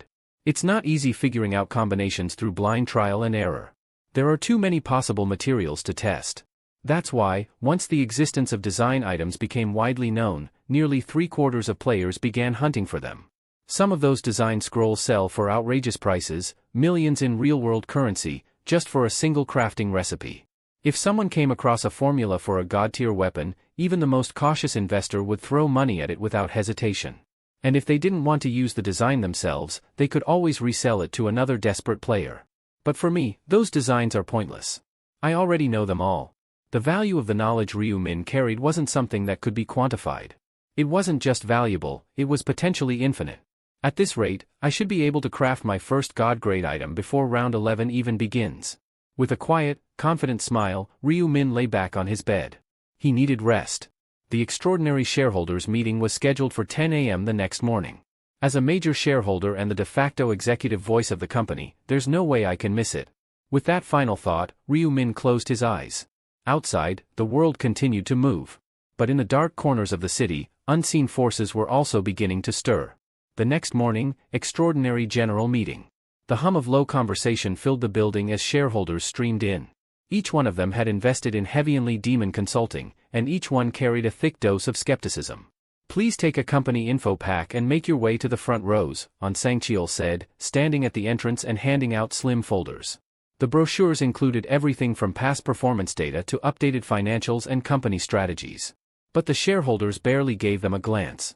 Their attention was fixed entirely on the raised podium ahead. They had all seen the shareholder meeting notice and its agenda. One item stood out more than any other. The shareholders' meeting unfolded with expected turbulence, yet it never spiraled out of control. Questions flew in rapid succession, some skeptical, others outright critical, but Ryu Min held his ground with poise. Each inquiry was met with a calm, logical answer. There was no fumbling, no panic in his voice, only clarity. Even as doubts were hurled at him like arrows, Ryu stood unshaken, addressing each one with surgical precision. Gradually, the crowd's fervor waned. The barrage of questions began to thin out. The once rowdy shareholders, who had entered the hall with clenched jaws and raised brows, were now silent. "Any further questions?" Ryu asked, his gaze sweeping the room. No one responded. The air, which had earlier buzzed with tension, was now still. Shareholders exchanged glances as if wordlessly agreeing, "What more is there to say? He's already laid it all out." Though most had initially doubted him, especially because of his youth, it became clear to everyone that Ryu Min wasn't someone easily flustered. The most taken aback, however, wasn't the shareholders. It was Ma Jiangrock. He'd observed Ryu closely from the sidelines, astonished by the young man's composure and command over the room. "If there are no objections," Ma Jiangrock finally announced, "we'll now proceed with the vote on the special resolution." To pass, the motion required a 2/3 majority, at least 67%. But with Ryu Min holding a commanding 31% and Ma Jiangrock, the so-called heavenly demon, possessing 20%, their combined support already ensured success. The remaining shareholders, while officially casting votes, were more for show, there to preserve the image of unity and legitimacy. "Is there anyone opposed to changing the company's name and industry?" Ma Jiangrock asked, scanning the room. Silence. With no dissenting voices, he smiled broadly. "Then I declare that the proposal has passed unanimously with 100% approval." Though the decision had been made, the atmosphere remained tinged with uncertainty. Some shareholders nodded quietly while others exited the hall deep in thought, still trying to process what had just happened. As the crowd began to disperse, Ma Jiangrock made his way over to Ryu Min. "Major shareholder," he said with genuine admiration, "you handled that flawlessly. Not even a trace of hesitation." Ryu let out a soft laugh. "I ran through a few scenarios in my head at home. I guess it helped." In truth, he hadn't rehearsed a single line, but his performance had subtly lowered Ma Jiangrock's guard. "We've got the green light now," Ryu continued, his tone more businesslike. "All that's left is building the site and setting up the infrastructure. I'm leaving that to you." "Of course," Ma Jiangrock replied without hesitation. "Leave everything to me. You just focus on surviving the next round." There was a flicker of concern in his voice, a trace of unease about Ryu's well-being. The prophetic abilities were too valuable to lose. If Ryu Min fell in the next round, it would be more than a business setback, it would be a disaster. Ryu picked up on this unspoken anxiety instantly, reading it as easily as a book. "He's worried if I die, the prophecies will stop flowing." Understandable. Then, as if brushing away the seriousness of the moment, Ma Jiangrock offered, "Would you care to join me for lunch at the hotel?" "Sounds good," Ryu replied with a relaxed smile. "Let's eat." With that, another major step had been taken, smoothly and successfully. But as they walked toward the elevator, Ryu Min's mind drifted elsewhere. Now that today's tasks are complete, there's only one question left to solve. A slow, calculating grin crept onto his face. How should I make use of Huang Yongmin next? It was Sunday, the day of the regularly scheduled meeting for PCW, the group Ryu had once infiltrated under the alias Little Kodal, and where he had previously eliminated the imposter claiming to be Black Scythe. As the virtual meeting room filled, a lively female voice suddenly rang out. "Hey everyone! Good to see you all," said Yami, full of energy and cheer. But her enthusiasm was met with an eerie silence. Puzzled by the lack of response, she blinked and looked around at the other video feeds. The somber expressions on everyone's faces made her pause. What's with the mood? Did something happen?" she asked, her tone shifting from bubbly to concerned. One of the members finally spoke up, his voice low. "You must not have heard yet, Yami. We've lost 2 of our officers." Her eyes widened. "Wait, what? Who?" Another voice answered flatly, "My age 30 and jam made of honey. No contact from either of them since the 5th round. All signs point to, well, they didn't make it." That explained the heavy atmosphere. Yami nodded slowly, her lips parting slightly in realization. So someone really did die. Still, something about it struck her as strange. "Sure, They were teammates, but we only ever talked online. Were people really this emotionally attached? Or? She narrowed her eyes and thought, could it be for show? Trying to score points with the chairman? The chairman, the elusive leader and founder of the PCW circle, was practically treated like royalty. In any corporate or guild-like structure, it wasn't uncommon for people to align their emotions with those of their superior. And he was the type who always seemed deeply affected whenever a member passed away. So that's it. They're just playing their part. Fine. Two can play at that game. Yami sniffled, wiping away imaginary tears as she put on a performance of her own. I can't believe this. My age 30. And jam. It's just so tragic, her voice cracked, trembling as she fought back crocodile tears. Oh no, Yami, please don't cry, one of the officers said, visibly moved by her feigned sorrow. If you cry, I might start crying too. Their voices softened in response, expressions changing to mirror hers. Amazing, she thought. Never underestimate the effect of a woman's tears. She smirked internally, watching them fall right into step with her display. Humans really are such cunning creatures, but I can't let anyone outmaneuver me here. Just then, the chairman entered the meeting. He paused upon seeing the group. Huh? What's going on here? Why is everyone crying? Before anyone else could respond, Lost Yak jumped in, seizing the moment. His tone turned cold, direct. Chairman, it's about my age 30 and jam made of honey. They're gone. The chairman's face changed instantly. He drew in a slow breath, then covered his eyes with one hand. Not again. Why does this keep happening? It was his usual reaction whenever someone died, somber and genuine. Whether out of grief or guilt, no one could say for certain. But he always seemed to take it personally. He finally looked back up and added, still, we should be grateful the rest of you made it through. A quiet sigh escaped him. Our officer counts down to 6 now, he muttered. We're bleeding members every round. Someone cautiously spoke up, Chairman, shouldn't we consider bringing in replacements? I'd like to, he replied, but we're short on qualified candidates. The ones who applied last time? Haven't heard a word from them since. He was, of course, referring to the trio of officer hopefuls, including the fake Black Scythe who had already been taken care of by Ryu Min. Lost Yak furrowed his brows. You mean those 3 still haven't contacted you? The chairman shook his head. I've tried reaching out to them multiple times. Still nothing. Could it be they didn't survive round 5 either? Another asked. Well, I can't speak for the others, the chairman said, but I know one of them made it through, Black Scythe. He came in first. This revelation stirred curiosity. Then why the silence? Why apply for officer rank and then vanish? Beats me, the chairman admitted. Maybe he changed his mind. Or maybe. Someone interrupted, suspicion rising in their voice. Maybe the person who applied wasn't the real Black Scythe to begin with. The possibility hung in the air like a dark cloud. And if that's the case, the voice continued, he might have died during the 5th round, and we just assumed he was the real deal. The room fell silent once more, this time tinged with unease and uncertainty. The chairman sat in silence for a moment, mulling over the conversation, before nodding slightly.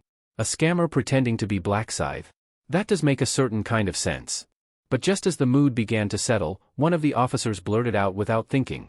Still, I doubt someone like Black Scythe would ever lower himself to join a group like this.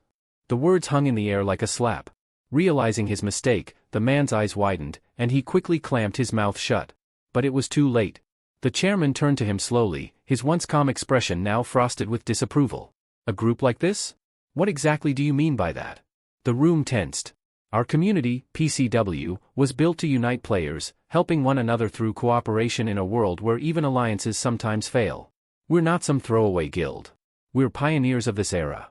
The officer stammered, I didn't mean it like that, Chairman. I was just. But the chairman wasn't listening. His voice turned icy. You're no longer an officer as of this moment. In fact, you're expelled. Permanently. The man looked stunned. What? Please, Chairman, I was just. We don't need anyone who mocks our foundation, the chairman interrupted coldly. In times like these, people who plant discord are as dangerous as monsters. As the dismissed officer's protests echoed in the background, the chairman raised a hand, signaling it was over. Blacklist him. If a new age dawns and we rise with it, he won't be part of it. Just like that, one more officer was gone. Only 5 remained. Now, the chairman continued, as if nothing had happened, shall we resume the meeting? Everyone present sat a little straighter, their expressions tense. If it wasn't clear before, it was now, the chairman's word was absolute. One wrong sentence could cost you your seat. Suddenly, Lost Yak made a startled noise. The chairman turned toward him. What is it? Lostyak looked slightly flustered. A new application just came in. Someone wants to join the PCW. Now? The chairman asked. Yes, and the applicant's nickname is Black Scythe. The entire room stirred with interest. Black Scythe? The chairman echoed. He applied again? Lostyak shook his head. No, sir. It's not the same person as before. The previous Black Scythe's registered name was Kim In-hong. This one's using the name Hwang Yong-min. The chairman tapped the armrest of his chair thoughtfully. Could be another impersonator. Or it might be the real one, just under a different alias. What do you want us to do? Lostyak asked. Simple, the chairman said, his voice cold and precise. Pay him a visit. Go to the address on the application. And if it turns out he's not the real Black Scythe? The chairman's reply came like a knife. Then he'll answer for his deception. No one makes a fool out of us and walks away unscathed. Meanwhile, far from the tension of the PCW conference room, Ryu Min sat in the glow of a monitor inside a quiet local internet cafe. The rows of gaming PCs buzzed faintly behind him. But Ryu had his focus fixed on one goal. He had submitted an application to PCW, under the name Hwang Yong-min. This time, there'd be no slip-ups. No real name verification. PCW didn't require identity confirmation, making it a haven for fake aliases and shadow moves. Exactly the kind of place he needed. Ryu smirked to himself. I'm not doing this out of vanity. It's strategy. Someone had been impersonating Black Scythe within PCW, and that deception had already cost lives and trust. But Ryu Min didn't intend to set the record straight. No, he had a better idea. This wasn't just a gamble, it was a calculated opening move. By submitting Hwang Yong-min's real home address during the application process, complete with precise villa unit and lot number, Ryu Min ensured that the PCW's leadership would come knocking. An interview, a home visit, a confrontation, whatever they planned to do to verify the identity of Black Scythe, it would lead them straight to the door Ryu had opened for them. Smirking to himself, Ryu muttered. No matter where they run, I'll know. I can track anyone, this is my domain. Such was one of the benefits of being a seasoned player in this transformed world. While others relied on brute force or information brokers, Ryu wielded tracking skills that made secrets meaningless.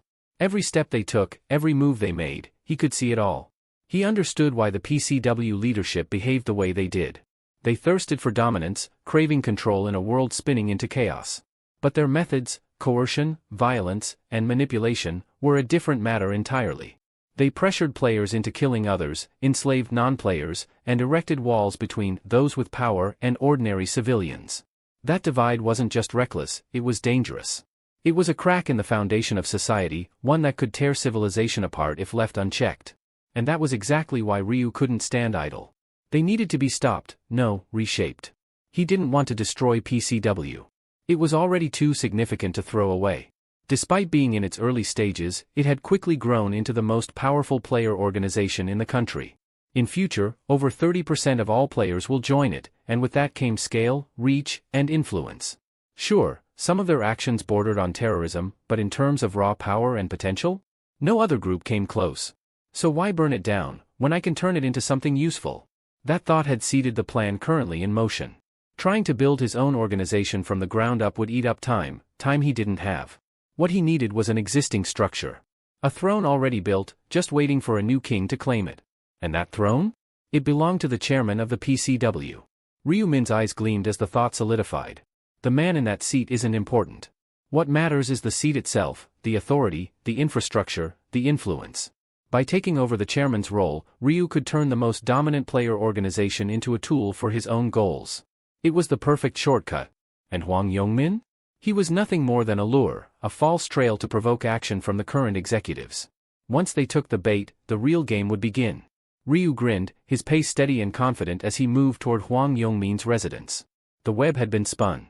Now, all he had to do was wait for the spider to arrive. The sharp jingle of the bell above the door pierced the quiet as Hwang Yong-min stepped into a modest lottery shop tucked between a row of aging storefronts. Behind the counter, the middle-aged shopkeeper barely glanced up, too absorbed in his newspaper to notice the brewing tension. It wasn't until Yong-min slammed a worn-out backpack onto the counter that the man's head snapped up in surprise. Yong-min's voice was low, firm, and cold as steel. Empty the register. Now. Put all the cash in the bag unless you want this to get ugly. The owner blinked, unsure if he'd heard correctly. His expression was a mix of confusion and concern. Yong-min didn't wait for a reaction. With a sharp motion, he swung his fist into the nearby wall. The thud echoed through the small space, louder and heavier than any normal punch should have sounded. It left a dent in the plaster, a harsh reminder that this wasn't just an angry man. This was a player. You think I'm joking? Move it. Realization dawned in the owner's eyes as he backed away from the counter. A player? That kind of power isn't normal. It's impossible to fight back, especially in a country where guns are practically non-existent. Flustered, the owner stammered, "All right. Please, just don't hurt me." He began pulling cash from the register, stuffing bills into the open backpack with trembling hands. But Youngmin wasn't satisfied. "That's it? Don't play dumb. I know you've got a safe. You think I came here not knowing how this works?" Terrified, the owner hesitated. It's been a rough month. Lottery ticket sales were paused, and I mostly sell snacks and drinks." Youngmin slammed his hand down again, this time on the counter.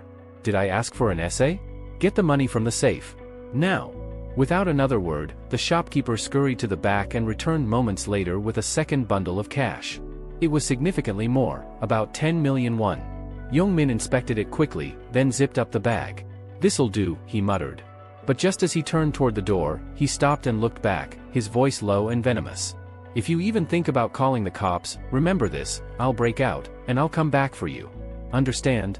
The shopkeeper nodded silently, beads of sweat rolling down his forehead. Youngmin slipped into a nearby alley and kept to the shadows, navigating his way through narrow backstreets.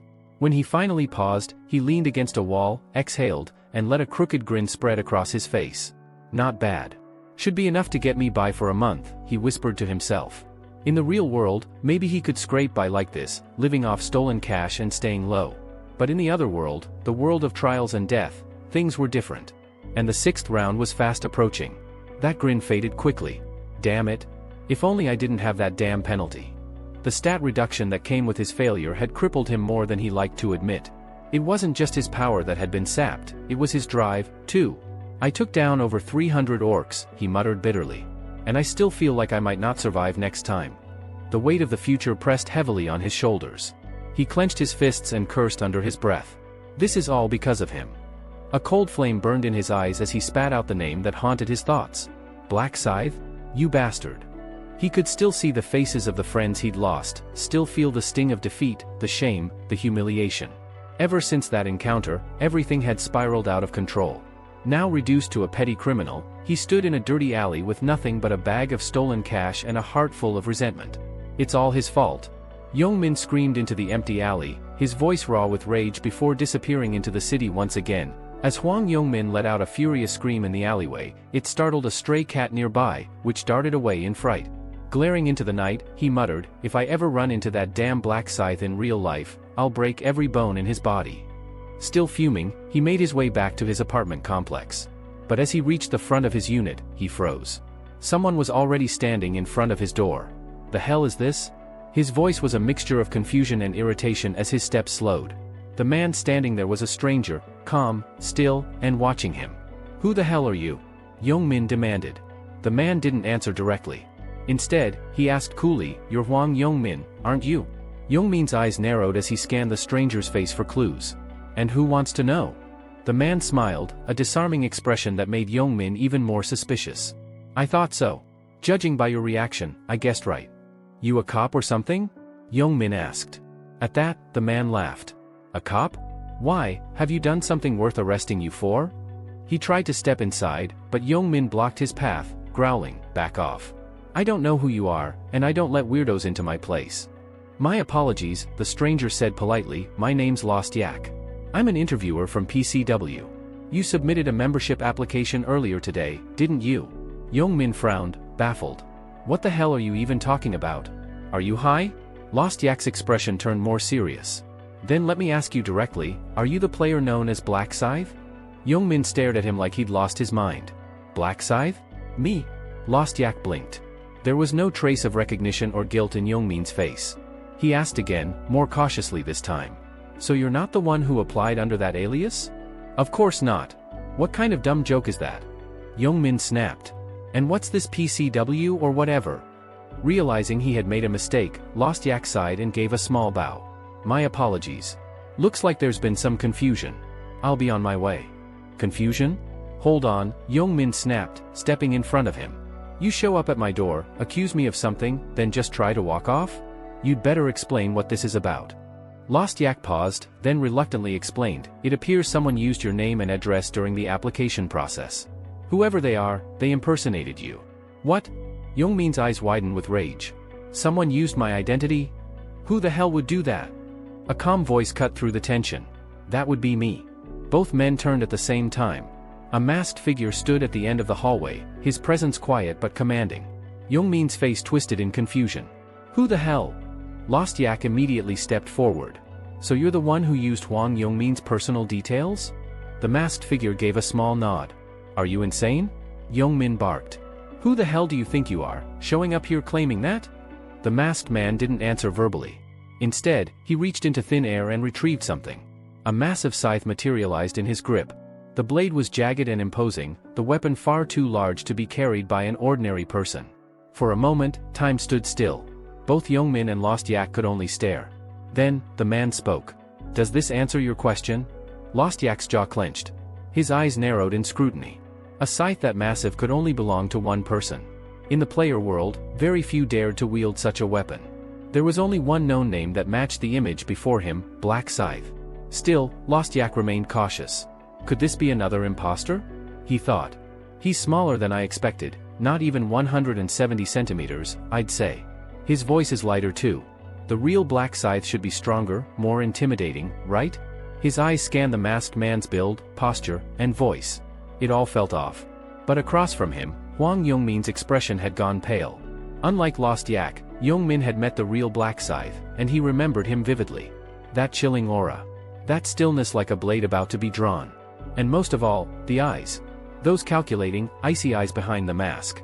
Youngmin backed up a step and muttered to himself, no doubt about it, it's him. It's really him. Though the body was smaller and the tone softer, none of that mattered. You could change your voice, your clothes, even your build, but that atmosphere? That intensity? It was unforgettable. It was Black Scythe. It's him, it's really him. The words barely escaped Hwang Youngmin's lips, his voice trembling. As he stood before the masked figure wielding that infamous, massive scythe, his body began to react instinctively. His skin prickled with goosebumps, and his hands twitched, opening and closing involuntarily. It was the uncontrollable reaction of prey encountering a natural predator. Just moments ago, Youngmin had been grumbling about how he'd cut Black Scythe in half if they ever met face to face. But now that the man himself stood in front of him, the truth hit like a ton of bricks. Let's be honest, that was all talk, he admitted inwardly. The level gap alone makes the idea ridiculous. There's no way I could fight him, let alone win. Yet what puzzled him more than the fear was the confusion. Why? Why did he come here? What could he possibly want with me? Why use my name? There's no reason for someone like him to be involved with someone like me, right?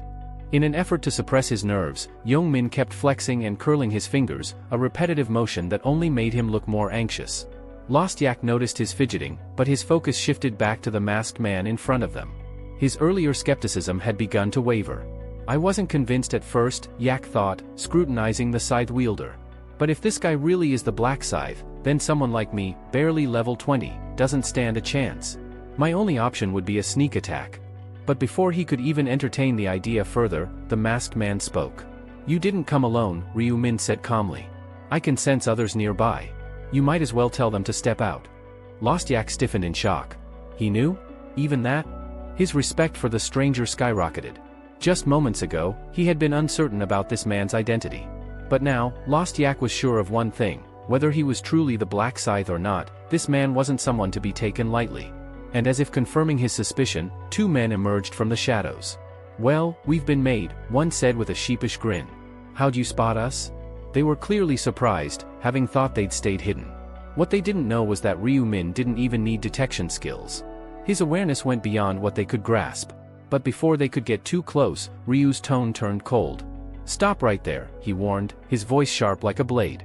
Take another step, and I'll cut you down. Big words, one of them scoffed. You think you can threaten us alone? Another narrowed his eyes and asked, Are you really the Black Scythe?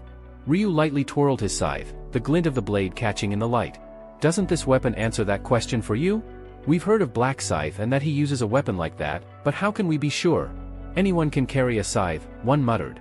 Ryu let out a quiet sigh, clearly growing tired of the runaround. Then why ask, if you weren't going to believe the answer? Despite that, they continued pressing. "We want to hear it straight from your mouth." "Fine," Ryu said, eyes unblinking beneath the mask. "I'm Black Scythe. Satisfied?" Just as the words were spoken, one of the executives, who had a truth rune equipped, suddenly received a system notification. The target is telling the truth. His expression immediately shifted. He turned to the man beside him. "It's confirmed. The system says he's telling the truth." At those words, a hush fell over the group. Every pair of eyes turned toward the masked figure, their previous doubt replaced by a silent, uneasy realization. So it's true. He really is the Black Scythe. What followed was a strange quiet, filled with awkward stares and tight gulps. Even the man who had previously spoken with such bravado now seemed to shrink under Ryu's gaze, his earlier cockiness dissolving into an awkward silence. This wasn't just some random player pretending to be famous. This was the real deal. Just moments ago, the man who had taunted Ryu stood frozen, his expression twisted as if he'd bitten into something rotten. Regret clawed at him as realization dawned. "Crap, what the hell did I just say?" he cursed silently. He couldn't believe he'd opened his mouth so recklessly, especially in front of someone like him. Was that stupid comment loud enough for Black Scythe to hear? No, maybe not. He's just standing there silently. Nervously, he stepped forward, forcing a polite smile. "Hello there. It's an honor to finally meet you, Black Scythe." But instead of returning the greeting, Ryu pointed his massive scythe directly at the man's throat. "This isn't the time for pleasantries," he said coldly. "Didn't you want proof that I'm the real one? Then let's settle it right here, with our skills." The color drained from the man's face. "What? You want to fight? Here?" It was insane. Challenging someone nearly twice his level wasn't bravery, it was suicide. He swallowed hard, immediately realizing Ryu hadn't forgotten the earlier insult. This wasn't just about proving identity, it was about payback, served cold and in public. "He's trying to humiliate me," the man thought. "I need to apologize before it's too late." He dropped to a slight bow and said quickly, "I sincerely apologize for what I said earlier. I didn't mean any disrespect, truly." "Oh?" Ryu said with a tilt of his head. "Then how does that prove anything? You wanted to confirm my identity, right?" One of the other executives tried to step in. "There's no need for a duel. We already confirmed it, he's telling the truth." Ryu turned his gaze toward the man with the truth rune. "How exactly did you confirm it?"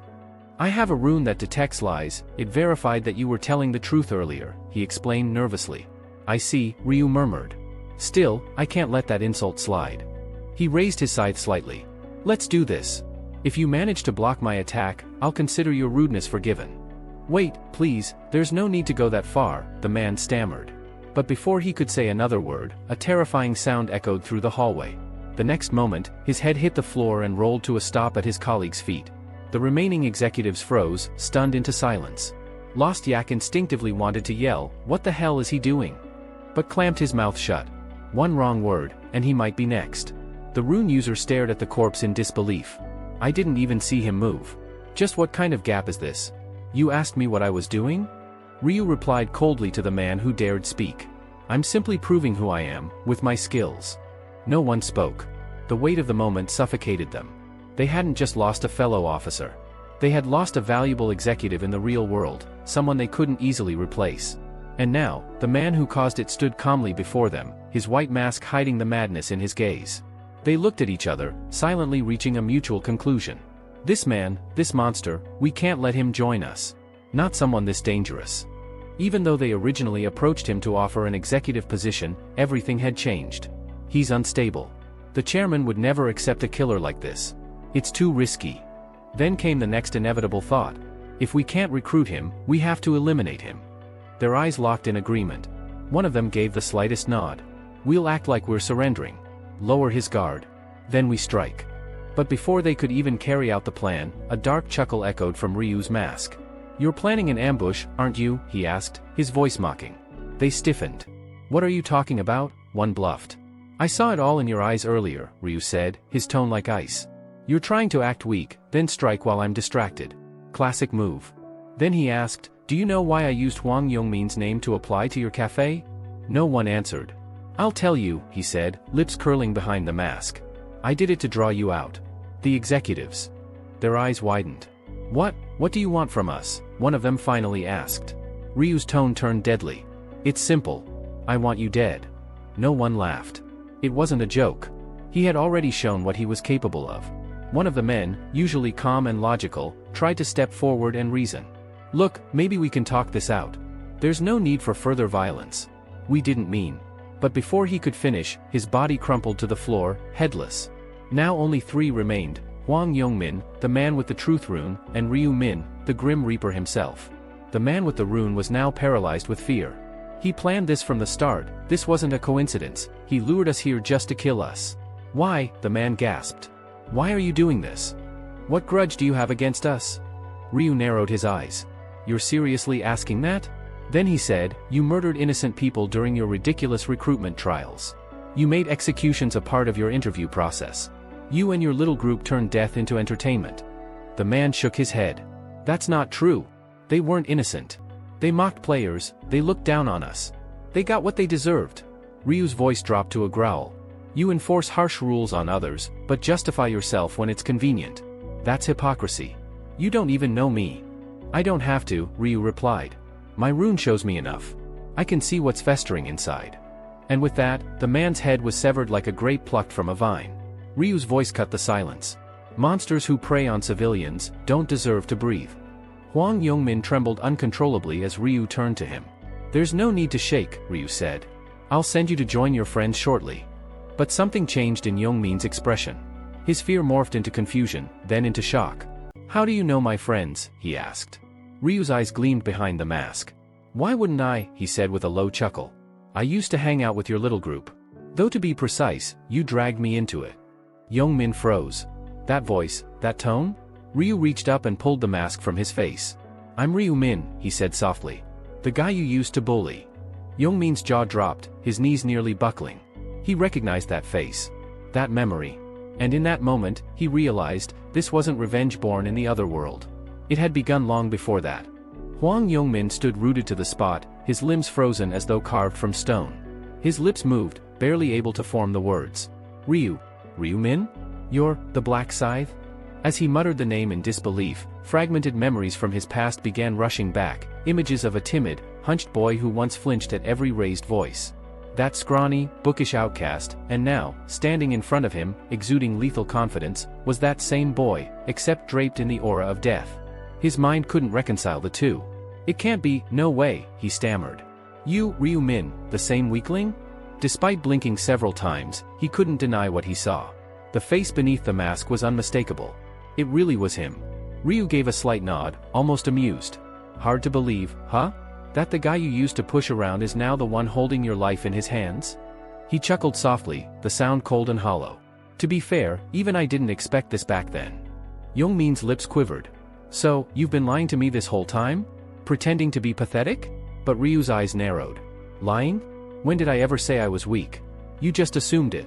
Before Yongmin could respond, a sudden blur, then pain. A scream choked in his throat as he looked down to see blood spurting from where his arm had been moments before. His right arm was gone. What the hell? The agony brought him to his knees, and he clutched the stump in a desperate attempt to stop the bleeding. Ryu stood over him, his voice laced with icy contempt. I don't like being called a fool. Especially not by scum like you. Yongmin tried to scream, to curse, to beg, but all that came out was a strangled sob. Shut it, Ryu snapped. Keep whining and I'll rip out your tongue too. But then, in a surprising move, Ryu bent down, producing a healing item from his inventory. With a flash of light, the bleeding stopped. Oh, don't thank me, he said, smirking. You're still missing an arm. But hey, you can live with one, can't you? Yongmin sat there trembling, stunned by the sheer cruelty. Ryu's tone turned contemplative. Isn't it funny? You used to mock me like it was nothing. And now look at you. Tears welled in Yongmin's eyes, not from the pain, but from something deeper. Shame. Confusion. Terror. He stared up at Ryu, desperate for understanding. Is it really you? The same Ryu Min I used to know? The expression on Ryu's face was unreadable. Then he said quietly, no. That Ryu Min doesn't exist anymore. Raising his scythe like an executioner ready to deliver justice, Ryu prepared to finish it. No. Wait. Yongmin cried, his voice thick with desperation. Min, please. I've made mistakes, I know. I'm sorry. I was wrong. The massive weapon hesitated in midair. Ryu's gaze pierced into him like a blade. Are you really sorry? Or are you just scared? Both. Yongmin blurted. But more than that, I want to make it right. Oh? Ryu tilted his head, curious. And how exactly would you do that? I can be useful, Yongmin said quickly. Let me be your personal assistant. I'll follow your orders without question, scouting, baiting enemies, handling errands, you name it. Just don't kill me. Ryu appeared to ponder the offer, stroking his chin as if weighing the idea. Yongmin held his breath, praying that he'd won a second chance. But then Ryu shook his head slowly. No, it won't work. Yongmin's stomach dropped. Why?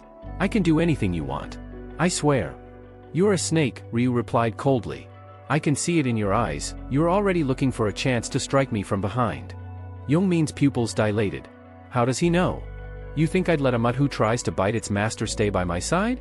Ryu asked, raising his scythe once again. Please, just one more. Your value ends here, Ryu said. With one clean arc, the scythe tore through the air, and Yongmin's head hit the floor, his eyes still wide with disbelief. So ended a life woven with betrayal, arrogance, and cowardice. Ryu stood silently over the corpse, voice cold and unshaken. In past timelines, I let you live, stupidly thought you could change.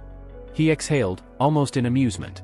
Back then, without the rune of inner thoughts, I fell for your cheap apologies. And what did I get? A knife in the back. He looked down at the lifeless body. Never again. His eyes glowed briefly as he activated a skill, and the bodies, including Yongmin's, dissolved into nothing, as if they'd never existed. Not a soul had witnessed the execution. As the area returned to silence, Ryu resealed his scythe, slipped his mask back on, and adjusted his cloak. His job was done. Yongmin and the PCW executives, wiped clean. The path toward the chairman's throne was clearing. Though it wasn't just one step closer, it was several major leaps forward. Ryu gave a faint smile. Now, maybe I should drop by his house.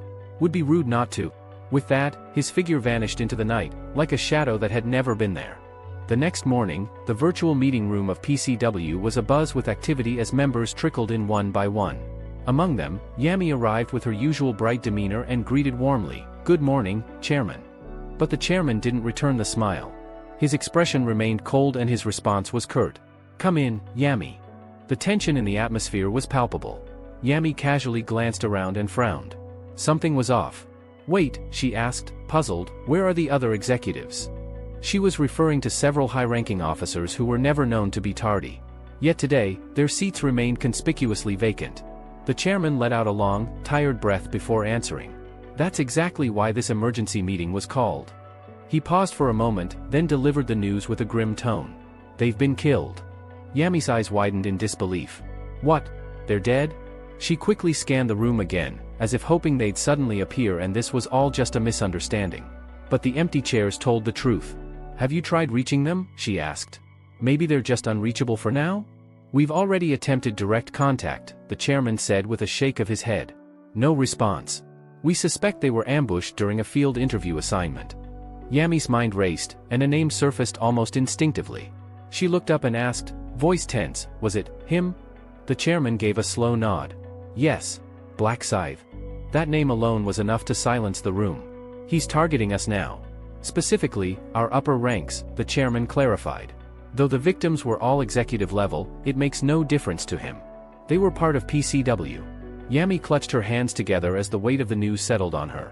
"I love bread and popering too," she asked, her voice barely above a whisper. The chairman replied, "Both were among the casualties." Yami lowered her gaze in sorrow. "But why? What could they have done to deserve such a fate?" The chairman gave a bitter chuckle. "Murderers don't always need a reason. Sometimes it's about ego. Or maybe, he views our organization as a threat to his position." Yami nodded slowly. She understood all too well, some individuals, when faced with rising power structures, felt compelled to destroy rather than join. "So," she said, looking up again, "this was all a setup? He infiltrated us just to strike down our leadership." "That's the conclusion we've reached," the chairman confirmed. A look of disappointment clouded Yami's face. "And to think I was once excited to meet Black Scythe in person? I feel like a fool now. He's nothing but a monster." The chairman leaned forward, his voice firm. "Had we let him in as one of our own, it could have led to an even worse catastrophe. I might have been next." There was a bitter edge to his words, the kind that only came from loss. He clenched his fists and declared, "From this point on, Black Scythe is to be treated as our sworn enemy. We will not rest until justice is served and the fallen are avenged." Yami, equally resolute, replied, "Yes. We can't let this go. But, are we absolutely certain he's the one behind all this?" The chairman gave a sharp nod. We have witnesses. People who saw him with their own eyes. He turned his head and called out, Lost Yak, come forward and brief Yami. Give her your report. At that cue, a figure slowly stepped into view. The tension in the room deepened. All eyes shifted to Lost Yak, who bore the burden of being one of the few survivors, and perhaps the last person to speak with Black Scythe before the bloodshed began. With a somber expression, Lost Yak calmly recounted his tense confrontation with Black Scythe to the gathered executives. His voice was steady, hiding the deeper thoughts running beneath the surface. Once the debriefing ended, the chairman silently exited the room, and Lost Yak turned toward Yami with a faint nod. Yami, until next time, he said in a composed tone. Yes. Please rest, you've had a long day, she replied gently. Once everyone had left and silence settled in the room, Lost Yak let out a quiet breath. Now alone, he murmured under his breath, luckily, they didn't suspect a thing. Without hesitation, he pulled up his equipment interface and tapped a button. As the digital sound of removal echoed, the illusion shattered. The artificial gray skin and distinctive features of Lost Yak melted away, revealing the true face beneath. It was Ryu Min, his real identity now laid bare, if only in private. A smirk tugged at the corner of his lips. Maybe I should have pursued acting instead, he joked to himself. His gaze then shifted to the item he had just unequipped, the assassin's mask. Item, assassin's mask. Category, helmet. Grade, unique. Description, a delicate, nearly invisible mask highly coveted by professional assassins. Known for its astonishing 99.9% success rate, it can flawlessly replicate the face, skin tone, voice, and build of any player the wearer has eliminated. Effect, upon uttering the command, disguise, the mask mimics a fallen player's entire appearance with precision. Defense, 1. Durability, 3000 by 3000. Requirement, can only be worn by players with an expert rank or higher. Ryu Min had acquired this unique helmet by selecting it as a reward from the last time attack event, using a special item ticket. Although it lacked any meaningful defensive power or stat boosts, its value was unmatched when it came to infiltration and covert operations. Taking on the form of someone I've killed gives me an overwhelming advantage, Ryu said, almost admiring the sinister efficiency of the mask. And the benefits went far beyond mere deception in battle. The mask was perfect for intelligence gathering, sabotage, and manipulation. For an assassin, it was the ultimate disguise. He chuckled darkly. There's no easier way to assassinate someone than by posing as their trusted ally. This very principle had guided his actions today.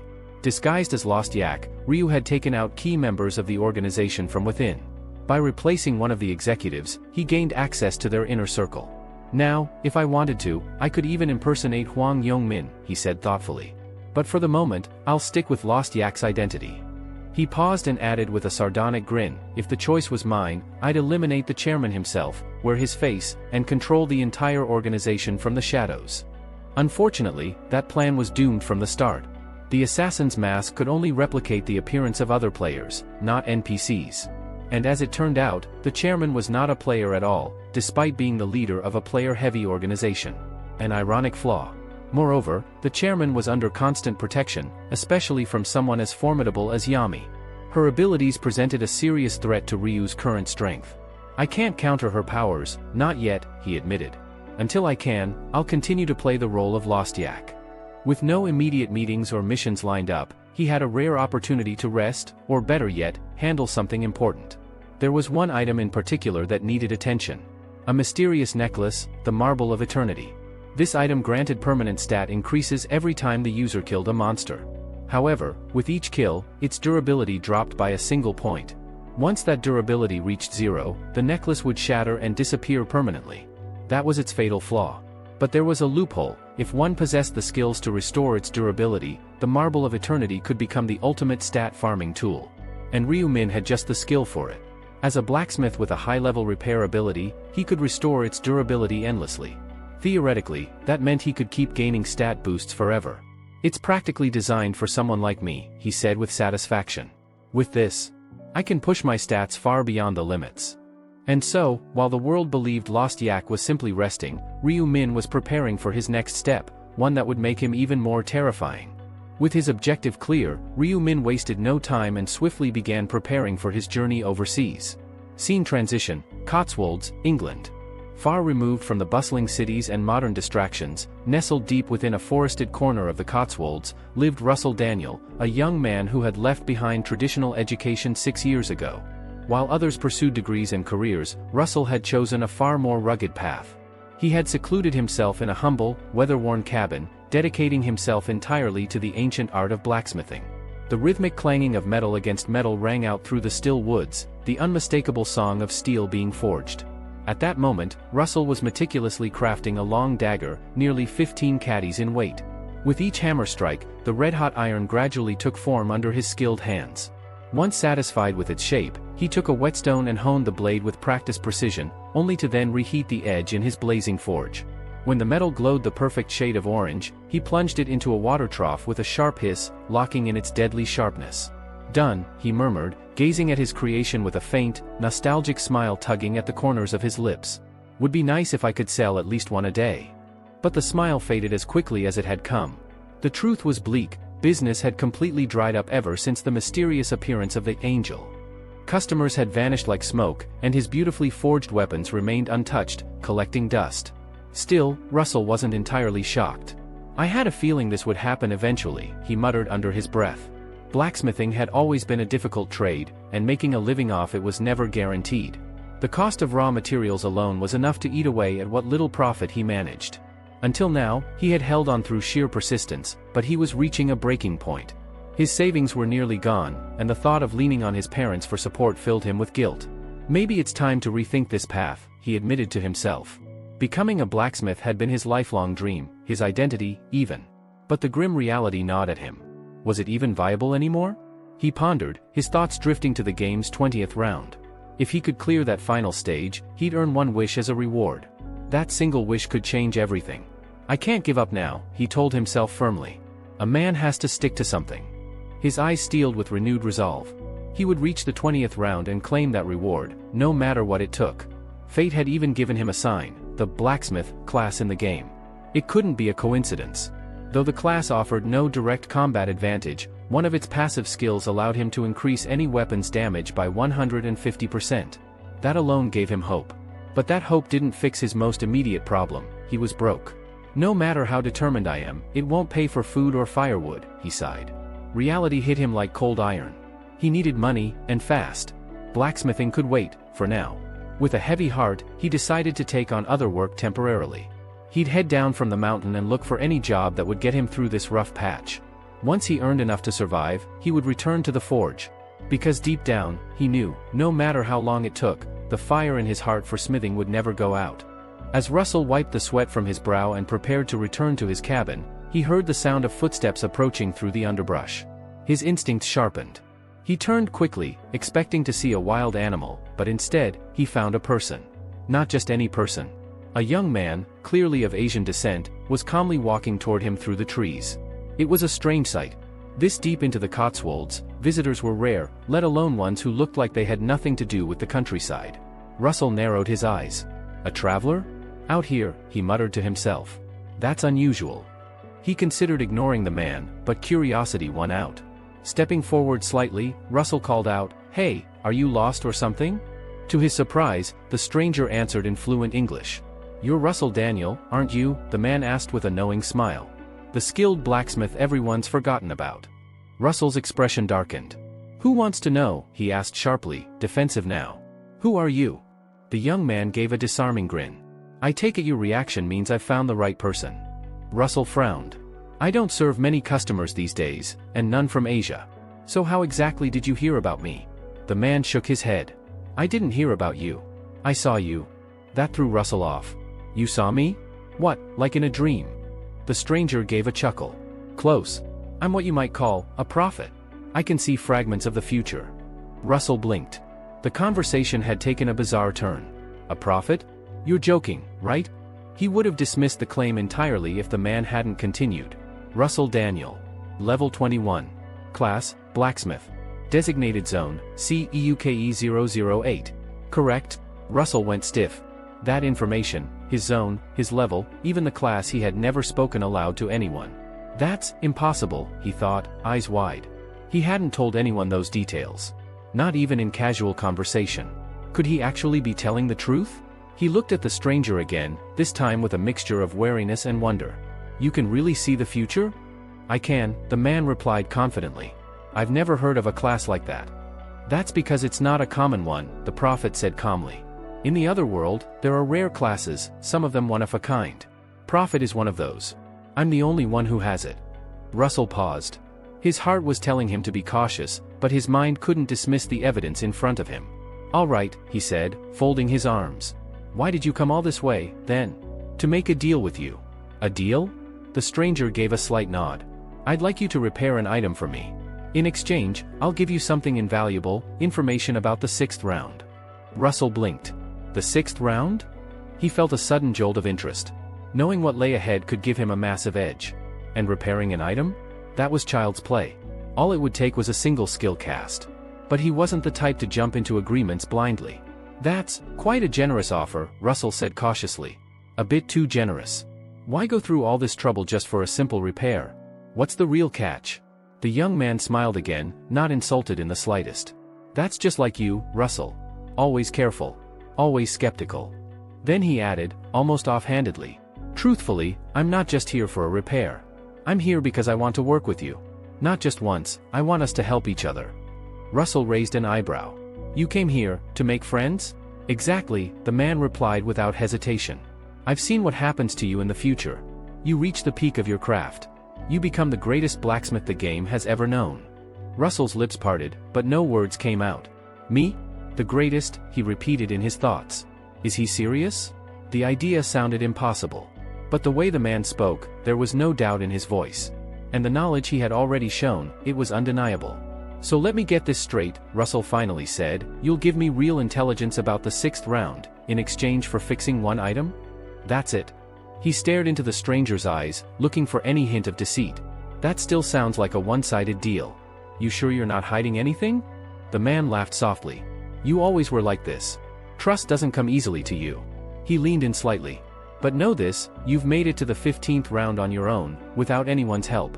That's impressive. But from here on, the difficulty spikes. You won't survive the later rounds alone. You need an ally. He paused before continuing. If you work with me, you'll not only survive, you'll thrive. You can live the life you've dreamed of as a blacksmith. Just moments ago, Russell was ready to dismiss everything this stranger said as madness. But now? He couldn't ignore the truths he had already heard. Not when the man even knew his deepest wish. After a long silence, Russell finally spoke. What do you want in return? The prophet smiled warmly. Just mutual support. We help each other. Nothing more. Unlike the more specialized and rare classes such as the Buffer, Mercenary King, or Dark Knight, the blacksmith class was considered a common one. There were countless blacksmiths scattered across the world, plenty who could step in to replace someone like Russell without a second thought. However, for Ryu, things were different. He had a very specific reason for making the long journey deep into the mountains of England in search of this particular blacksmith. It all came down to one undeniable fact: Russell wasn't just another blacksmith. The tales of Russell surviving all the way to the 15th round weren't just exaggerated rumors, they were absolute truth. Against all odds, Russell had not only endured the brutal challenges of the rounds but had risen to become one of the strongest blacksmiths in history. Ryu muttered to himself, his expression calm but filled with quiet resolve. Even though he never reached the absolute peak or maxed out his level, he still stood as the last blacksmith alive in the end. If I can build a good relationship with someone like him, it could prove invaluable in the future rounds. And, as an added bonus, having Russell nearby meant there was someone capable of repairing the marble of eternity, whose durability had been steadily wearing down. Glancing thoughtfully at Russell, Ryu could sense the man's hesitation. Russell's eyes flickered with uncertainty, torn between cautious trust and deep-rooted doubt. It was at moments like these that Ryu's mastery of English, refined through countless regressions and timelines, proved useful. With fluent confidence, he broke the silence. What I'm asking isn't anything excessive, Ryu said evenly. All I need is your help maintaining my gear and occasionally using your support skills when necessary. In return, I'll share information about the next round with you. That information will help you grow faster, letting you make up for the opportunities you missed in the past. Russell paused, his gaze steady but conflicted. The offer was tempting, knowledge of future rounds was a priceless advantage, but there was still one obstacle: trust. Ryu-min, Russell thought, studying him quietly. He sounds sincere, but can I really take him at his word? After a moment of contemplation, Russell exhaled and spoke cautiously. I appreciate that you're valuing my future, he admitted, but I'm still not completely sure I can trust you. So here's my suggestion, let's make this conditional. I'll decide whether to continue this arrangement after I see the results of round 6. Ryu simply smiled, unfazed. That's perfectly fine. I'm not asking you to sign any binding contract, he replied confidently. Deep down, he knew once Russell witnessed his predictions unfold, the blacksmith would naturally gravitate toward him, just like others had in the past. All right then, Russell said, picking up his tools, before we talk more, let me handle your equipment first. After that, you can share the details for the 6th round. Fair enough, Ryu nodded, reaching into his inventory. With a soft glow of light, he produced the Marble of Eternity, its durability bar hanging by a single point, 1 by 1000, ready to crumble with the slightest damage. Russell didn't even need to examine the item's details. The moment the bead landed in his hands, his instincts kicked in, and he activated his repair skill. The bead pulsed with a faint brilliance as cracks vanished and its surface gleamed like new. It's done, Russell said calmly, handing it back. Ryu checked its information. The once critically worn-out necklace now displayed a perfect status, durability 1000 by 1000. A satisfied smile tugged at his lips. Perfect. Now I can start stacking power again, he murmured under his breath. Meanwhile, Russell watched quietly, still respectful enough not to peek at the bead's details despite his curiosity. Any other blacksmith might have been tempted, but Russell had always adhered to his professional ethics. A craftsman respects a client's privacy. Thank you, Ryu said sincerely, tucking the fully repaired necklace away. This really helps. Russell gave a short nod before leaning forward slightly. Now then, he said, his tone steady but laced with curiosity, how about you share that information about the 6th round? Ryu-min leaned back slightly, his tone calm but unwavering. Of course, he began, the 6th round is a quest, one unlike anything you've faced before. With that, he began explaining, laying out the intricacies of the upcoming round, its hidden mechanics, the threats that lurked within it, and the mistakes that could cost someone their life. Every new piece of information made Russell's pupils tighten and widen in rapid succession, his usually composed expression betraying his surprise. If what you're saying is accurate, Russell muttered, almost to himself, then I need to recruit as many strong allies as possible. That would be wise, Ryu agreed with a slight nod. The monsters in that round are unlike anything you've seen. Their strength is overwhelming. Russell gave a reluctant nod, but deep down, skepticism still gnawed at him. As much as the information sounded convincing, the notion of someone predicting the future felt too fantastical to fully believe. Catching that flicker of doubt in the blacksmith's eyes, Ryu thought quietly, he won't believe it now. Not until he experiences it firsthand. But after the 6th round, he'll understand, he'll have no choice but to trust me. Breaking the momentary silence, Russell crossed his arms. So, does that mean our deal is done? Yes, Ryu said with a calm smile. Then, almost as an afterthought, he added, although, if you don't mind, I'd like to purchase a few materials from you. Russell blinked. Materials? Yes, Ryu replied casually.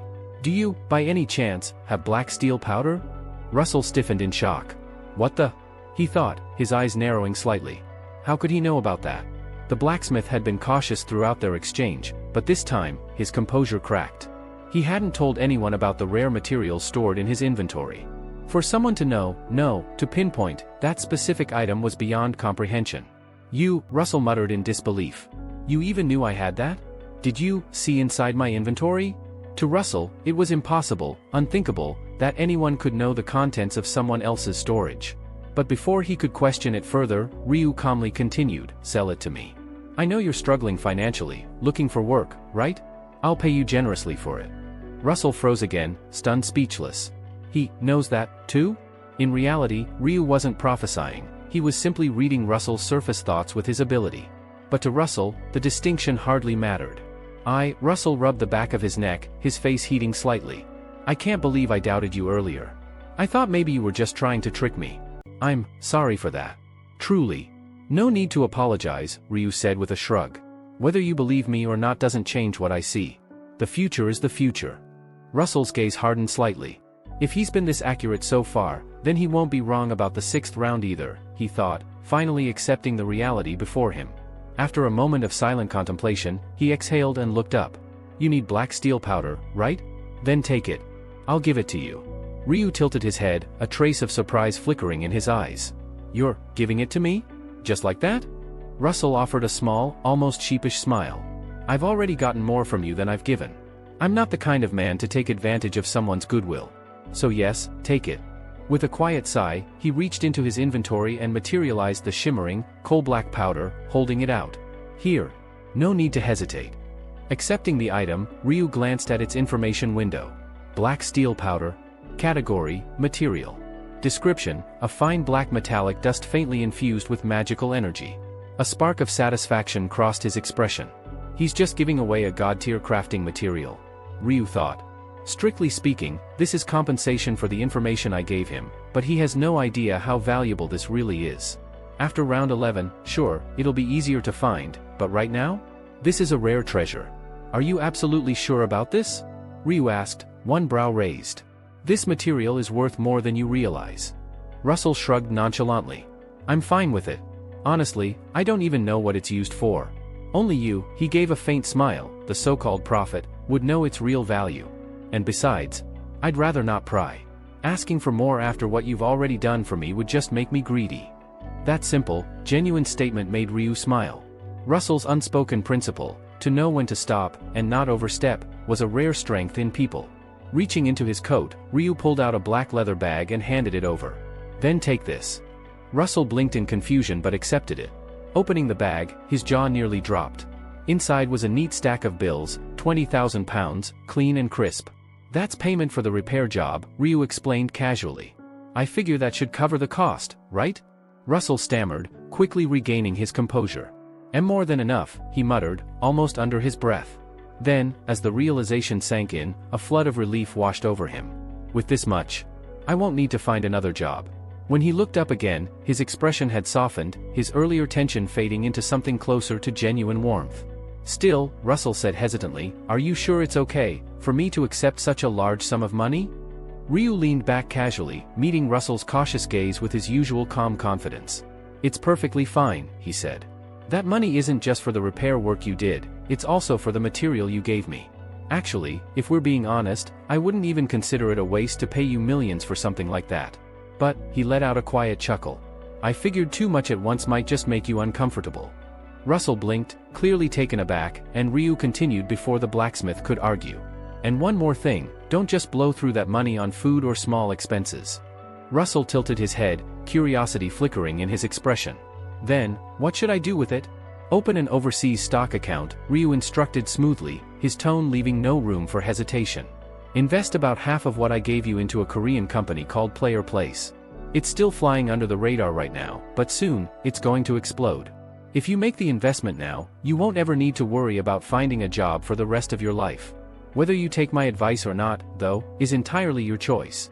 Russell stared at him for a long moment, weighing his words, then slowly nodded. I believe you, he said, voice firm. Your predictions have been flawless so far, Prophet. And, besides, this is money I didn't even earn myself. The least I can do is trust the person who gave it to me. Seeing Russell's genuine resolve, Ryu finally allowed himself to relax. Good, he said with a faint smile. Then I suppose my business here is done. Russell Daniel, good luck in the 6th round. He paused mid-turn, as though remembering something. Oh, and, do you have a phone? Of course, Russell replied, pulling it from his pocket. Perfect, Ryu said. I'll give you my number. Save it. You might need it sooner than you think. Oh, I forgot to ask, what's your name? Russell asked. You can call me Ryu, Ryu Min replied. Days slipped by, and soon, that familiar, foreboding moment arrived again. June 1st, midnight. As the world around him shimmered and twisted into the otherworldly battlefield, Ryu opened his eyes, his calm demeanor unwavering.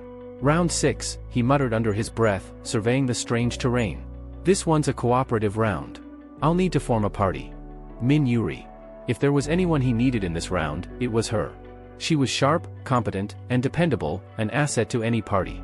But there was a catch. This round requires 5 people, he murmured to himself. No exceptions.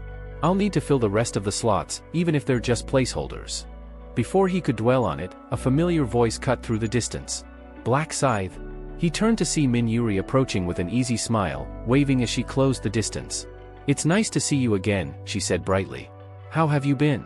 Ryu raised an eyebrow, his lips curving slightly. You're talking like it's been years. It's only been a month. Still, she said with a playful grin, a month feels like a long time, doesn't it? Her smile was warm, unguarded. After their teamwork in the previous round, all the initial tension between them had long since faded.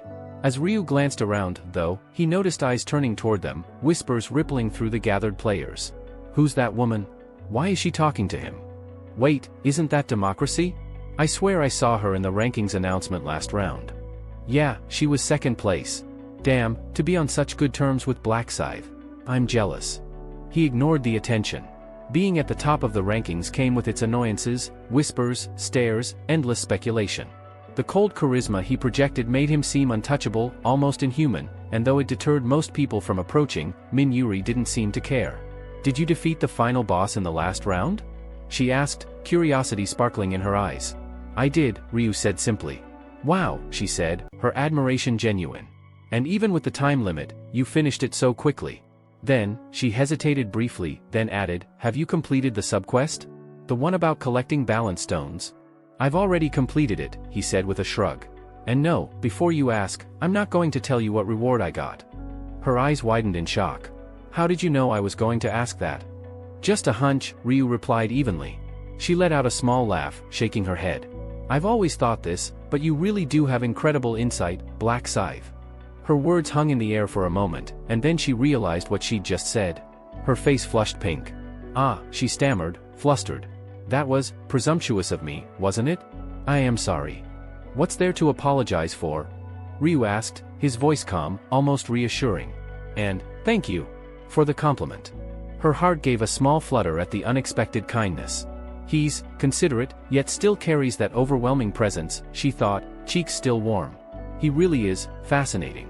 Before she could say anything more, two figures approached, people Ryu immediately recognized, Seo Aaron and Nsang Cheol. Black Scythe, Seo Aaron greeted with a polite smile, though her eyes flicked briefly toward Min Yuri before settling on him. It's been a while. And who, she added with a deceptively light tone, is this?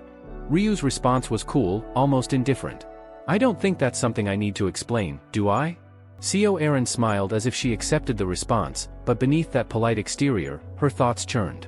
Why is he smiling at her, and not me? Trying to ignore the twist of disappointment in her chest, she kept her composure. What do you want from me?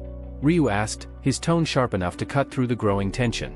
Of course, he already knew why they were here, but he played along anyway, curious to see how they'd respond. Seo Aaron and Nsang Cheol exchanged a quick glance, silently debating how much they could reveal. The prophecy had made it clear, their success in this round hinged on forming a party with Black Scythe. But admitting that openly would raise too many questions. Finally, Nsang Cheol stepped forward, his expression earnest. Black Scythe, he said, voice steady, we'd like to form a party with you. Ryu arched a brow. A party. With me. Yes, Nsang Cheol said quickly. We know we're not strong enough to keep up with you, but we'll do everything we can to stay out of your way. We promise not to cause you any trouble. Their sincerity was obvious. The prophecy had told them this was the only way to secure their survival, and they weren't about to miss their chance.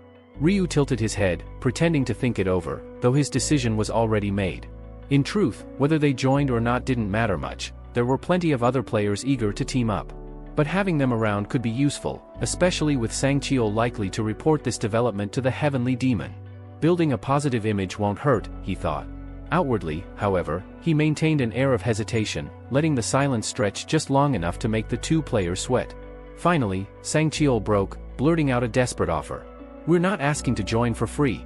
I have information about round 6. If you accept us, I'll share it with you. Ryu's lips curved into the faintest smirk. Information I gave you myself, he mused silently. I don't need it, he said flatly. Nsang Cheol froze, clearly stunned. What? Why not? Wouldn't it help to know how to clear this round ahead of time? Ryu's gaze was cold but steady. I'll handle my strategy on my own, he said. I don't rely on information I can't verify. Watching Nsang Cheol's flustered reaction, Ryu couldn't resist. Tell me, he said with a faint, teasing smile, where exactly did you get that information? Nsang Cheol hesitated for a moment, his words stumbling out awkwardly. Wait. Ryu leaned back slightly, his tone calm but sharp. The intel about round 6. The one you just mentioned. Where did it come from? That question instantly put the bodyguard on edge. Revealing the prophet's existence wasn't something he could do lightly. The heavenly demon's wrath was nothing to joke about, and exposing the source could endanger everyone involved. So, Nsang Cheol froze, struggling to come up with an answer. Noticing his hesitation, Ryu's eyes glinted as he spoke again, his voice smooth but laced with intent. Can't say it, huh? I'll make you a deal. Tell me where the information came from, and I'll let you join my party. For a moment, it almost sounded tempting. But the bodyguard clenched his fists, lowering his head with a bitter expression. I'm sorry. I can't. It wasn't easy for him to refuse. Joining the Black Scythe's party was a rare chance, maybe even a dream for someone like him. Yet the secret he held wasn't his alone to tell. Ryu, however, only smirked faintly as if he had expected that answer. Inwardly, he thought, as I figured, he won't say a thing about the prophet. He's too afraid of what the heavenly demon might do if the secret spreads. Still, Ryu wasn't bothered. Not in the slightest. On the other hand, Sangcheol was frowning deeply, his shoulders slumped. Damn it. I blew it, he muttered to himself. Now what am I supposed to tell Ma Jiangrock? The whole plan was to get into Black Scythe's party, and I messed it up. But before he could spiral any further, Ryu spoke up, his voice calm but decisive. Fine. You can join the party. The bodyguard blinked in shock. Huh? Seriously? You're letting me in? But why? Simple, Ryu replied. You didn't sell out your source, even when offered a benefit. That makes you trustworthy enough. I don't work with rats who squeal on their allies for a reward. It dawned on Sangcheol then, if he had exposed the prophet, things could have gone very badly. Realizing this, he let out a silent sigh of relief. Thank you, Black Scythe, Sangcheol said, bowing his head with genuine gratitude. His companion also expressed thanks, clearly pleased with the unexpected turn of events. Their attention, however, soon shifted toward Min-Yuri, standing quietly near Ryu. The two seemed curious, glancing at her repeatedly as if wondering what connection she had to the infamous Black Scythe. Ryu caught on immediately. She's a buffer, he explained casually. Our relationship is strictly contractual. A contract relationship? A buffer? They exchanged puzzled looks. How had she even met someone like Black Scythe? What kind of contract was this? Their curiosity piled up like an overflowing stack of questions, but in the end, they decided to ask about the contract first. Yes, Ryu confirmed simply when they inquired. Such contracts exist. The short response killed any chance of prying further. His tone made it clear he wouldn't elaborate no matter how much they asked. At that point, Co Aaron shifted her gaze toward Min-Yuri, offering a friendly smile. Hello. I'm Co Aaron. It's nice to meet you. Min-Yuri blinked in surprise. Oh. Democracy here. Wait, Co Aaron? As in the Co Aaron? Did you change your appearance or something? Co Aaron nodded lightly. Yes, that's me. Min-Yuri's eyes widened in amazement. Really? No wonder your face looked so familiar. And the name? I was curious. Oh my god, this is incredible, I'm such a huge fan. My father watches every single drama you star in. He adores your acting. He's like, the biggest Co Aaron fan ever. Co Aaron chuckled softly at the outpouring of enthusiasm and responded with her usual composure. Thank you. I appreciate it. While Min-Yuri continued to gush excitedly, Sangcheol shot another cautious glance at Ryu. Are you really okay with me not giving you the details about round 6? I mean, it could help. Ryu's expression hardened, his voice turning cold. I don't need it. Keep your information. I don't like owing people favors. The blunt rejection stung. Sangcheol had been ready to trade information for an alliance, but if Black Scythe wasn't interested, there was nothing he could do. Maybe, Sangcheol thought to himself, maybe I can quietly give him a heads up if things go wrong during the quest. At least then it wouldn't feel like a wasted opportunity. The two women kept chatting casually, their voices blending with the background noise of the gathering players. Sangcheol came closer slightly and asked with a curious smile, by the way, Democracy, is your class a buffer? Min-Yuri nodded confidently. Yes, I'm a buffer. Don't worry, I'll make sure to buff everyone later when we get into action. Oh, really? That's interesting, Co Aaron replied, her expression brightening. My job has something similar to a buff skill, too. I'm a summoner, so I can cast protective shields through my fairy summons. Min-Yuri's eyes widened slightly, a mix of surprise and fascination flashing across her face. Wait, you're a summoner? You actually have summons? Co Aaron chuckled lightly and nodded. That's right. My profession is summoner. Right now, I can call out up to 3 different creatures. I'll show you what they look like a little later. Before the conversation could continue, the tall man who had been quietly standing nearby spoke up in a polite but firm tone. Excuse me for interrupting, but I think proper introductions are in order. My name is Sangcheol. Min-Yuri turned to him, smiling politely. Ah, I see. Nice to meet you, Sangcheol. I noticed you earlier and thought you seemed familiar with Black Scythe. Sangcheol gave a small nod. Yes. We've received help from him before. He saved both of our lives during a dangerous situation. Oh. I see, Minuri murmured, her gaze shifting toward Blackscythe. She studied him quietly for a moment, her thoughts swirling. So, he's even rescued people in danger, she thought to herself, her instinctive sense about him growing stronger. Once again, she felt that beneath his cold exterior, Blackscythe had an unexpectedly warm and humane side. As more participants slowly gathered at the meeting point, a dazzling burst of light illuminated the area. Out of that light stepped Priscilla, her presence commanding everyone's attention. With an almost playful smile, she greeted them. "Hello, humans. Have you all enjoyed your month of rest?"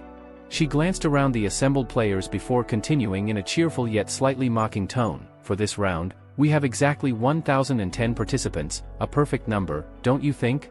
Now, shall we get down to business?" Almost instantly, a glowing message window materialized before every player's eyes. Round 6 objective. Task: defeat one boss within 6 hours. All areas participants, 16,120,590 achievers, 0/8,060,295. Current area, C ESKS 007 participants, 1,010 achievers, 0/505. Murmurs broke out among the crowd. "What's this about defeating a boss?" one player asked, his tone filled with both curiosity and concern. "Is this the round where a boss finally appears?" Another player frowned. "Defeat a boss? On our own? That sounds impossible. How are we supposed to take down something that powerful by ourselves?" Priscilla let out a soft, amused chuckle, her eyes glinting mischievously. "Calm down. Of course, you won't be able to take the boss down alone. That's why teamwork is going to be necessary this round." "Teamwork?" another player echoed skeptically. "What do you mean? How are we supposed to work together with strangers?" "That," Priscilla said smoothly, "is where the party system comes into play. This round introduces a new feature, forming parties. To create one, you'll need exactly 5 members. A party allows for seamless cooperation and coordination between its members. And here's something you'll appreciate: when you're in the same party, you won't be able to harm each other." A man in the crowd raised his eyebrows, sounding almost relieved. "So no accidental friendly fire? That's a relief." Priscilla's smile turned slightly wicked, her tone dripping with mock sweetness. "Exactly. No need to worry about accidentally injuring an ally, or being betrayed by one of your own. Isn't that convenient?"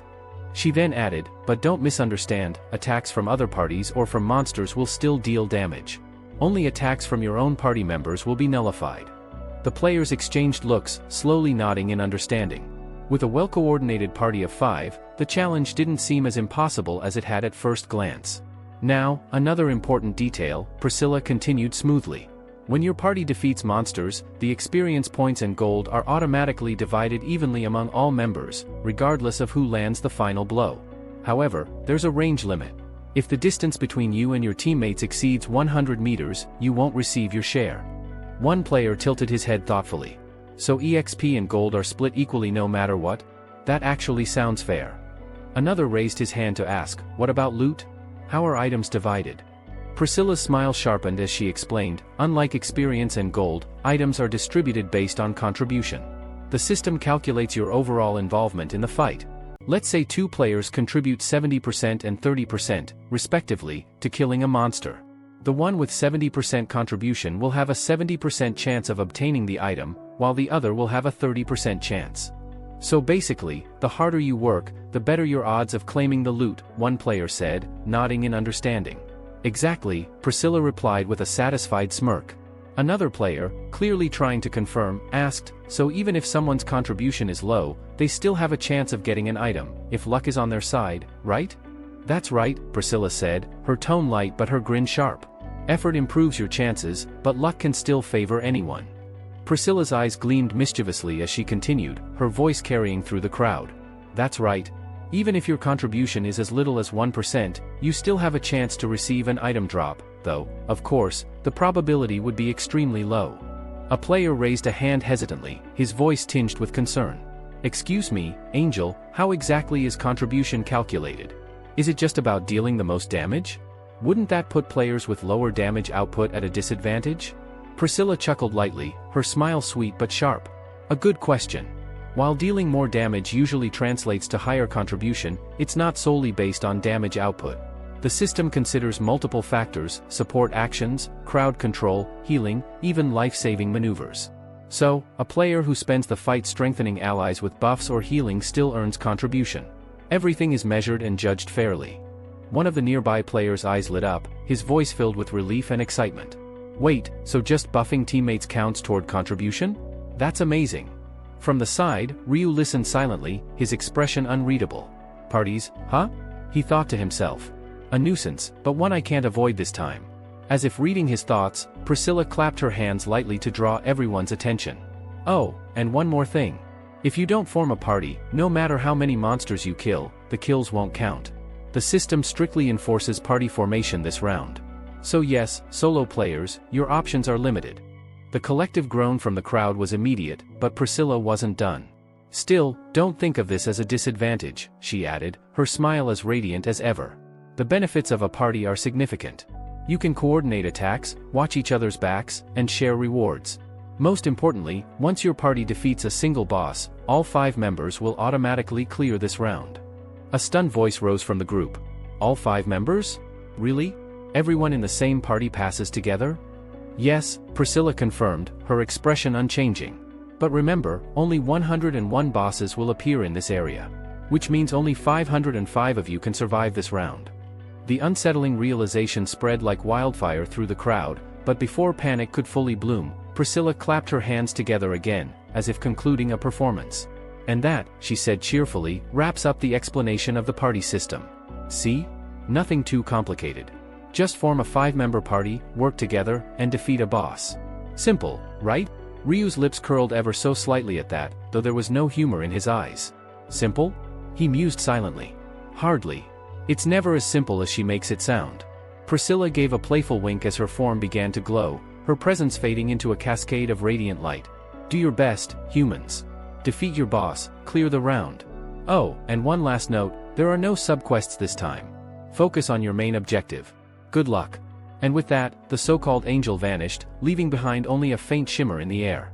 The moment she disappeared, someone muttered bitterly, "Easy quest, huh? Yeah, right. This boss is going to be a nightmare, mark my words." Others grumbled in agreement, their voices filled with frustration and dread. They all knew that venting their anger at Priscilla was pointless. The angel never appeared again until the end of a round, and every curse or insult hurled her way would always fall on deaf ears. A sharp tone sounded in the player's ears as the system interface updated. Quest timer activated.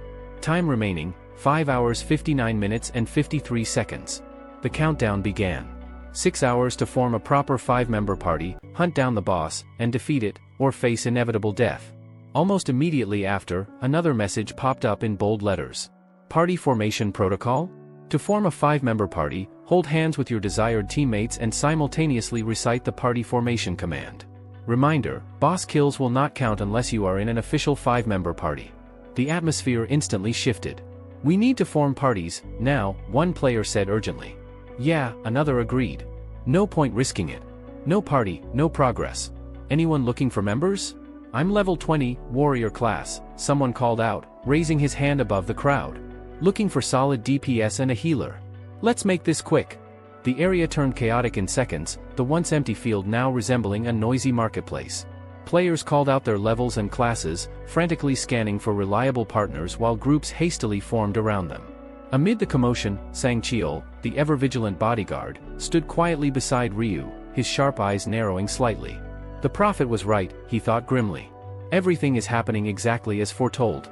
A 5-member party is essential to survive this round.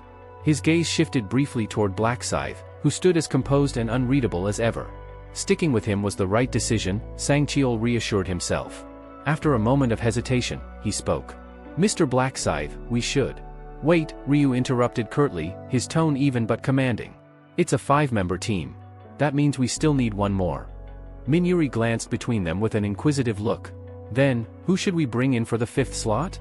Let's leave that to Mr. Black Scythe, Sang Cheol replied immediately, his voice steady. He's the strongest among us. He should make the call.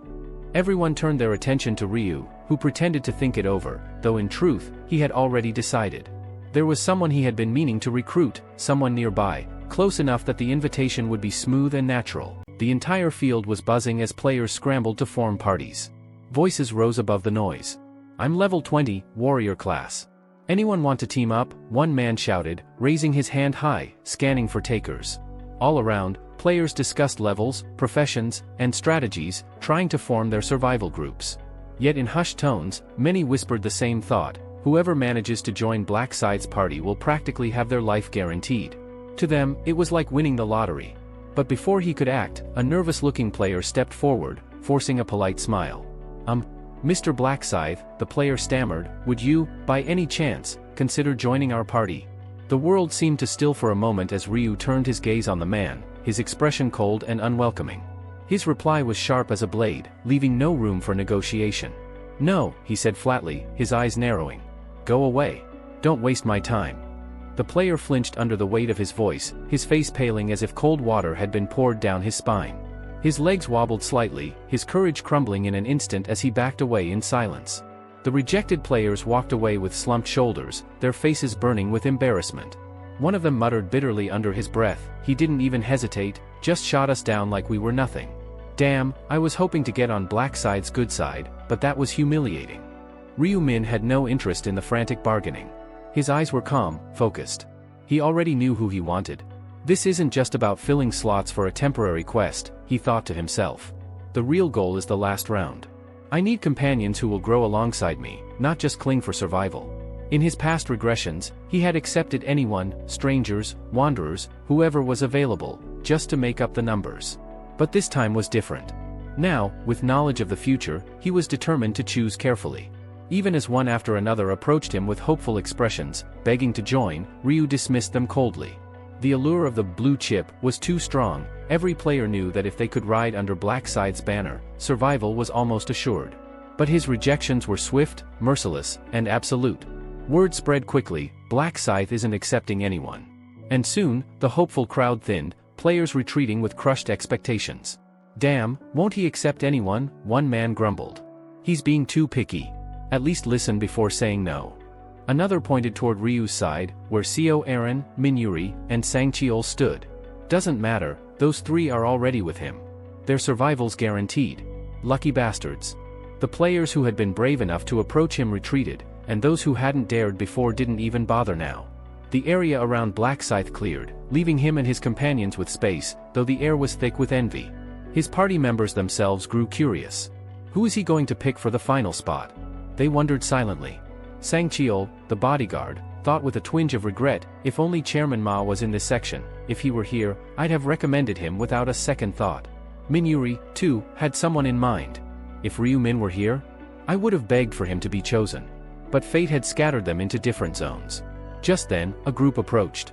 At the front was a man who spoke with confidence. Mr. Blackscythe, what a pleasure to see you again. It was Cho Yango. Ryu Min's lips curved faintly as he replied, I didn't expect to see you here.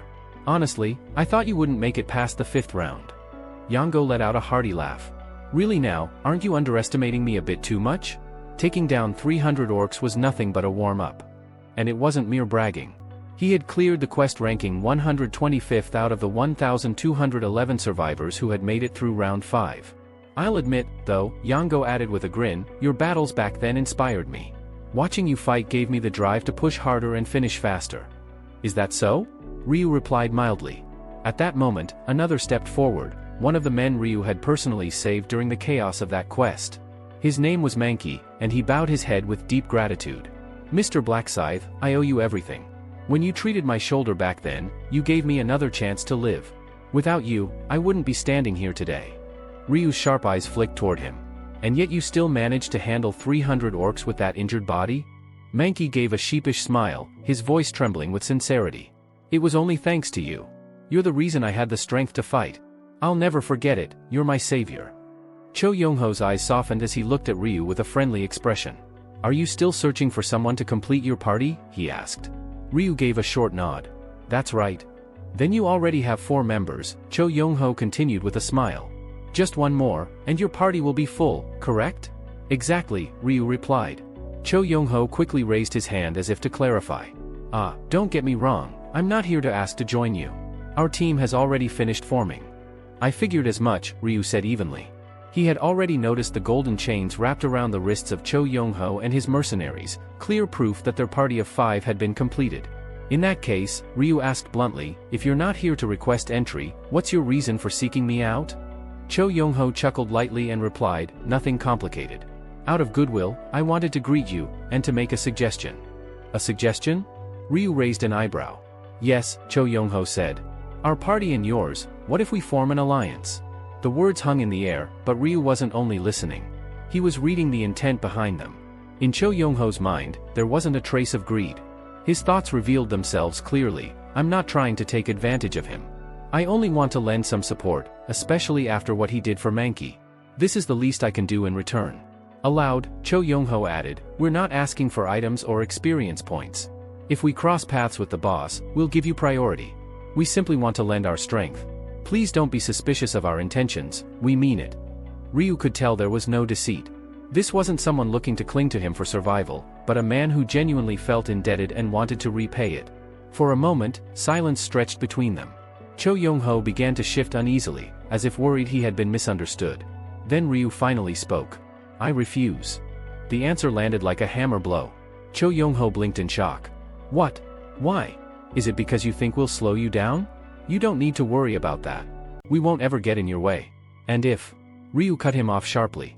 It's not about being a burden. I just don't like unnecessary complications. I understand your intent, and I appreciate it. But still, I'll decline. I see, Cho Young-ho said quietly, his shoulders slumping. That's unfortunate. We truly did want to help. I'll ask for help when I really need it, Ryu answered, his tone firm but not unfriendly. That small concession brought a flicker of relief to Cho Young-ho's face. Really? You'd call for us if the situation demanded it? Yes. Then, is that a promise? Cho Young-ho pressed, searching his eyes. I already said yes, didn't I? Ryu replied with finality. At that, Cho Young-ho broke into a relieved smile. Good. That's enough for me. Since we have an understanding, we'll take our leave. May fortune be with you. And remember, if you need us, just say the word. He gave a respectful nod, and with his party in tow, he turned and departed. Once they were gone, Sang Cheol, the bodyguard, spoke up. Mr. Blackscythe, it's about time. You need to decide who will take the last spot. Ryu's lips curled faintly. I've already made my decision. He slowly raised his hand and pointed toward someone standing off to the side. All three of his companions followed his gaze, their curiosity sharpening as they tried to see who it was. You, Ryu called out firmly. Come here. The person he singled out froze on the spot, eyes wide in disbelief. For a moment they didn't move, as though unsure Ryu was truly addressing them. Then, with hesitant steps, they began to walk forward, looking both nervous and overwhelmed at being chosen. Ryu's sharp eyes fixed on the man he had just called over. You've been watching me for some time now, haven't you? Ryu asked coolly. The man flinched at being confronted and fumbled for words.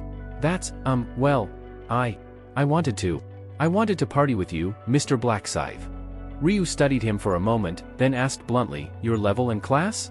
Level 23, the man answered nervously. Dark Mage. Ryu gave a faint shrug. That doesn't matter much. Then, with a decisive tone, he added, I'll take him as our final member. The announcement stunned everyone present. Sang Cheol, Minjuri, and Seo Aaron all exchanged bewildered looks. Why him? Of all people, why pick someone the others had already turned away? But no one was more shocked than the man himself. His heart thundered in his chest as disbelief filled his thoughts. Blackscythe chose me? He actually wants me in his party? Ryu, however, was quietly satisfied. The man in front of him wasn't just some ordinary player. In another timeline, he would eventually become the leader of a cult that revered Blackscythe like a divine being. If I forge a connection with him here, this man could become a fanatically loyal follower in the future. The man's nickname was ridiculous, no pain, no gay. His real name, however, was Hyo Taisik. Alright then, Ryu said firmly.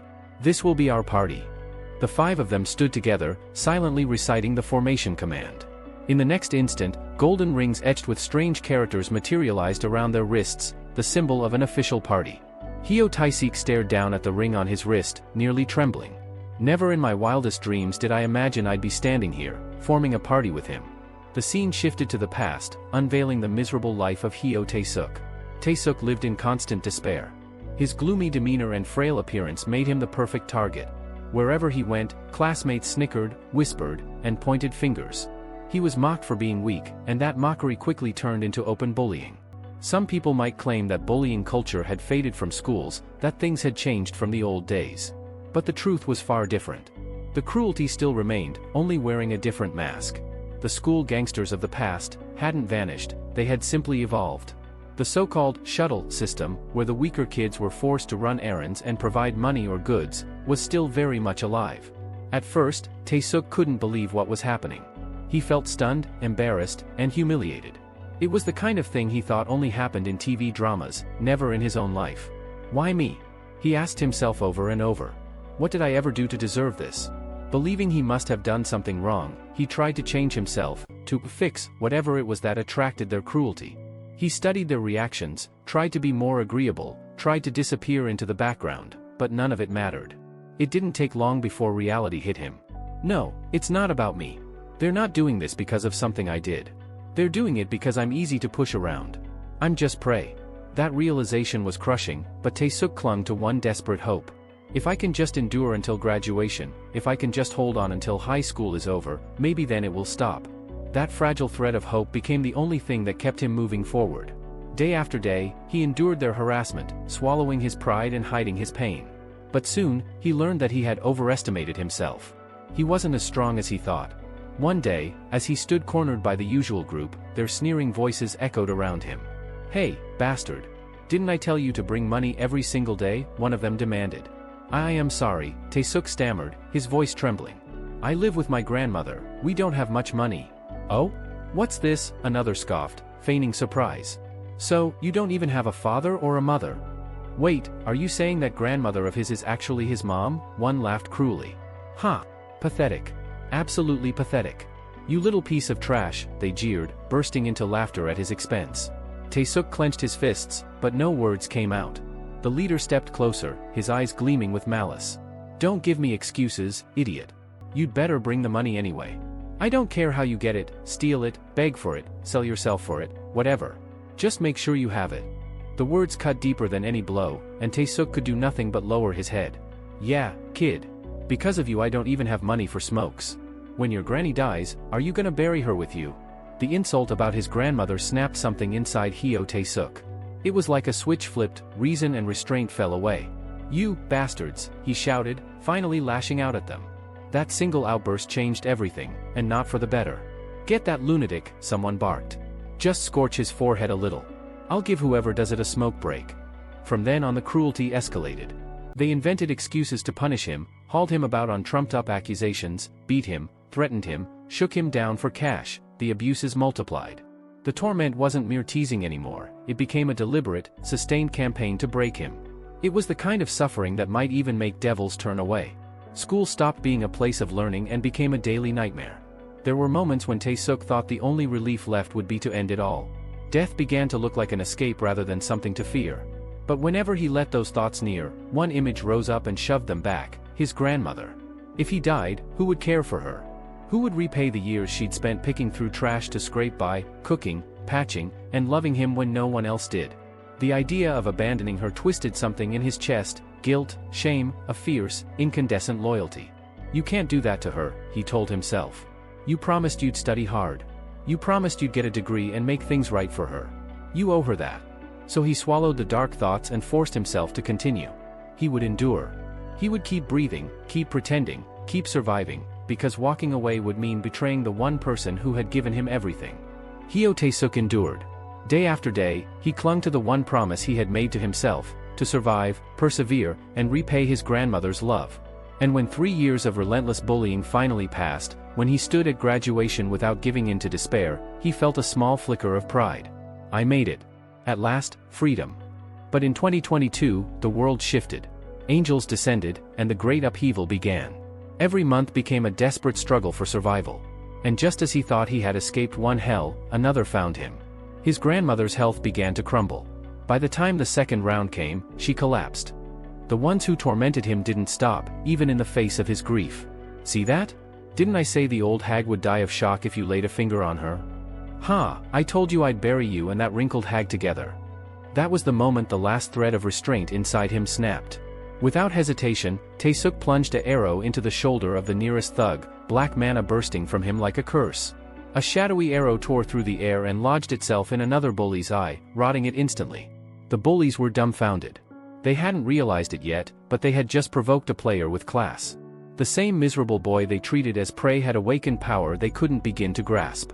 Small-minded, cruel people remained the same no matter the world.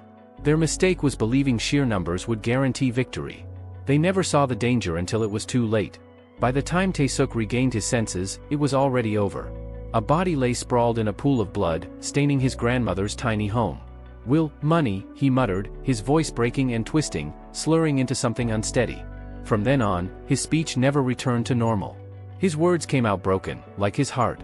He built walls around himself, isolating his feelings, closing himself off. But inside, he forged a single purpose. They say the final round can grant any wish, then I'll wish for her. I'll bring my grandmother back, and we'll live in peace. That was all he wanted. Not his parents, who had abandoned him. Not recognition from anyone else. Just his grandmother's smile again. From that moment, his survival was no longer for himself, it was for her. He devoted everything to mastering his class. And dark mage power was nothing to scoff at. Soon, he was claiming first place in his region without fail. But no matter how far he climbed, there was always someone standing higher. Black Scythe? How is someone that strong already? The first time Tae-suk saw that name at the top of the rankings, curiosity sparked. That curiosity soon grew into something else. And when he witnessed Black Scythe with his own eyes, the man who cut down 9 players in the zone representative selection match in the span of a breath, he was spellbound. That wasn't just strength. It was overwhelming, absolute. It was art. If I had power like that, no one would have dared bully me. Grandma, she'd still be alive. Regret tore at him, regret for his weakness, for his helplessness. And beneath that regret, a desperate longing bloomed. I want to be like him. I want to be strong like Black Scythe. What began as curiosity became admiration. Admiration deepened into yearning. Could I talk to him? But what would I even say? For Tae-suk, Black Scythe wasn't just another player. He was something closer to a god. Just being in the same area as him felt like standing before a divine being. His heart pounded, his thoughts raced.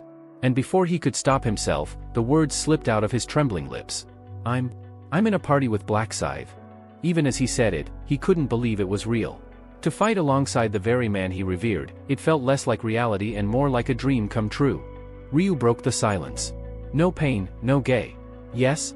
Tae-sik responded quickly. Now that you're part of this group, introduce yourself properly. Hyo Tae-sik swallowed hard, hesitating at first, then managed to steady his voice. I'm no pain, no gay. Level 23, Dark Mage. My combat skills are black arrows and black chains.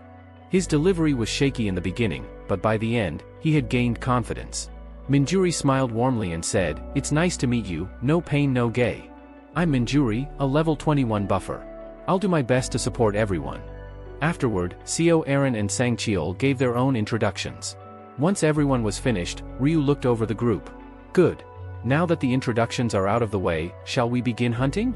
Hold on, Minjuri interjected quickly.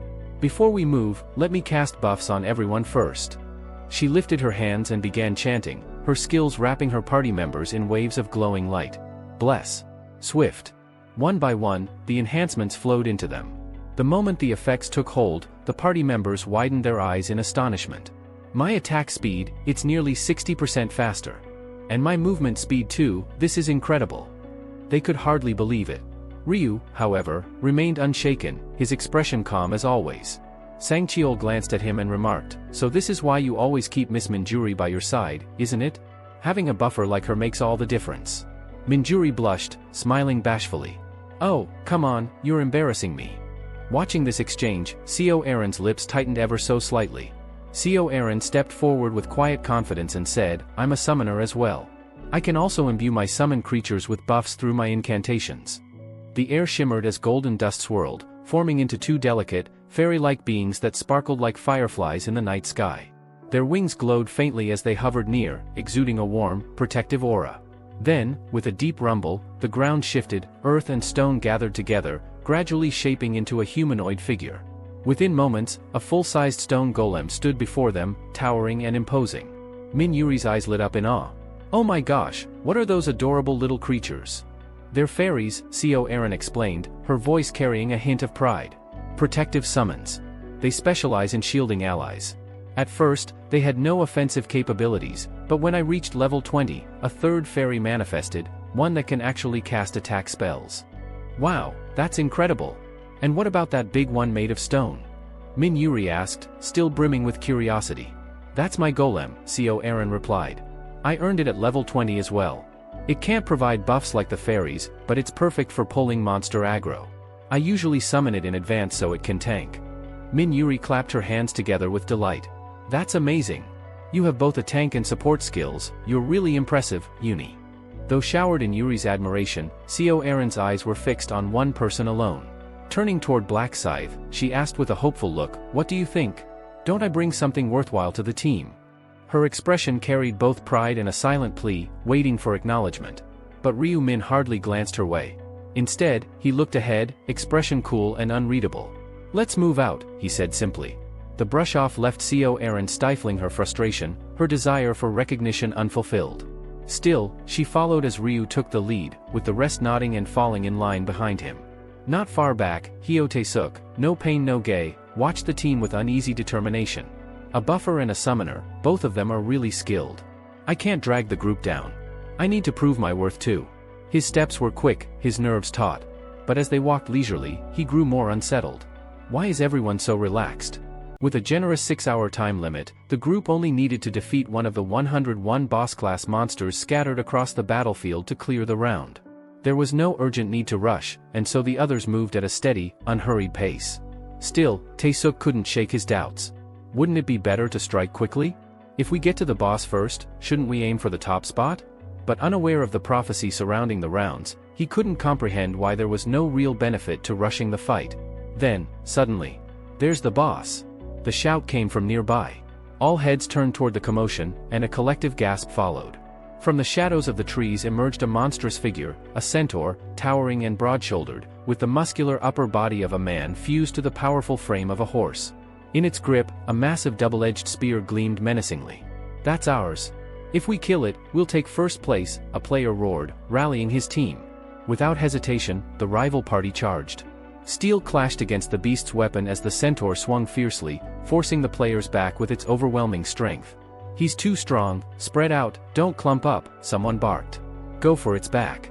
Aim for the rear legs, another commanded. Obediently, one of the players darted behind the beast, only for disaster to strike. Thud. The centaur's hind legs lashed out in a devastating kick, catching the unlucky attacker square in the chest. The man was hurled 10 meters into the air before crashing down and tumbling another 3. He groaned in agony, but he was alive, barely. Titch, idiots, Ryu muttered under his breath, clicking his tongue. Going for the rear like that? Foolish. Still, the remaining players pressed on, fueled by anger. This bastard's going to pay. Everyone, now. Their combined skills rained down on the monster. Fire, ice, blades, and bolts of energy struck in tandem. The centaur roared in defiance, but it was soon overwhelmed by the barrage. With one final cry, the beast collapsed. We did it, one of them shouted triumphantly. We're first place. We finally cleared the quest before anyone else. Wasn't that easier than we thought? Another added, laughing in relief. Their party rejoiced, cheering and congratulating one another. Watching from afar, Tae-suk felt his chest sink. Damn it, the top spot's gone. We missed our chance. Instinctively, his gaze shifted toward Black Scythe. Surely, if anyone would be frustrated by losing first place, it would be him. After all, hadn't Black Scythe always stood at the top? But to Tae-suk's surprise, Ryu Min's face showed no disappointment at all.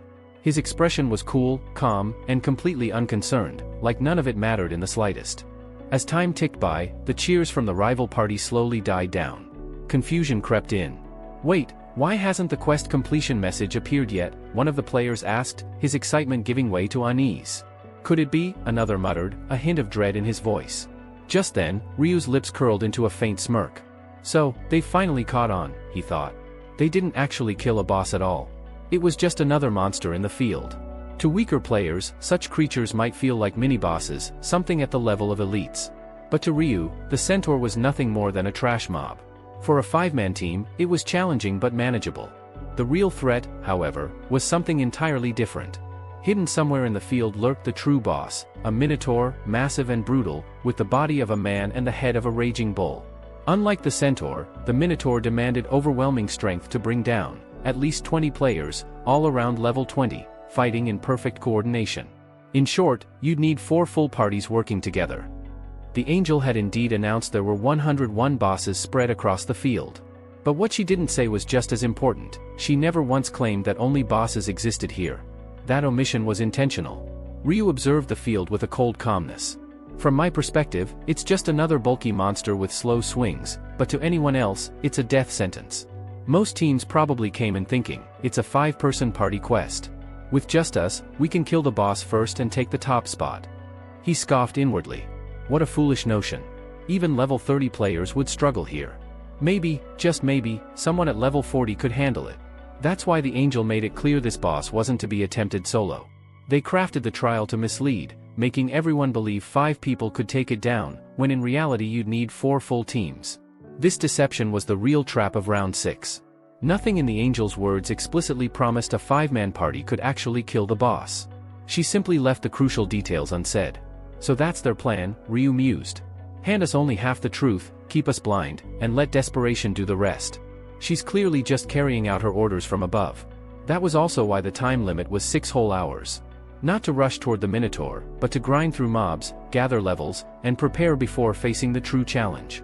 And as for rankings, they weren't determined by who landed the first kill, it all came down to clear speed. Whoever finished the boss fight fastest would secure first place. With that in mind, Ryu and his companions didn't rush forward like the reckless teams did. They knew better. Only one person didn't understand, the Hyo Tae-suk. Since he hadn't heard the prophecy, he still thought everything was straightforward. Finally, Ryu started his method acting. He broke his silence, turning to his allies. Let me explain the plan. That centaur wasn't the boss monster it seems. For now, we're not touching the boss.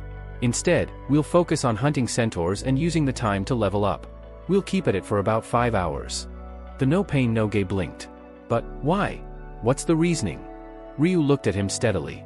Didn't you just see how those level 20 players struggled against centaurs? If mobs this week give them so much trouble, what do you think will happen against the real boss? Charging in recklessly is pointless. And who's to say there aren't more traps waiting for us? Realization dawned on no pain no gain. Ah, I see. So you mean, it's better to prepare first? Exactly, Ryu said. Besides, think about this, what if we kill the boss too early, like I did in the first round, and then get sealed in that pillar of light? We'd waste the remaining time, gaining nothing. Far better to hunt mobs, collect experience and gold, and then challenge the boss when the moment is right. The Hyo Tae-suk nodded slowly. So the idea is, power up first, then face the Minotaur later. That's right, Ryu confirmed. But, what if we lose the chance to claim the top spot? Hyo Tae-suk pressed, still uncertain. It doesn't matter, Ryu replied firmly. Even if someone else snatches first place, we'll come away with more strength and resources. 6 hours of hunting is far more valuable than wasting them sitting inside a pillar. Hearing this, the Sang-chul fell silent, off-filling his expression. Unbelievable. He pieced it all together exactly as the prophecy foretold. It's like he can see through every trap before it even springs. Finally, the Min-yuri said, understood. Then, should we all group up and start clearing centaurs together? Maybe decide roles and positions first? But Ryu shook his head. His voice was sharp, unwavering. No need for that. Leave the monsters to me. I'll handle them alone. Everyone froze, disbelief etched across their faces. What? You'll fight them by yourself, Black Scythe? Seo Aaron blinked in surprise and asked, what? You're going to fight alone, Black Scythe? The thought weighed on everyone. A monster that even a full 5-member party struggled against, could one man really handle it by himself? Hyo Tae-suk, however, didn't doubt. Of course, if it's him, it's possible. With Black Scythe's level and strength, it's not impossible at all. Still, he couldn't help but wonder what role the rest of them were supposed to play if Ryu decided to go solo. As if reading their minds, Ryu spoke up. You don't need to worry. All of you just stick close to me. Hunt alongside me, collect experience and gold. Think of it as a free ride. His voice was calm but absolute. In other words, I'll carry this run. But in exchange, I'll take all the item drops from contribution calculations. That's my only condition. You'll still level up and earn plenty of gold without any risk. So, what do you say? The terms were blunt, but undeniably fair. None of them could argue against it. Who would refuse free experience and money, even if it meant giving up a few items? The group glanced at one another before nodding. All right. We're fine with it. Ryu inclined his head slightly, a hint of satisfaction in his eyes. Good. That's the smart choice. You won't regret it. Truthfully, this arrangement was more convenient for him. Fighting alongside people who weren't on his level would only slow him down. This way, he could hunt freely without distraction. He tightened his grip on his weapon, the black blade of the death scythe gleaming faintly. Centaurs are nothing more than trash mobs to me, he thought coldly. Then he raised his weapon and said aloud, "Shall we begin?" In the next instant, Ryu shot forward like a streak of lightning. The group scrambled, eyes wide. "He's too fast, we have to follow him." Even though they activated their speed-boosting skills, the distance between them and Ryu only grew. "How is this possible?" the bodyguard muttered, struggling to keep pace. Just how high is his agility stat?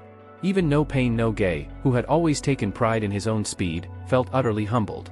Compared to Black Scythe, his sprint was like a kitten chasing a tiger. By the time they managed to close in, Ryu was already face to face with his prey.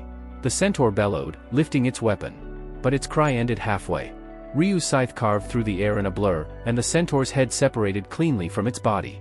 Thud. The monster collapsed before it could even register what had happened. Kill time, 0.3 seconds. The others froze, stunned into silence. What just happened?" someone whispered. "That was only one strike," another muttered. No one had expected the centaur to be felled in a single blow.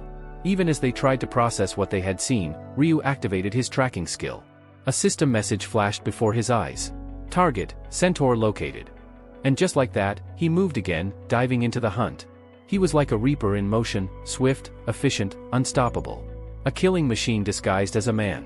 Minutes bled into half an hour. Ryu finally paused, scanning through the stream of messages flooding his vision. Centaur defeated. Experience acquired. Title effect, plus 1.5x experience. Experience, 0.89%. Gold obtained, plus 60.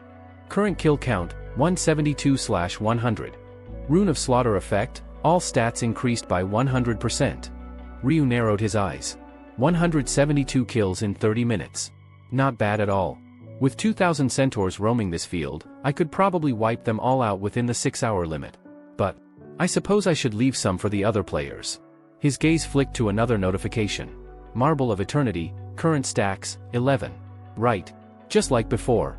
All I need to do is keep hunting until the durability drops to 1. Then, when I return, I'll ask Russell to repair it. As he was turning these thoughts over in his mind, the sound of heavy footsteps reached his ears. When he glanced back, he saw his party members stumbling toward him, out of breath and clearly worn out from the relentless chase. The sight pulled a faint smile from him. "If you're tired, take a breather," Ryu said lightly. Their faces brightened immediately. "Really? Thank you." They collapsed onto the ground, grateful for the respite. Co Aaron and No Pain No Gain, both having the lowest stamina among the group, didn't even bother with dignity. They lay flat on their backs, gasping for air. No Pain No Gain groaned. "Damn it, just keeping up with him is exhausting. And here I thought a 100-meter radius would be plenty of space, but it's not enough at all."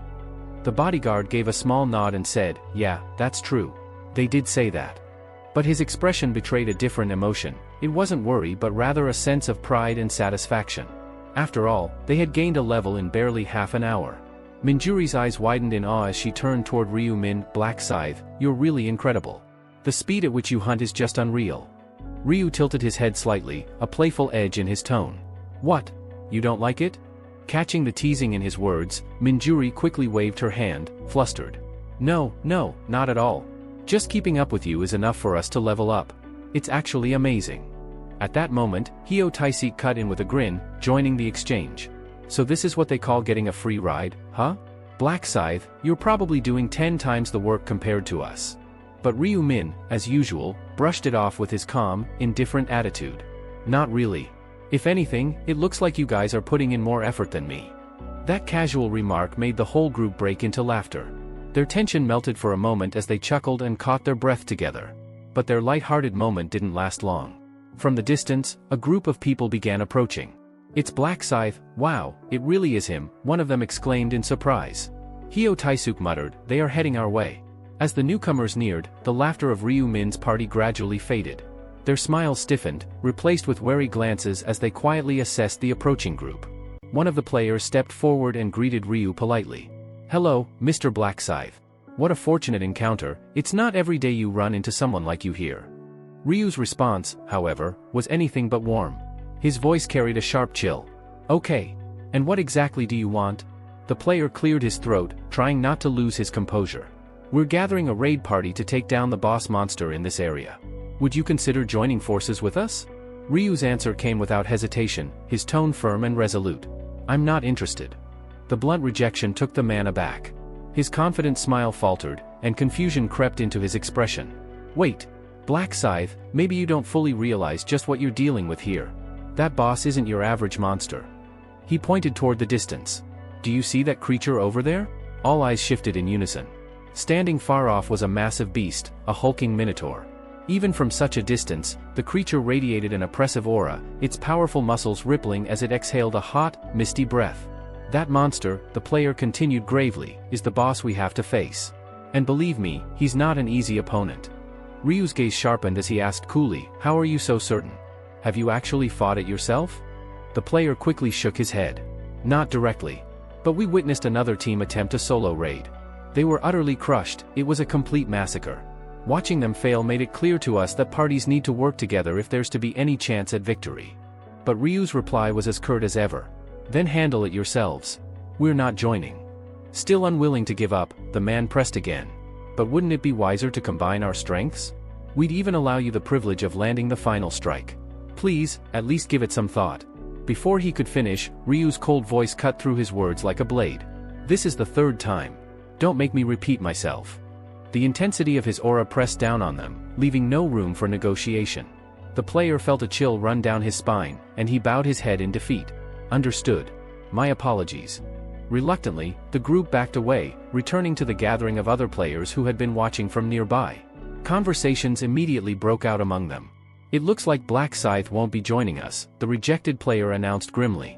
Another asked in disbelief, "Did you at least try to persuade him properly?" "We did," he answered with a sigh. "But he flat out refused. Said they could manage on their own." A third player frowned deeply. "That's ridiculous. Without Black Scythe, there's no way we can take that monster down." Someone else exhaled heavily, voicing his doubts. "I don't know, maybe he's wary of the boss's strength. Or maybe," he trailed off, shaking his head. "Well, whatever the case, it looks like we'll have to attempt this ourselves. That was the plan from the start, anyway." The others exchanged uneasy glances, then gave reluctant nods. Resolving themselves, they began preparing for the battle ahead. Their gazes turned toward the Minotaur, who now stood looming at nearly 6 meters tall. Each heavy step it took echoed like thunder across the ground, making the earth tremble beneath its massive hooves. From afar, the creature hadn't seemed all that terrifying. But now, as they closed the distance, its overwhelming presence was undeniable.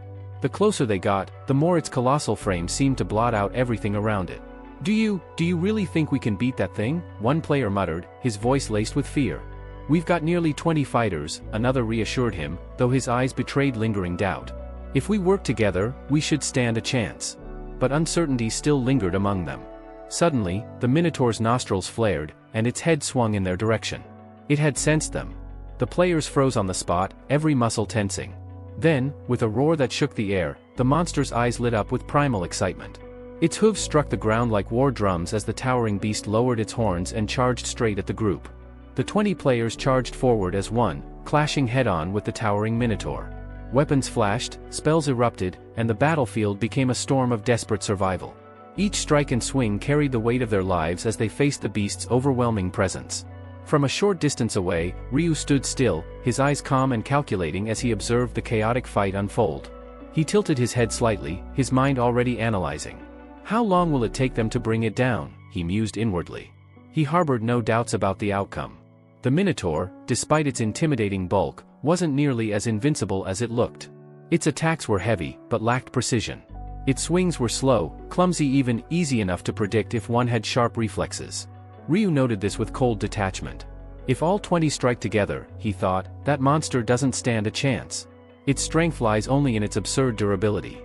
From the Minotaur's perspective, however, humans were nothing but insects, fleeting nuisances buzzing around. 20 flies, even if persistent, were still flies. At least, that's what it seemed to believe as it bellowed and swatted at them like gnats. The battle dragged on. 3 minutes passed, then 5, the fight stretching with no conclusion in sight. The beast's resilience was monstrous. Still, Ryu merely watched. He knew that once the players brought it down, their morale would surge, and their focus on the hunt would sharpen. Finally, after more than 7 exhausting minutes, the fight reached its peak. Fireballs burst against the Minotaur's thick hide, arrows clattered uselessly, and one player groaned. "It's too sturdy." A warrior hurled a heavy axe that buried itself deep in the creature's chest, drawing a pained roar. That small victory spurred the rest on, and they swarmed together, overwhelming the monster with sheer numbers. Yet the beast was not without retaliation. It seized one unfortunate player in its massive hand and crushed him like a rag doll. Still, the momentum was against it. A roaring fireball soared through the air and exploded against the Minotaur's body. With a final agonized bellow, the monster stumbled, then collapsed heavily to the ground. "We did it," someone shouted breathlessly. "We actually killed it." Cheers erupted from the surviving players. But amid the victory, silence fell briefly as they realized the cost. 3 of their comrades had been slain in the fight. "Who landed the last hit?" one asked curiously. "It didn't feel like our group." Another player quickly claimed credit, grinning with pride. "It was us. Our team landed the final blow, we're the ones who finished it." As voices rose in celebration, a sudden phenomenon silenced them. A radiant column of light descended from the heavens, enveloping one of the 4 squads that had joined the battle. A translucent barrier enclosed them like a cage of shimmering glass. "It looks like we're the ones who survived," a player from within the light said with satisfaction. "I checked my quest window, it clearly shows success." Someone asked nervously, "But, do we really have to stay inside this thing until the timer runs out? More than 5 hours trapped here." "Yes," another replied, sighing. "It seems so. At least we can rest early. But, it feels like we're wasting time, doesn't it? Winning this early is great, but being stuck here makes me uneasy." Meanwhile, players from the other squads who hadn't secured victory exchanged glances. One of them muttered, "Let's move. We'll need reinforcements from other parties." Their eyes inevitably flicked toward Black Scythe and his companions for a moment, but they quickly dismissed the thought. Everyone knew it was pointless, nothing they said would convince him to cooperate. With reluctant acceptance, they turned and departed. Ryu, who had been watching quietly, finally addressed his group.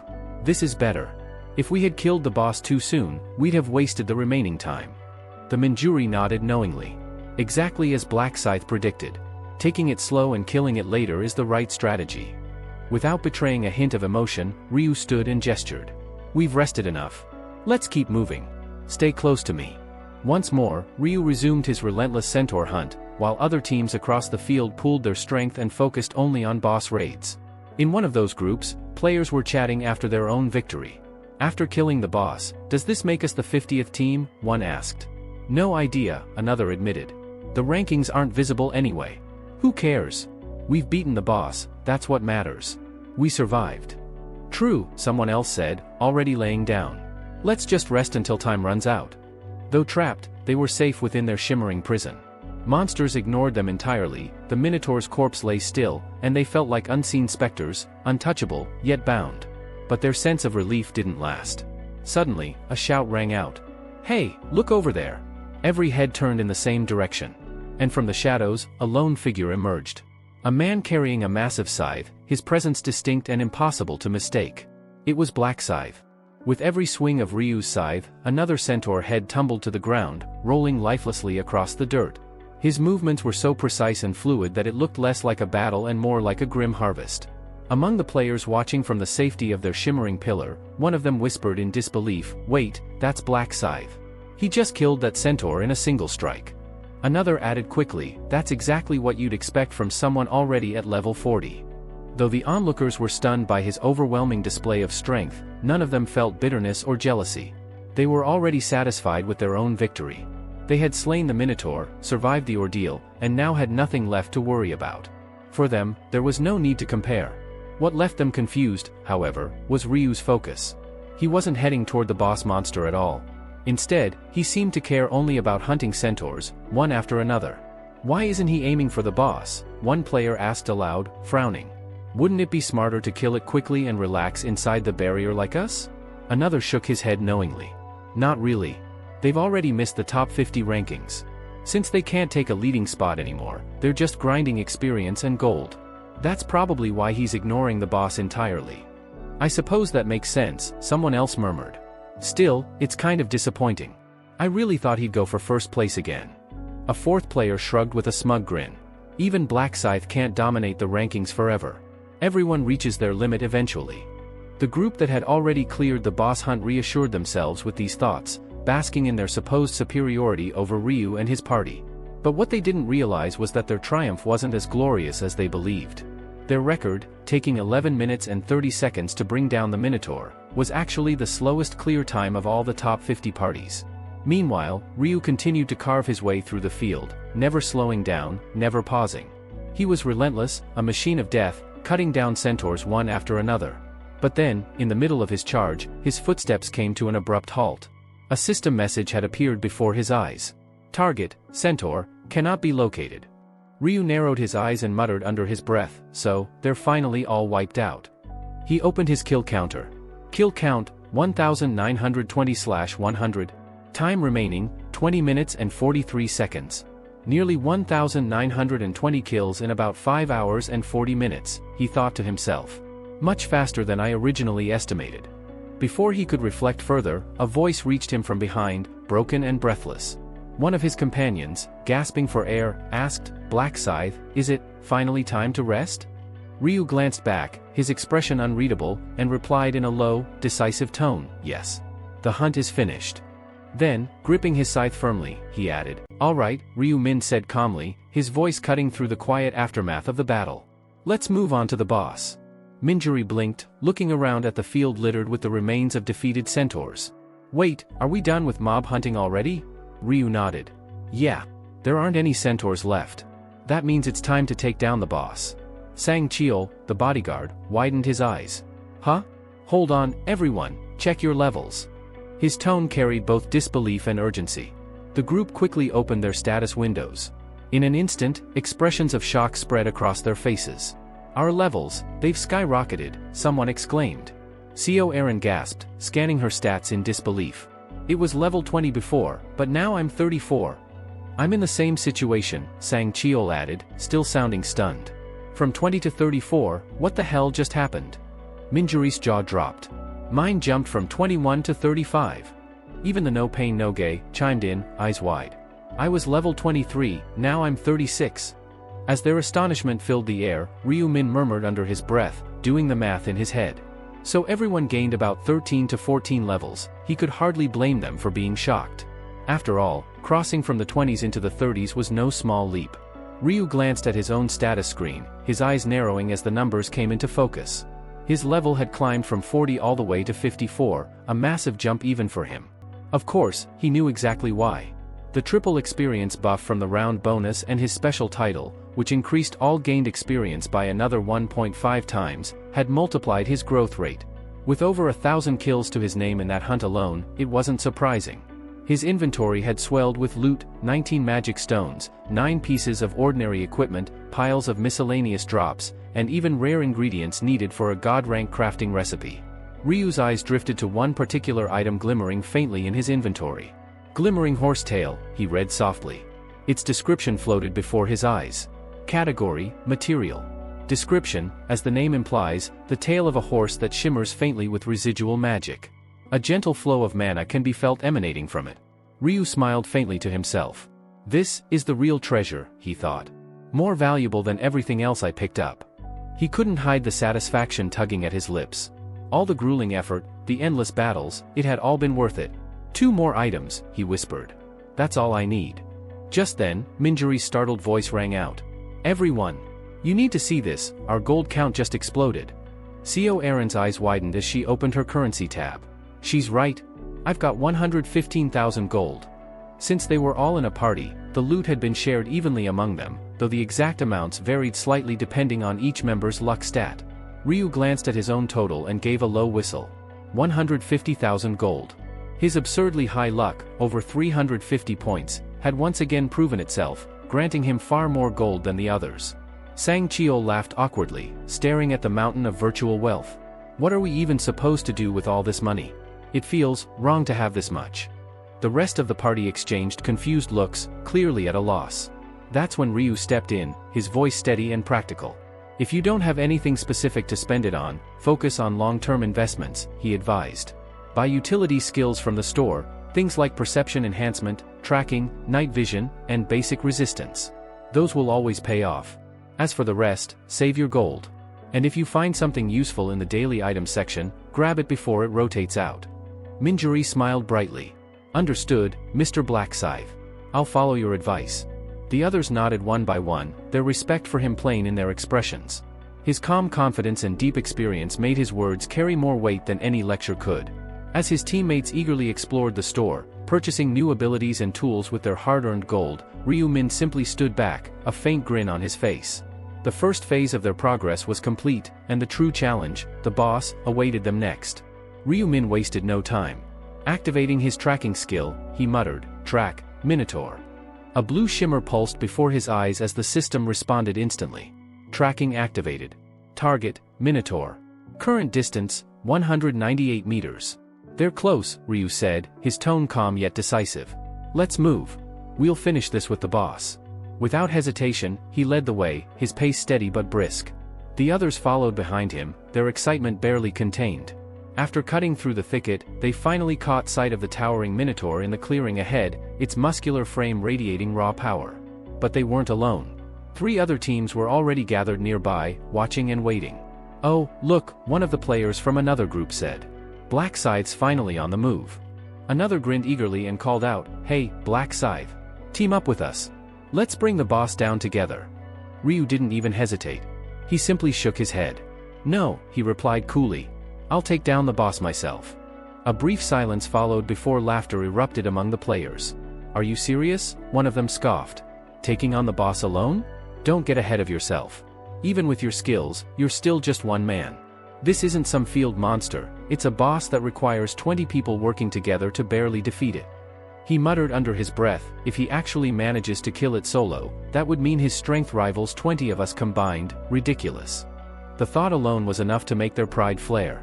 To them, it wasn't just arrogance, it was an insult. The player smirked and shouted back, "You're more conceited than I thought, Black Scythe." Ryu's gaze turned icy. His expression didn't change, but the cold intensity in his eyes made several people flinch. "You're underestimating me too much," he said evenly. "Do you really think I can't handle it?" "Well," the player stammered, "we've got numbers on our side." Ryu's lips curved into a faint, mocking smile. "Numbers mean nothing," he replied. "Even if you swarm me, 1,000 flies are still just flies." The crowd murmured, a mix of anger and disbelief spreading among them. "What, did he just call us?" someone muttered. Ignoring their indignation, Ryu walked forward, the faint metallic ring of his scythe echoing through the tense air. His party watched in stunned silence. "Black Scythe, wait!" Minjuri called out in alarm. Ryu didn't look back. "It's fine," he said. "I'll finish this quickly." He gripped the death scythe tightly, its blade reflecting the faint gleam of the moonlight filtering through the trees. The crowd instinctively parted before him, opening a path as if compelled by his presence, like waves splitting before a ship's prow. The atmosphere shifted, anticipation thickened in the air. "Stay back," Ryu warned without turning. "If anyone gets in my way, they'll die with the boss." A chilling silence followed. Inside, Ryu's thoughts were sharp and focused. "I should avoid revealing my ultimate skill if possible, but maybe this is the perfect chance to show them what I'm truly capable of." Most players here had no real idea how powerful Black Scythe was. They assumed his higher level meant a small gap in power, something they could eventually close. "They've seen glimpses of my strength before," Ryu thought, "but they still don't understand. Once they watch me take down a boss that needs 20 people, alone, none of them will ever doubt me again."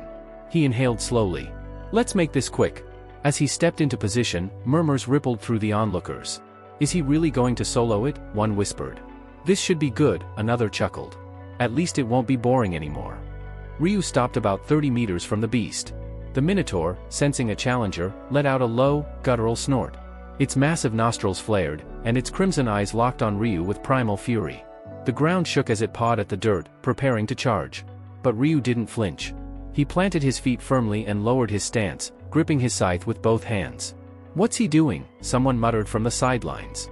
"That posture, is he charging a skill?" Ryu ignored the chatter. His eyes remained fixed on the Minotaur as he murmured to himself, "The system doesn't start timing until the attack connects within a set range. Right now, I'm still in prep mode. Once he enters my reach, I'll aim straight for his throat." He exhaled slowly, narrowing his gaze. "Be patient." The Minotaur bellowed, lowering its head and launching forward like a raging bull. Dust and rocks flew up from the impact of its steps. At that instant, moonlight energy flared to life around Ryu's scythe. The air darkened as shadows twisted and merged into an eerie haze. "Night of death," he whispered. Darkness spread across the ground like a living veil. His body glowed faintly within it, silver and black energy intertwining. Then came the next command. "Moonlight slaughter." His scythe sliced upward in a smooth, crescent motion, like the curve of a rising moon. A sharp gust of wind followed, and then, silence. A faint thud broke it. Something heavy hit the ground. The dark mist slowly lifted, revealing the truth. Gasps erupted. "Wait, look at that," someone shouted. "The Minotaur's head, it's gone." Sure enough, the boss's colossal head lay several feet away from its body, its thick neck cleanly severed. Even 20 coordinated blades wouldn't have cut through it so effortlessly. Every player in the clearing stood frozen, eyes darting between the fallen beast and Ryu Min, who stood unmoved, his scythe dripping with faint traces of black light. "He killed it, in one strike," someone whispered. "No way. That's impossible. It doesn't make sense, what kind of stats does he even have?" Ryu silently lowered his weapon, his expression unreadable. Inwardly, though, a small thought echoed in his mind. "Yes, my stats are far beyond what you could ever imagine." The instant the Minotaur's colossal body collapsed, the familiar chime of a system notification echoed in Ryu Min's ears. System message. "You have defeated the Minotaur. Experience gained, 3 times bonus applied. Item acquired, bull leather. Item acquired, blueprint, Minotaur armor." Because they were in a party, similar messages flashed across his teammates' interfaces as well. However, the total experience and gold earned weren't particularly impressive, likely due to the group's large size splitting the rewards. Ryu let out a quiet laugh under his breath. "The gold's not much," he murmured to himself, "but every single item drop belongs to me." His lips curved into a satisfied smirk as he opened his inventory and scrolled through the list of newly obtained loot. His eyes quickly fell on one particular item, by far the best among them. Bull leather. Category, material. Description, a high-grade hide taken from a minotaur. Its durable nature makes it ideal for crafting armor. Commonly used as a primary component in creating minotaur armor. And right below it, another item glimmered faintly in his inventory window. Blueprint, Minotaur armor. Category, consumable. Description, a rare schematic detailing 6 separate material combinations required to forge the unique equipment Minotaur armor. Note, the blueprint vanishes upon use. It is advised to copy or memorize the combinations beforehand. Ryu studied the description and nodded thoughtfully. As expected, the bull leather must be one of the required materials, he mused. The blueprint reveals the recipe once it's used, but it disappears right after. Best to memorize or jot it down before that happens. He closed the menu and smirked faintly. Not that I need to write anything down, I've got everything stored in my head. In truth, Ryu had no real intention of crafting the armor. The Minotaur armor was designed exclusively for tank-type classes, its defensive bonuses far outweighed its offensive potential. Ryu, however, already had another armor set planned, one that suited his combat style perfectly. Even so, he decided to keep the blueprint tucked away. Unique item schematics like this often sold for a fortune in the market. Satisfied, he turned to rejoin his team. The moment he approached, all eyes were on him. His party members stood frozen, wide-eyed, their jaws practically on the floor. Their expressions were a mix of awe and disbelief, though none seemed particularly surprised that he had slain the boss in a single hit. Still, the sheer spectacle of it had left them speechless. Among them, however, one reaction stood out. No Pain No Gain was staring at Ryu Min with an oddly dazed expression, his eyes dreamy, lips slightly parted, like someone struck by infatuation. Ryu blinked, visibly uneasy. "What's with that guy?" he thought, furrowing his brow. "Why's he looking at me like that?" No Pain No Gain's face practically glowed with admiration, bordering on obsession. It was the kind of look one gave a crush, not a team leader. Ryu exhaled slowly, fighting the urge to sigh. "I guess it's inevitable," he mused wryly. "He's probably turning into one of those die-hard followers, but I should really keep my distance before rumors start flying." Even though the man's name alone was enough to prove he was straight, that dreamy, love-struck stare was enough to make anyone feel uncomfortable. "Damn," Ryu muttered under his breath, shaking his head. "What the hell is wrong with this guy?" As the dust from the battle settled, a brilliant pillar of light descended from above, wrapping Ryu Min's party in a radiant glow. The system's message echoed in their minds, confirmation that they had cleared the stage. They had successfully passed the round. The only uncertainty that lingered was their official ranking. One by one, the monsters fell, and before long, the 6th round came to an end. Then, with a soft flutter of wings, the angel appeared once more, her radiant presence contrasting sharply with the chilling curve of her lips. Priscilla's smile was deceptively sweet, but her tone carried venom. "Well then," she began in a sing-song voice, "for those teams who failed to slay their bosses." Her smile widened, almost maliciously. "There's no need to worry. You won't be waiting long. Confusion flickered across the players' faces before her next words struck like thunder. You will be immediately eliminated. The field was filled with screams. No, wait. Please, Angel. Just a moment. But their pleas went unanswered. The divine figure merely watched as those who failed began to vanish one by one, their forms dissolving into shimmering fragments of light. Once the cries had faded, Priscilla clapped her hands together lightly. Now then, she said cheerfully, shall we see who our top performers are? A massive screen materialized in the air, glowing with divine script as the Round 6 rankings were displayed. Round 6 results. First place, Black Scythe and 4 others, 1 second. Second place, Heavenly Demon and 4 others, 3 minutes and 21 seconds. Third place, Stupid Idiots and 4 others, 9 minutes and 7 seconds. Then another scoreboard appeared for a different region. First place, Black Scythe and 4 others, 1 second. Second place, Kim Sanu and 4 others, 5 minutes and 31 seconds. Third place, Rice Parasite and 4 others, 5 minutes and 58 seconds. Priscilla folded her arms, speaking with casual authority. Oh, and before you start complaining, the names shown here are credited to the highest contributing human in each team. A murmur rippled through the crowd as the players processed the results. Then outrage followed.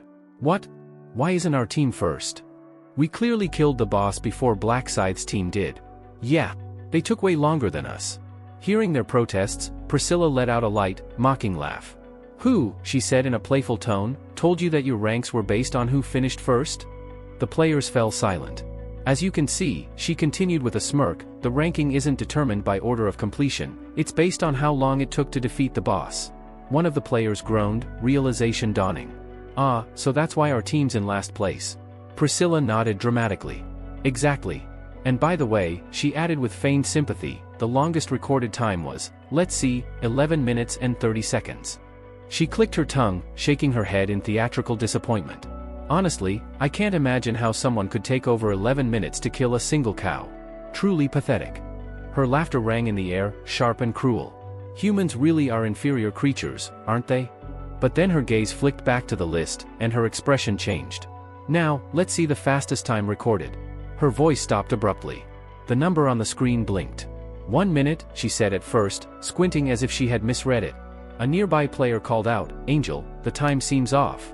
Priscilla frowned, glancing back at the display. What are you talking about? The time, the player said. It's not 1 minute. Priscilla leaned closer. Her eyes widened as she processed what she was seeing. It's not 1 minute. Her expression froze. It's 1 second. For a brief moment, the angel stood completely still, her confidence shattered. A drop of cold sweat traced down her cheek as the weight of her mistake sank in. She had misread the result, and done so in front of every surviving human. The players gawked in disbelief while Priscilla's perfect composure faltered. Oh, 1 second, she whispered, half to herself. That's impossible. But she quickly forced a strained smile, trying to recover. Well. It seems a 1 second record is possible after all. Perhaps the boss was just weak. Her excuse, however, only made things worse. The contradiction was obvious. Moments ago, she had proudly boasted about the Minotaur's overwhelming might, and now she was desperately downplaying it. The humans looked on in stunned silence, while Ryu Min merely smirked faintly under his breath. A 1 second victory. A single strike. And a record that even an angel couldn't comprehend. Then Priscilla turned toward the players and continued with her usual bright tone. Now then, let's distribute the rewards for the top 3 ranks. Keep in mind, only the player with the highest individual contribution will be eligible to receive them. At that very moment, a golden light enveloped Ryu, followed by a system notification materializing before his eyes. System message. Congratulations. You have achieved first place in your zone. You have achieved first place overall. Black Scythe is ranked first in both zone and overall rankings. Zone reward, high epic helmet selection voucher. Overall reward, special reward selection box. A faint smirk curved across Ryu's lips as he muttered under his breath, a high epic helmet, huh? Not bad. Another notification immediately appeared, listing the options available for selection. Choose one of the following high epic helmets. Angel's Ring. Minotaur's Bullhide Helm. Hermes' Feathered Helm. Ryu scanned through the choices thoughtfully before nodding to himself. The feathered helm seems like the best fit for me. Its stats are too tempting to pass up. When he selected the third option, the detailed item description materialized before him. Item information. Name, Hermes' Feathered Helm. Category, Helmet. Grade, Epic. Description: a helmet inspired by Hermes's legendary feathered cap. While not the original artifact, it allows the wearer to use invisibility at will. Defense: 180. Effect: agility plus 10. Skill: invisibility, usable. Durability: 1500/1500. Requirement: expert rank or higher. The defining feature of Hermes's feathered helm was its invisibility ability, one of the most coveted skills among assassins. Normally, only those who reached level 20 in the assassin class could naturally obtain it. Yet this helm allowed anyone, regardless of class, to use it freely, without any reduction in potency. However, it wasn't without drawbacks. The invisibility granted by the helm did not silence movement or sound, meaning that footsteps, breathing, or weapon noise could still be detected by anyone using the perception skill, a common ability that sensed hidden presences. Additionally, the skill could only be sustained for 30 minutes, and once deactivated either voluntarily or by taking/inflicting damage, it would trigger a 30-minute cooldown before reuse. In short, the effect was powerful but situational. Despite its limits, Ryu knew the potential of this skill went far beyond stealth missions. The system confirmed. Skill acquired: invisibility. You can now use the skill invisibility for 30 minutes. Cooldown: 30 minutes. Ryu's eyes gleamed faintly with amusement. Perfect, he murmured. To others, invisibility was merely a trick of survival or ambush. But to Ryu Min, it was a key piece of a much larger plan. He already had a specific rune in mind, the Rune of Concealment, an artifact obtainable in the later rounds. If he could successfully fuse that rune with this helm's ability, it would create an unparalleled combination, a strategy so efficient that it could make him virtually untouchable. His plan was simple yet brilliant. Acquire the Rune of Concealment. Pair it with Hermes's feathered helm. Once done, the result would be a broken synergy, granting him near-perfect stealth, an ability that could turn the tides of any battle and make Black Scythe truly live up to his name. Afterward, another shimmering notification unfolded before Ryu. This time, the special reward selection box awaited his decision. System message: you may choose one of the following special rewards. Please touch the desired option. Material item selection ticket. 14,000 gold. Information about round 7. Ryu didn't even hesitate. His thoughts immediately dismissed the third option. Information about round 7? Pointless, he mused quietly. My greatest weapon isn't curiosity, it's the experience I've gained from living through 99 regressions. There's nothing that Intel could tell me that I don't already know. That left him with two realistic choices. Between gold and rare materials, the answer was obvious. Gold can be earned anytime.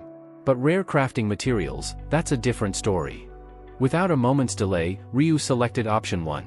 A golden glow appeared in his inventory, and the material item selection ticket materialized in his possession. The moment he activated it, another list appeared before his eyes. Please choose one of the following materials. Broken ironwood branch. Bubbling elixir. Tough magic shell. Angelic golden powder. Ryu chuckled softly as he examined the options. To anyone else, these would be meaningless words. Without knowing their applications, this list might as well be gibberish. But for me, his eyes narrowed. The choice is crystal clear. Among these 4 items, one stood out, a material of god-tier rarity. He tapped the 4th option without hesitation. The system chimed again. Item acquired: angelic golden powder. Category: material. Description: a fine dust shed from an angel's radiant hair. And no, it's not dandruff. A faint grin tugged at Ryu's lips. Perfect. With this, I only need one more material before I can craft a god-tier item. But he knew there was no need to rush. That final material wouldn't appear until after round 8, so his excitement could wait. Moments later, the system displayed the final notice for everyone in the zone. Round 6 complete. Total survivors remaining, 860,295. Zone, C ESKS 007 survivors, 505. All surviving players will return to their original bodies shortly. Round 7 will commence at midnight, July 1st, 2023. Congratulations on surviving. As Ryu's vision blurred, his surroundings faded into white light, signaling his return to the real world. The moment the heavenly demon opened his eyes in reality, he heard a knock at his door. As he opened the door, Sang Cheol was standing and burst into Heavenly Demon's room, breathing heavily. Heavenly Demon turned with mild surprise. Department head on? What's got you so worked up? You just returned. The bodyguard nodded rapidly, too excited to hide his grin. So? Heavenly Demon asked with a knowing smile. How much did you level up after tagging along with Black Scythe? Was it really the 6-hour non-stop hunt you mentioned before? Having received the same prophetic revelation earlier, Heavenly Demon already suspected that Ryu Min, Black Scythe, was special. Still, he waited for confirmation. "How many levels did you gain that you came running here like this?" The bodyguard practically blurted it out. "From level 20 to level 34. Heavenly Demon's expression froze. 14 levels? Are you serious? Completely, the bodyguard said, his tone bubbling with disbelief even as he grinned ear to ear. It's insane how much I leveled up. I didn't think it was even possible. Heavenly Demon crossed his arms, processing what he'd just heard.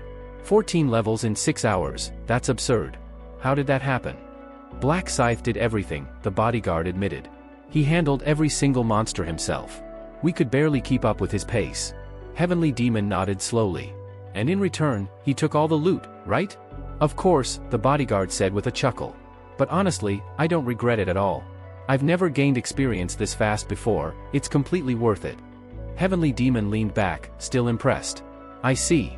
Even I didn't expect that much improvement. He smirked faintly. I never thought Director On would surpass me in level. The bodyguard tilted his head.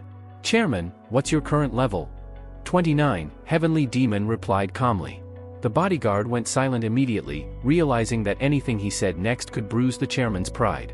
He smiled awkwardly and decided to keep quiet. But Heavenly Demon, noticing the hesitation, chuckled under his breath. So even CO Aaron might have surpassed me now, huh? He smiled thinly, thinking, looks like I need to step up my game. Then, he turned serious again. Tell me something, Department Head On. Did Black Scythe really defeat the boss that fast? The rumors are saying it took him just a second. The bodyguard nodded firmly. It's true. He finished off the Minotaur in a single strike. Heavenly Demon's eyes widened slightly. 1 second? So that's why his team cleared their zone faster than anyone else. Exactly, the bodyguard replied. He used a skill I've never seen before. The moment he moved, it was like lightning, one flash, and the Minotaur's head was already on the ground. He paused, his expression filled with awe. Honestly, it didn't even look human. Heavenly Demon's lips curved into a faint, thoughtful smile. So that's the strength of Black Scythe? Heavenly Demon, who had always taken pride in his rank as one of the top 3 players in the world, couldn't mask his astonishment when he heard the full account.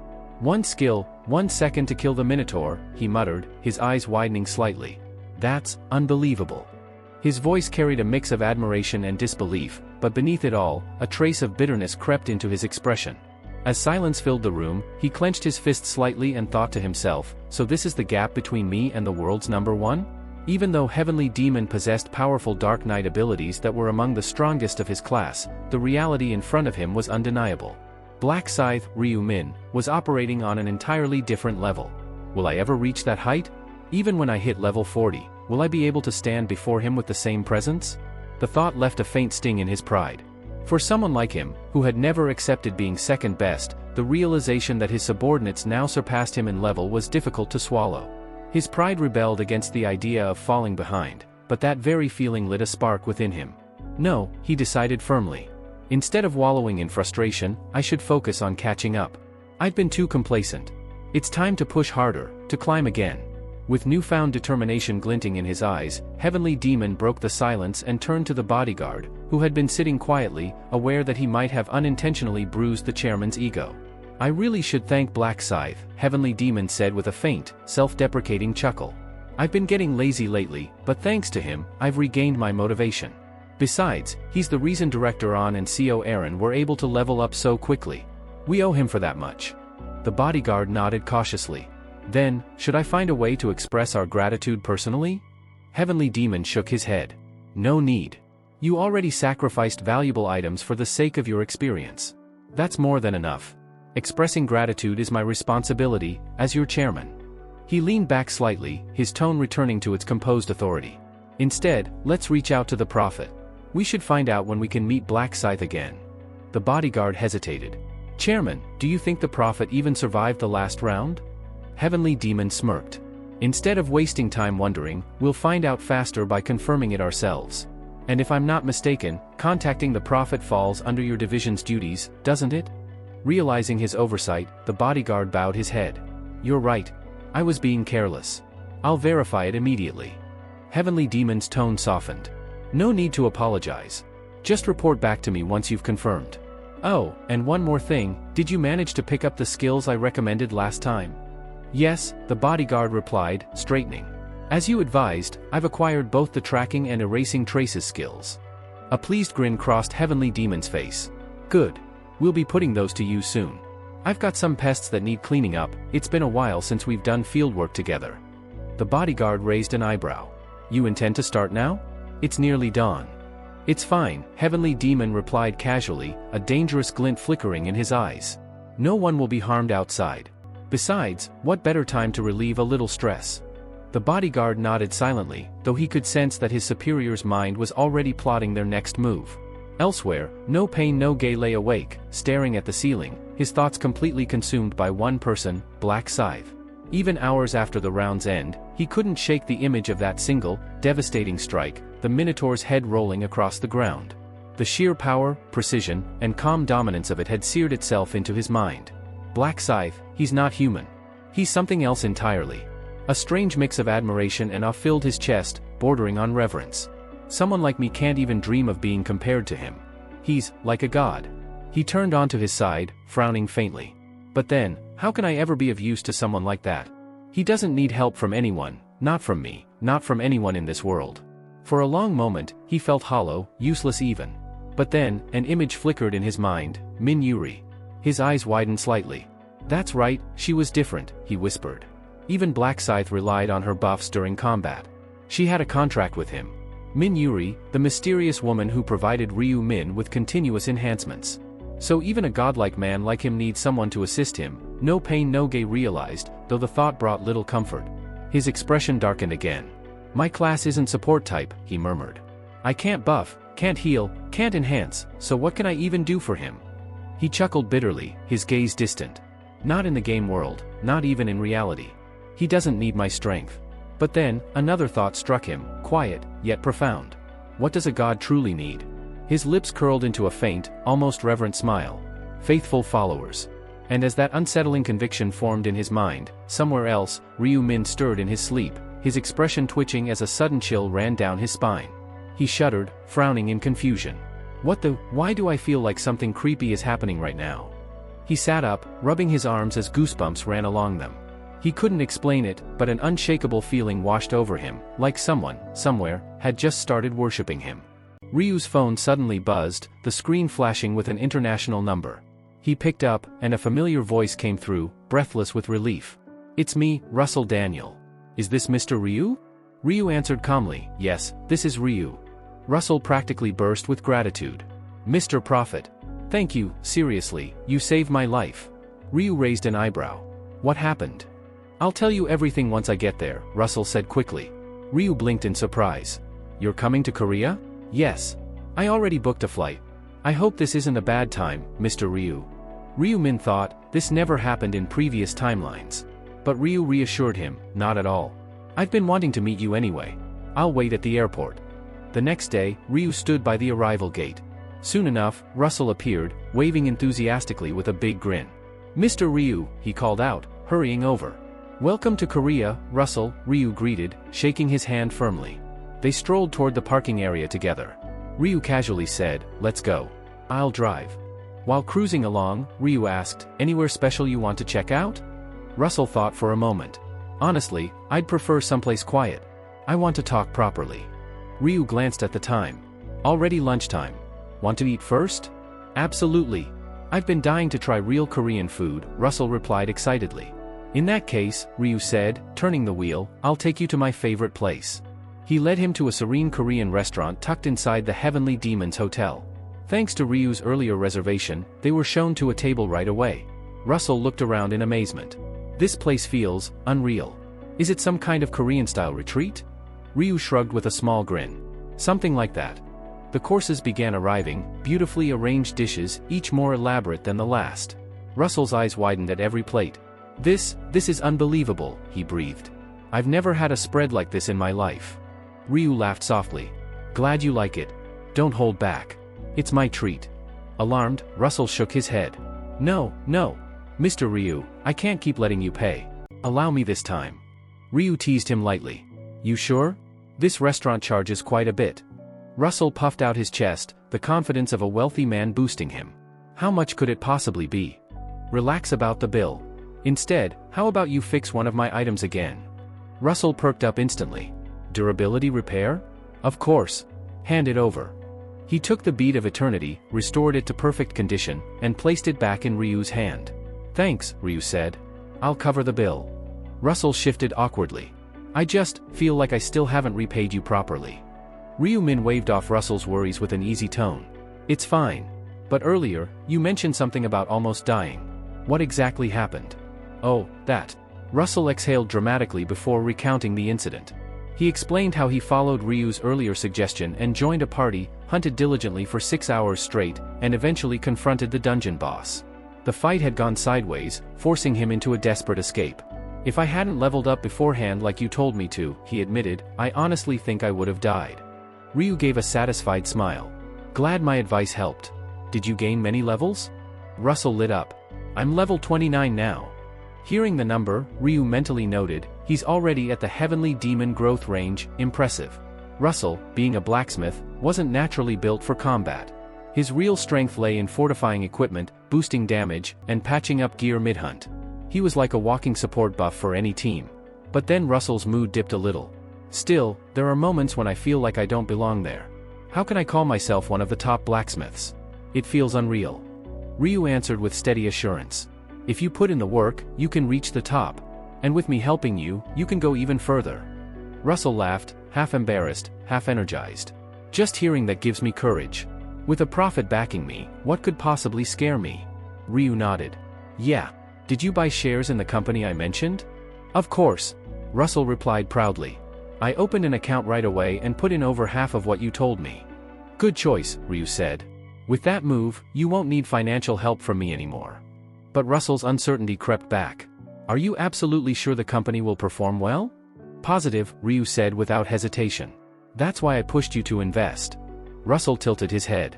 So, what does the company actually do? Ryu stared at him. Hold on. You invested without checking? Russell scratched his cheek, sheepish. I trusted your predictions. If you said it would prosper, I figured it was safe. As they were finishing the last of their food, Ryu suggested, want to take a look at the company?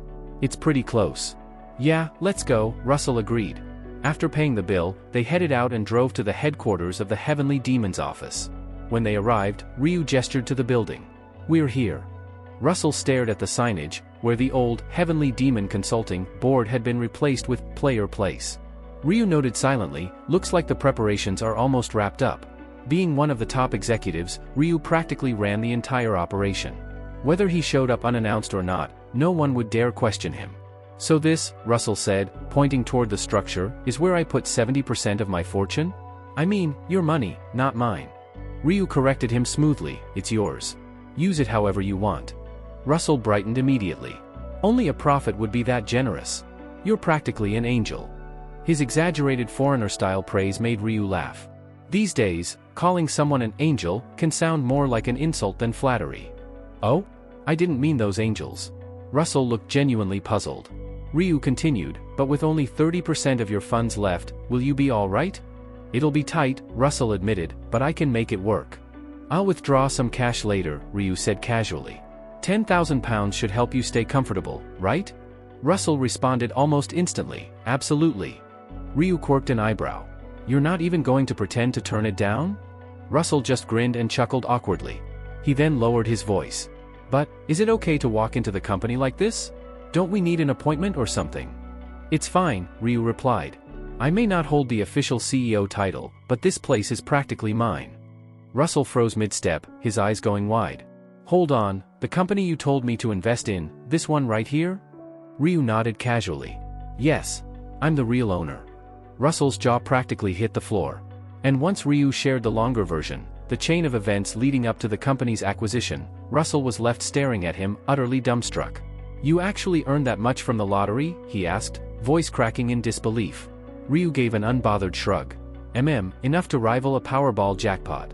So you're basically the top shareholder, the actual boss of the whole place?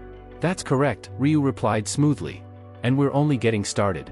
We didn't just rebrand the company, we've completely restructured our direction. What we're planning next is on a much larger scale. Russell exhaled in awe. I knew it, a prophet turning into a billionaire overnight? It makes too much sense. Investing here was the smartest thing I've ever done. And technically, isn't this all your money? Ryu gave a warm, amused laugh as Russell shrank a little in embarrassment. Think of it as your own. Use it as you wish. With that, he guided Russell deeper into the building and toward his office. Come on, Ryu said. I'll explain what this company actually does. Russell waved the idea aside. Do we even need an explanation? If the profit went all in, the results are guaranteed. Still, Ryu said firmly, you poured a significant amount of your funds into this place. You deserve to know what we're building. The type of business we're entering will excite anyone with even a passing interest in gaming. A sly glimmer ran through his eyes as he pushed open the office door. Inside, the workspace buzzed quietly. Familiar faces, former employees from Heavenly Demon Consulting, sat scattered around, working or whispering to one another. Several of them stared, wide-eyed, at Ryu and the foreigner trailing behind him. Ignoring the curious stares, Ryu walked ahead toward the executive room. Standing directly in front of the CEO's office was the bodyguard, firm, straight-backed, and immovable as a marble statue. Ryu slowed, puzzled. Why is he guarding the door like a palace soldier? Is someone inside? A client, maybe? Before he could speak, the bodyguard snapped to attention, his expression flickering with surprise. Major shareholder, Mr. Ryu Min. What brings you here today? Ryu offered a polite nod. Sorry for showing up without notice. I brought a foreign investor who'd like to see the company firsthand. The bodyguard's gaze slid toward Russell. His eyes narrowed slightly, clearly analyzing him, wondering if the young man was a player. Ryu asked, is the CEO in right now? Yes, sir, the bodyguard answered. However, he is currently meeting with someone. A client? Ryu raised an eyebrow. The bodyguard merely stood there, solid as a mountain, not moving aside or offering any further clarification. Ryu narrowed his eyes internally. So he's been instructed not to admit anyone. Even me? The prophet himself gets stonewalled? Ridiculous, but considering this guy's personality, it adds up. If the CEO ordered him to jump off the roof, he'd probably salute and ask which direction. A flicker of curiosity passed through Ryu. Who could be visiting? To find out, he simply dipped into the bodyguard's thoughts. The moment the man's mind opened, a single clear line floated up. Terrible timing. Mr. Ryu walked in right when the CEO's fiancée showed up. Ryu's eyes widened slightly. His fiancée? That woman is here? Ryu Min lingered patiently in the hallway until the office door finally swung open. Heavenly Demon stepped out first, followed closely by a poised foreign woman. The moment Heavenly Demon spotted Ryu, his pupils tightened in surprise. Ah, Prophet Ryu Min, you're here? Without calling ahead, he stammered. Ryu's reply was calm but edged just enough to sting. So I'm only allowed in if I book a slot now? Heavenly Demon reacted with a strained laugh, rubbing the back of his neck. No, that's not what I meant. I must have phrased things poorly earlier. I apologize if it sounded restrictive. But Ryu, inwardly, wasn't buying any of it. What poor phrasing. He's clearly been treating me like some fragile ornament. Acts all respectful in public, but deep down he thinks I'm harmless. Not surprising, my job title doesn't exactly scream strength, and aside from foresight I don't look threatening. No wonder he always worries I'll die every round. Trying to ease the lingering awkwardness, Heavenly Demon added. You're one of the highest-ranking figures in this company. You're free to drop by whenever you want. We just usually schedule appointments, and since you came suddenly, I commented without thinking. Ryu let out a small, polite smile. Is that how it is? Nice save, Ryu thought privately. At least you're still within my control. His gaze then shifted toward the woman next to Heavenly Demon, a graceful foreigner with striking composure. So we finally meet, the world's only priest. Her name surfaced in his memory, Christine Craig. She wasn't just another support class user. She had survived all the way to round 15, an astonishing feat for her class. Ryu had already marked her as one of the select few he planned to escort to round 20. Priests were as essential as buffers, every one of their skills held tremendous value. And her level 60 ability, Resurrection, was unrivaled. The power to bring back the dead within 10 minutes changed everything. Even with restrictions, a second life tilted the odds of survival heavily. I didn't expect to run into her this early, Ryu thought. Originally, he planned to approach her slowly, using Heavenly Demon as a bridge. But things had shifted. This meeting wasn't supposed to occur at this stage. If Russell hadn't flown in seeking him, Ryu wouldn't have visited the company at all. He trusted Heavenly Demon to handle preparations anyway. But even with the timeline altered, Ryu knew this encounter was destined sooner or later. Whatever happens, I need to recruit Christine. She's essential. Ryu turned to Heavenly Demon and casually asked. By the way, who is she? Heavenly Demon paused, glancing awkwardly between them. Oh, she's my, friend. Christine Craig. Ryu almost laughed internally. Friend? Not even close. She's the fiancée he arranged a marriage with for a green card. Her family's wealthy too. And he tells me not to hide things from him? Yet here he is hiding his marriage plans. Hypocrite. Still wearing a friendly expression, Ryu stepped toward Christine and greeted her in flawless English. Nice to meet you, Christine. I'm Ryu Min, one of CEO Ma Kyung-rak's business partners. The effect was immediate. Heavenly Demon blinked, stunned. Ryu's pronunciation was so natural it could pass for a native speaker. Christine, equally startled, stared at him in open surprise, clearly not expecting such polished English from him. Christine extended her hand with a graceful smile, greeting him warmly. Pleasure to finally meet you, Ryu Min. I honestly had no clue CEO Ma was working with someone of your caliber. Ryu's lips curved into an easy smile. Oh? And here I thought CEO Ma would have mentioned that he had such a stunning fiancée. That single sentence jolted the Heavenly Demon like he'd stepped on an invisible Lego. He froze for a heartbeat, his thoughts spinning. Fiancé? Wait, did I ever say that? Did he somehow dig up that information? How does he always know everything? Realizing it would be foolish, no, downright dangerous, to play games with the prophet again, he quickly composed himself and accepted the truth of the situation. Clearly, pretending otherwise would only dig him a deeper grave. He cleared his throat and bowed his head slightly. I owe you an apology, prophet. I had no intention of hiding anything from you. Ryu lifted a hand reassuringly. No need to beat yourself up. I get it, introducing your fiancé can feel like a big step. Heavenly Demon nodded gratefully, only to flinch when Ryu added in a quietly disappointed tone. But I do wish you would have trusted me a bit more. That subtle hint of dismay stabbed him harder than any blade, and he mentally cursed himself. Great. Fantastic. Wonderful. Why did I think lying, or even omitting, was a good idea? Ticking off the prophet must be the dumbest thing I've done this week. Ryu's calm voice echoed behind her. One moment, Christine. Heavenly Demon and his bodyguard exchanged baffled looks, wondering what he intended to say. Christine mirrored their confusion. What is it? She asked cautiously. Ryu replied, it concerns the upcoming round. You'd be wise to stay alert. Ryu glanced at him knowingly. Mr. Ma, there's no reason to hide who I am. And wouldn't it be better if your fiancé knew what's waiting in the next round? Her safety matters too, doesn't it? He spoke in Korean deliberately, giving Heavenly Demon one last chance to choose how much to reveal. But truthfully, the choice had already been ripped from his hands. If he refused, he would look uncaring about Christine's survival, and also risk irritating the prophet even further. Neither option was appealing. He bowed his head. The prophet is right. If it concerns her well-being, keeping it secret wouldn't be right. Then he turned to Christine. Can we step inside for a moment? There's something important we need to discuss. Though initially bewildered, Christine could sense the weight in their voices and nodded, accepting his request. Just before they moved indoors, Ryu addressed Russell. Russell, stay out here for a bit. Respecting Ryu's wish without question, Russell and bodyguard remained at their post while the others headed inside. Ryu led the Heavenly Demon and Christine into the CEO's office, closing the door behind them. The room's polished interior amplified the tension. Christine, wearing a politely expectant expression, gestured lightly as if encouraging her fiancé to speak first. Heavenly Demon cleared his throat. Christine, earlier, I didn't properly introduce him. This man here is my business partner, the other CEO of our company.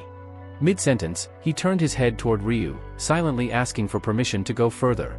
Ryu gave him a calm nod, granting approval. Taking that as his cue, Heavenly Demon continued, voice steady but respectful. And in addition to that, he possesses a special class. He's a prophet, someone capable of reading the future. Christine blinked, her brows lifting in disbelief.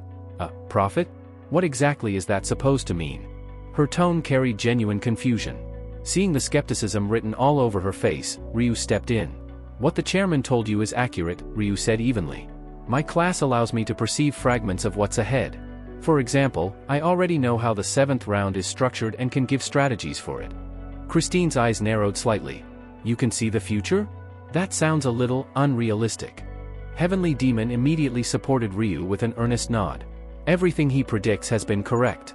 Not once has his guidance failed us. She looked at him in surprise. So you've been relying on him all this time? Yes, he admitted without hesitation. His insights have allowed us to prepare early for every round.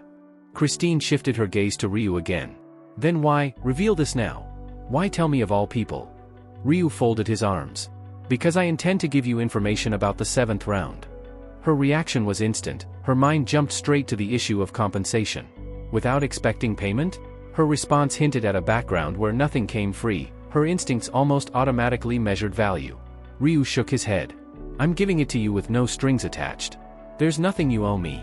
Christine looked unconvinced at first, but eventually she let out a slow exhale. If you're confident enough to share future predictions, I'm willing to hear them. Ryu tilted his head. You still don't believe it completely. Instead of continuing directly, Ryu gestured toward Heavenly Demon, letting him be the proof, he said, yes, Mr. Ryu's words never been wrong. Ryu's relayed the message. For the 7th round, you must not be deceived by temptation. Whatever you encounter, resist it. Burn that warning into your memory, never forget it. Christine waited, expecting more, and Heavenly Demon asked quietly. Prophet, is that everything? Ryu's expression darkened. That is the extent of what I can disclose. Saying more would put everyone at risk. The important part is simple, do not fall for temptation. Memorize it as though your life depends on it. A heavy pause followed before Ryu spoke again, his voice carrying a new weight. Actually, there's one more reason I asked to meet. Christine straightened, sensing the seriousness. When the 11th round comes, Ryu said, you'll be in danger. Your life may genuinely be in jeopardy. Christine stared at him, stunned. Me? I'll be in danger? Don't panic, Ryu replied. When things reach the worst point, a rope will appear to save you. As the private jet soared through the clouds, Christine sat silently, unable to shake the lingering confusion clouding her thoughts. She kept turning the entire meeting over in her head. Her fiancé's business partner, someone she assumed was a quiet, unassuming Asian man, turned out to be far more mysterious than she ever expected. Every revelation clung to her mind like damp fog. Was she troubled because Heavenly Demon had kept his partner's identity as a prophet hidden? Or was it the fact that for the entire 6 months of their engagement, he had hoarded every shred of information about the rounds, leaving her clueless? But even that wasn't what disturbed her the most. No, the real shock came from that ominous prophecy. A life-threatening crisis. In the 11th round. A rope descending to rescue her. She exhaled sharply, muttering under her breath. If my father had been there, that prophet would have been in serious trouble. And the pastor? He might have thrown holy water at him for being too dramatic. And yet? Someone is going to save me? Her mind drifted back to the exchange in the office. Ryu's voice echoed in her memory. A rope will come down to rescue you. She had asked him, what does that even mean? His reply had been maddeningly vague. It means someone will save you. And who is that supposed to be, she had demanded. Ryu had only shaken his head. That part, I cannot reveal. Now, thinking back, it felt even stranger. She rubbed her temples. You can't tell me who's coming? And I'm supposed to believe you're a real prophet? Who talks like that? Just as Christine was sinking deeper into her thoughts, an announcement crackled through the cabin speakers. Ladies and gentlemen, we'll be touching down at Dallas-Fort Worth International Airport in just a few minutes. The voice snapped her out of her daze. She blinked, lifted her head, and realized with surprise that the plane was already descending. Time had slipped past her without her noticing. After landing, she collected her luggage and stepped out through the arrival's gate, only to see a face she recognized immediately. Standing there with a polite smile was Jeffrey Bishop, the young deacon from her church. Christine, he greeted brightly, I hope your trip to Korea was pleasant. Oh, Mr. Bishop, she replied. I didn't expect you to come all the way here to pick me up. His smile widened. The pastor insisted. He said it wouldn't do to let you return without a proper welcome. Suppressing a quiet sigh, she followed him toward a sleek black van parked outside. The vehicle pulled away from the airport and began winding through Dallas, eventually heading toward the outskirts of the city. Their destination soon appeared, an immense church complex crowned with a towering sign that read Shiningwood Church. This wasn't just any church. It was the megachurch, home to over 100,000 members, a religious titan so influential that even the state's governor stepped lightly around it. They finally stopped beside the main building. Christine disembarked, her steps echoing faintly as Jeffrey led her down a quiet hall. He paused before a large office door and tapped twice. Father, he called, Christine has arrived. A deep voice answered, send her in. Jeffrey opened the door, and Christine stepped inside. Sitting at the massive desk was a man radiating authority, resolve, and the kind of stern presence that could cow most people with a single glance, her father, Nathan Watson. So, Nathan began without hesitation, you met your fiancé in Korea? Yes, she replied calmly. And he is your fiancé, correct? He's tidy, well-presented, she answered thoughtfully. And he seems like a decent man. Has he ever spoken to you disrespectfully? She shook her head. No. He's never been rude. Honestly, he doesn't seem like the type to mistreat me. He's courteous. A satisfied grin formed on Nathan's face. As he should be. My daughter deserves nothing less. Then he leaned forward. Has your relationship progressed at all? Christine lowered her gaze. We're not exactly at that point yet. Nathan's eyebrows shot up. 6 months, and you two aren't any closer? A wave of frustration washed over her, and her voice turned somber. How can we even call it dating? We're only pretending, going through the motions without real feelings. Her father didn't budge. Even so, bear with it a little longer. Osung Group is one of the most powerful conglomerates in Korea. A marriage into that family is a blessing in every way. I understand what you're saying, but, she stopped herself, swallowing her irritation. They had circled this argument so many times that even repeating it felt pointless. Nathan sensed her unspoken protest and cut in. You might not care for him now, but affection can grow. People can become closer than they ever expected, sometimes even inseparable. Christine gave a faint, weary smile. I don't know, overly tidy men bother me. People who look too perfect always seem like they're hiding something. Nathan dismissed her concerns immediately. Such thoughts are childish. You're a daughter of the faith, yet you still have much to learn. She stared at him. Because I'm your daughter, right? That remark left a brief, heavy silence hanging in the room. Nathan cleared his throat, eager to move on. Let's change the subject. What has your fiancé been doing lately? He's preparing a business project, she replied. A business project? Nathan scoffed lightly. Even in a world ruled by divine forces, people cling to earthly ambitions. Christine shot him a sideways look. You're not exactly free of earthly ambitions either, father. He puffed out his chest proudly. I am different. I am chosen by God. Her next question was quiet but piercing. Do you honestly believe all of this is truly God's will, and God's power? Before he could answer, a gentle glow blossomed from Christine's palm, a warm, comforting light that illuminated the room. It was a priest's basic skill, heal.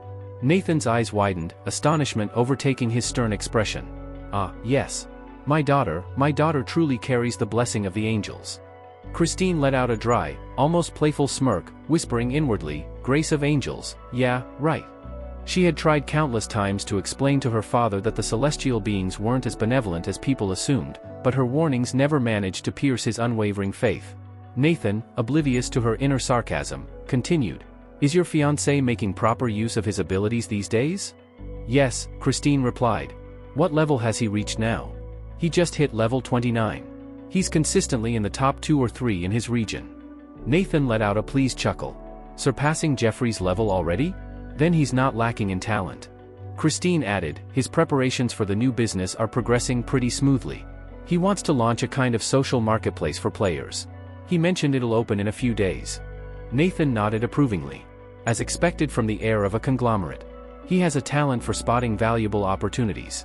Did he come up with the idea himself? No, Christine replied. He has a partner. Someone who calls himself a prophet. Nathan blinked. A prophet? What do you mean? I can't recall his name, but that partner says he's a prophet-class player. Apparently he can see the future. He even shared what he claimed was information about the 7th round, though honestly, it sounds like nonsense. I'm not sure any of it is real. Nathan leaned back, considering this with an intrigued look. A friend with foresight? He murmured inwardly. Interesting. Then he spoke aloud. In times like these, nothing is more alluring than the ability to glimpse tomorrow. Why don't you try getting closer to this friend of his? Christine shook her head skeptically. I doubt it's worth anything. Even if he can supposedly predict things, there's no proof he's accurate. He mentioned I'd be in danger in the 11th round, but his prophecy was so vague it could apply to anyone. To Nathan, however, this sounded less like nonsense and more like an opportunity he absolutely could not afford to ignore. I want to meet this alleged prophet, he declared. You don't have to, she insisted. His predictions probably won't come true. It doesn't mean anything. Nathan narrowed his eyes. Are you sure Mr. Ma wasn't lying to you? I don't think so, she answered. He looked like he believed it himself. Maybe the prophet got lucky once? When someone gives predictions without specifics, it becomes easy to pretend they're right. Her father leaned forward. So, you don't believe in prophecies at all? No, she answered firmly. There's no reason I would ever be in danger. And she wasn't speaking blindly. Christine possessed the Rune of Life, an ability that granted her experience and stat bonuses whenever she healed the wounded or saved lives. Because of this, she leveled rapidly from the moment she awakened. Plus, as people began to recognize the tremendous value of a skilled priest, entire crowds of players, particularly tanks, gathered to protect her wherever she went. At this point, she traveled with dozens of human shields. Danger? Practically non-existent. Nathan still wasn't convinced. Don't become complacent. Even among those who follow you, someone could betray you. Christine dismissed the concern lightly. You don't need to worry. Don't forget, I'm the zone representative. Under my dominion, no one dares to disobey me. That's exactly why you must stay alert, he warned sternly. Power of that scale makes you a target. Prepare for anything. Yes, father, she replied, ending the topic. As Christine stepped out of the office, Nathan immediately called out, Jeffrey, come in. The young deacon slipped inside. Yes, Pastor? My daughter's fiancé has a business partner who claims to be a prophet. He's been saying absurd things about Christine being in danger. Find out if there's any truth to his claims. Jeffrey placed a hand on his chest with zealous devotion. In the name of Jesus Christ, I will carry out your command. Once he left, Nathan's expression darkened. Whoever this fool is, he thought coldly, he's been filling my daughter's head with unnecessary fear. I need to know his intentions. And if his prophecy turns out to be fake, I'll personally make sure he sees what hell truly looks like. Ryu signed into the PCW chat under his alter ego, Lost Yark, entering the virtual conference room where their usual gatherings took place. He discovered he had shown up ahead of schedule. The place was quiet, empty, and honestly, kind of boring. Before the silence could swallow him whole, Yami popped online. Ah, welcome, Yami, Ryu greeted. Yami blinked in surprise. Lost Yark? You're early today. Ryu replied, had nothing better to do, perfectly mimicking Lost Yark's tone and speech pattern. Even the rhythm of his words was identical. He smirked to himself. I've already nailed Lost Yark's personality. Yami won't suspect a thing. Moments later, the chairman entered the chat. Oh, chairman. You're here, Yami said cheerfully. Ryu echoed, greetings, chairman. Good to see you both, the chairman responded, though his smile carried a lingering sadness. After all, only 2 executives besides him were left now. Well, he continued, shaking off the gloom, let's begin. Last time we agreed we'd pick new executives, correct, Lost Yark? Yes, Ryu replied promptly. Did we find any promising prospects among the applicants? We've narrowed it down to 30 candidates, Ryu said, sorted by their levels and the zones they specialize in. No member with name Black Scythe among them, I hope? That's right, Ryu assured him. If any had, I'd have reported it immediately. And what about other notable names? The chairman asked. Anyone using aliases like Heavenly Demon or Idiot Fools? Ryu shook his head. None. I checked thoroughly. In that case, the chairman said, we'll choose our new executives from those 30. Yami, I'll leave the interviews to you. Select 5 candidates, only from the ones who passed the assassination assessment. Understood, chairman, she said. Good. Moving on. His expression hardened. A member of the National Assembly has been stirring trouble again, criticizing players non-stop. Ryu nodded. Yes, I saw that in the news. Lee Songhyun, right? Exactly. Once our executive group is finalized, we'll decide how to handle him. He's trying to twist legal interpretation to suppress players, despite not being one himself.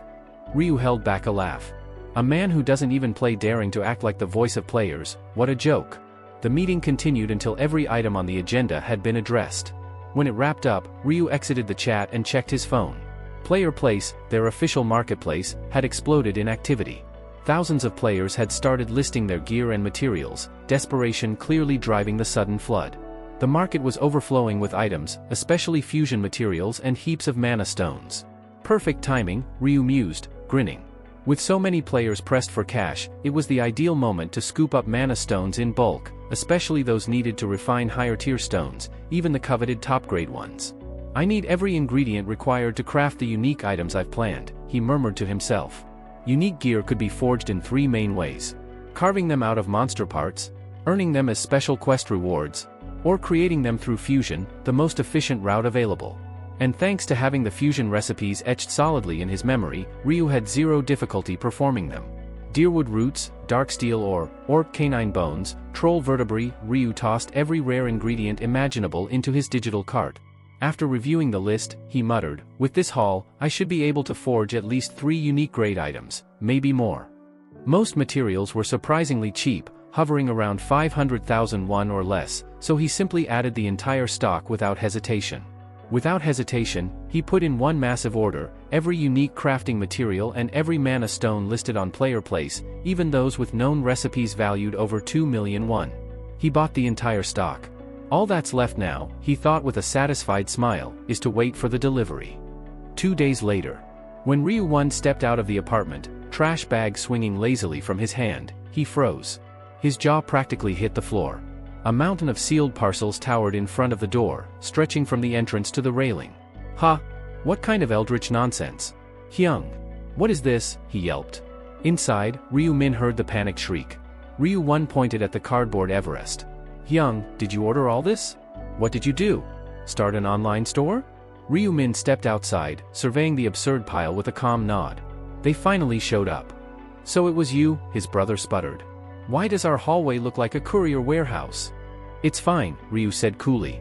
These are materials for players. Understanding dawned on Ryu 1. Oh, game stuff. That explains nothing, but okay. They cracked open box after box, slicing through tape like two overworked warehouse workers. Each package held exactly what Ryu had requested, a total of 105 deliveries, every item neatly arranged. Ryu clapped his hands. Perfect. Time to start crafting. First up, magic stone fusions. He gathered the mountain of mana stones he had purchased, plus his own stash, and began combining stones of identical colors over and over. With just 16 low-rank stones, he noted, you can transmute them into one top-tier stone. System notifications flooded his vision. Fusion complete. Created, highest grade red mana stone. Created, highest grade orange mana stone. Created, highest grade yellow mana stone. Created, highest grade purple mana stone. Soon he had 7 different highest grade stones, each one glowing with its own brilliant hue. Grinning, Ryu said, nice. Now to embed these bad boys. He slotted the stones into every piece of gear he owned. Weapons, helmet, armor, gloves, boots, necklace, rings, nothing was left untouched.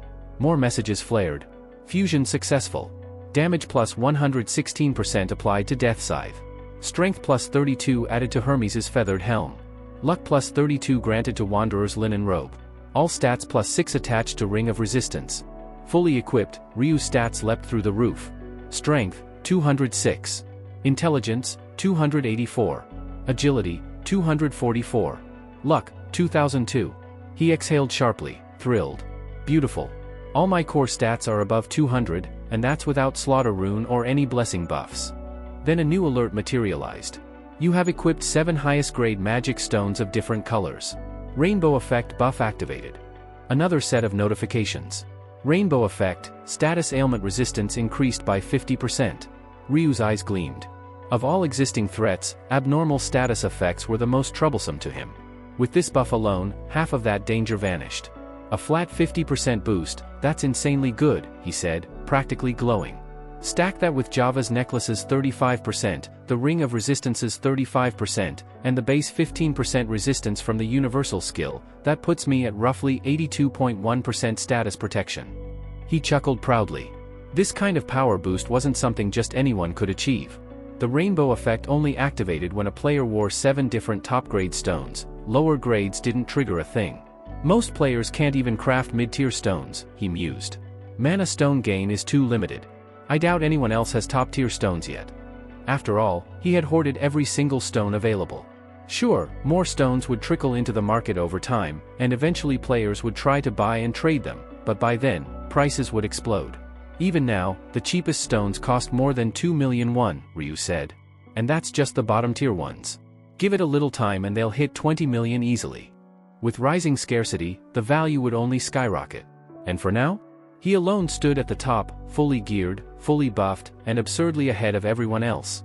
After finishing his magic stone upgrades, Ryu stretched his shoulders and said, well, time to move on to the next big step, unique item crafting. Creating unique grade items wasn't some mystical ceremony. The process was simple in theory. Take the base equipment you want to upgrade, toss it together with the correct auxiliary materials, and the system reforges it into a superior version. The catch? You weren't forging brand new gear, just amplifying what already existed. Ryu glanced at his stacks of ingredients, then shook his head. I've already gathered the necessary parts, but it's too early to waste them. Better to wait until I get higher tier equipment. Might as well upgrade something worthy. At that moment, he was sitting comfortably at level 54. Reaching 60 wasn't far away.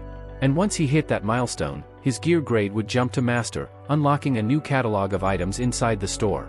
It'll be smarter to pick up master grade gear first, he muttered. Then I can upgrade those instead of my current stuff. He opened his inventory again and glanced over the newly purchased materials. Mid-scroll, his eyes widened. Hold on, wait, what is this? His incredulity made perfect sense. Right there on the screen was something he never expected to appear so early in the game's timeline. A material used for crafting legendary items. The listing glowed on the Player Place app. Item, fragment of immortal skin. Category, special material. Details, a torn scrap of flesh from a creature rumored to be the immortal. Price, 1,000,001. Inquiries, allowed. Chat, allowed.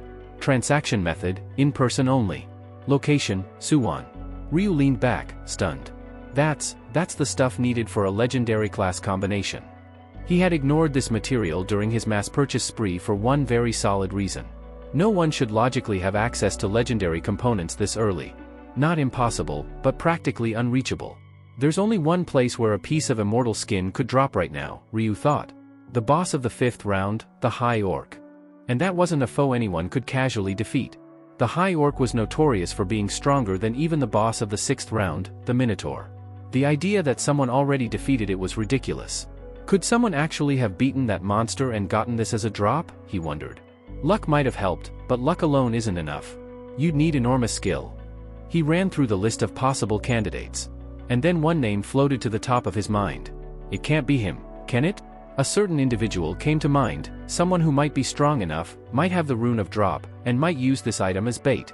In-person pickup only, Ryu mused. If that's the case, I should message them and confirm. Before clicking the purchase button, he opened the chat window. Chat log. Ryu, hello, are you the one selling the immortal skin fragment? Seller, yes, that's me. Ryu, you listed it at 1,000,001, and you said inquiries are allowed, right? Seller, normally, no, but I'll make an exception this time. What are you thinking? Ryu, how about 900,000? Seller, that's a bit tight, but fine. It's not a big. Ryu, oh, wait. I misspoke. Could you reduce it by 100,000? So, 800,000. Seller, are you messing with me? Ryu, why? The price isn't fixed. And honestly, I'm not even sure this item is useful. Seller, then why are you trying to buy something you don't understand? Ryu, I want to experiment. That's what everyone buys materials for. But my wallet is crying, so, discount? Ryu, hello? Ryu, hello? Ryu, you there? Seller, fine. 800,000. Cash only. Can you come to Suwon? Ryu, of course. Seller, come to this address. The moment the location popped up, Ryu's lips curled into a knowing grin. So it is the guy I suspected. Even with a 200,001 discount, the seller was still willing to go through with the deal, clear evidence this was bait meant to lure in victims. A little early for us to meet, Ryu thought, pulling on his coat, but if I don't intervene now, more people are going to fall for this trap. Plus, he still needed that legendary material. That's it for today. Thank you so much for watching. If you enjoyed the video, don't forget to hit that like button and subscribe for more. We'll see you in the next one.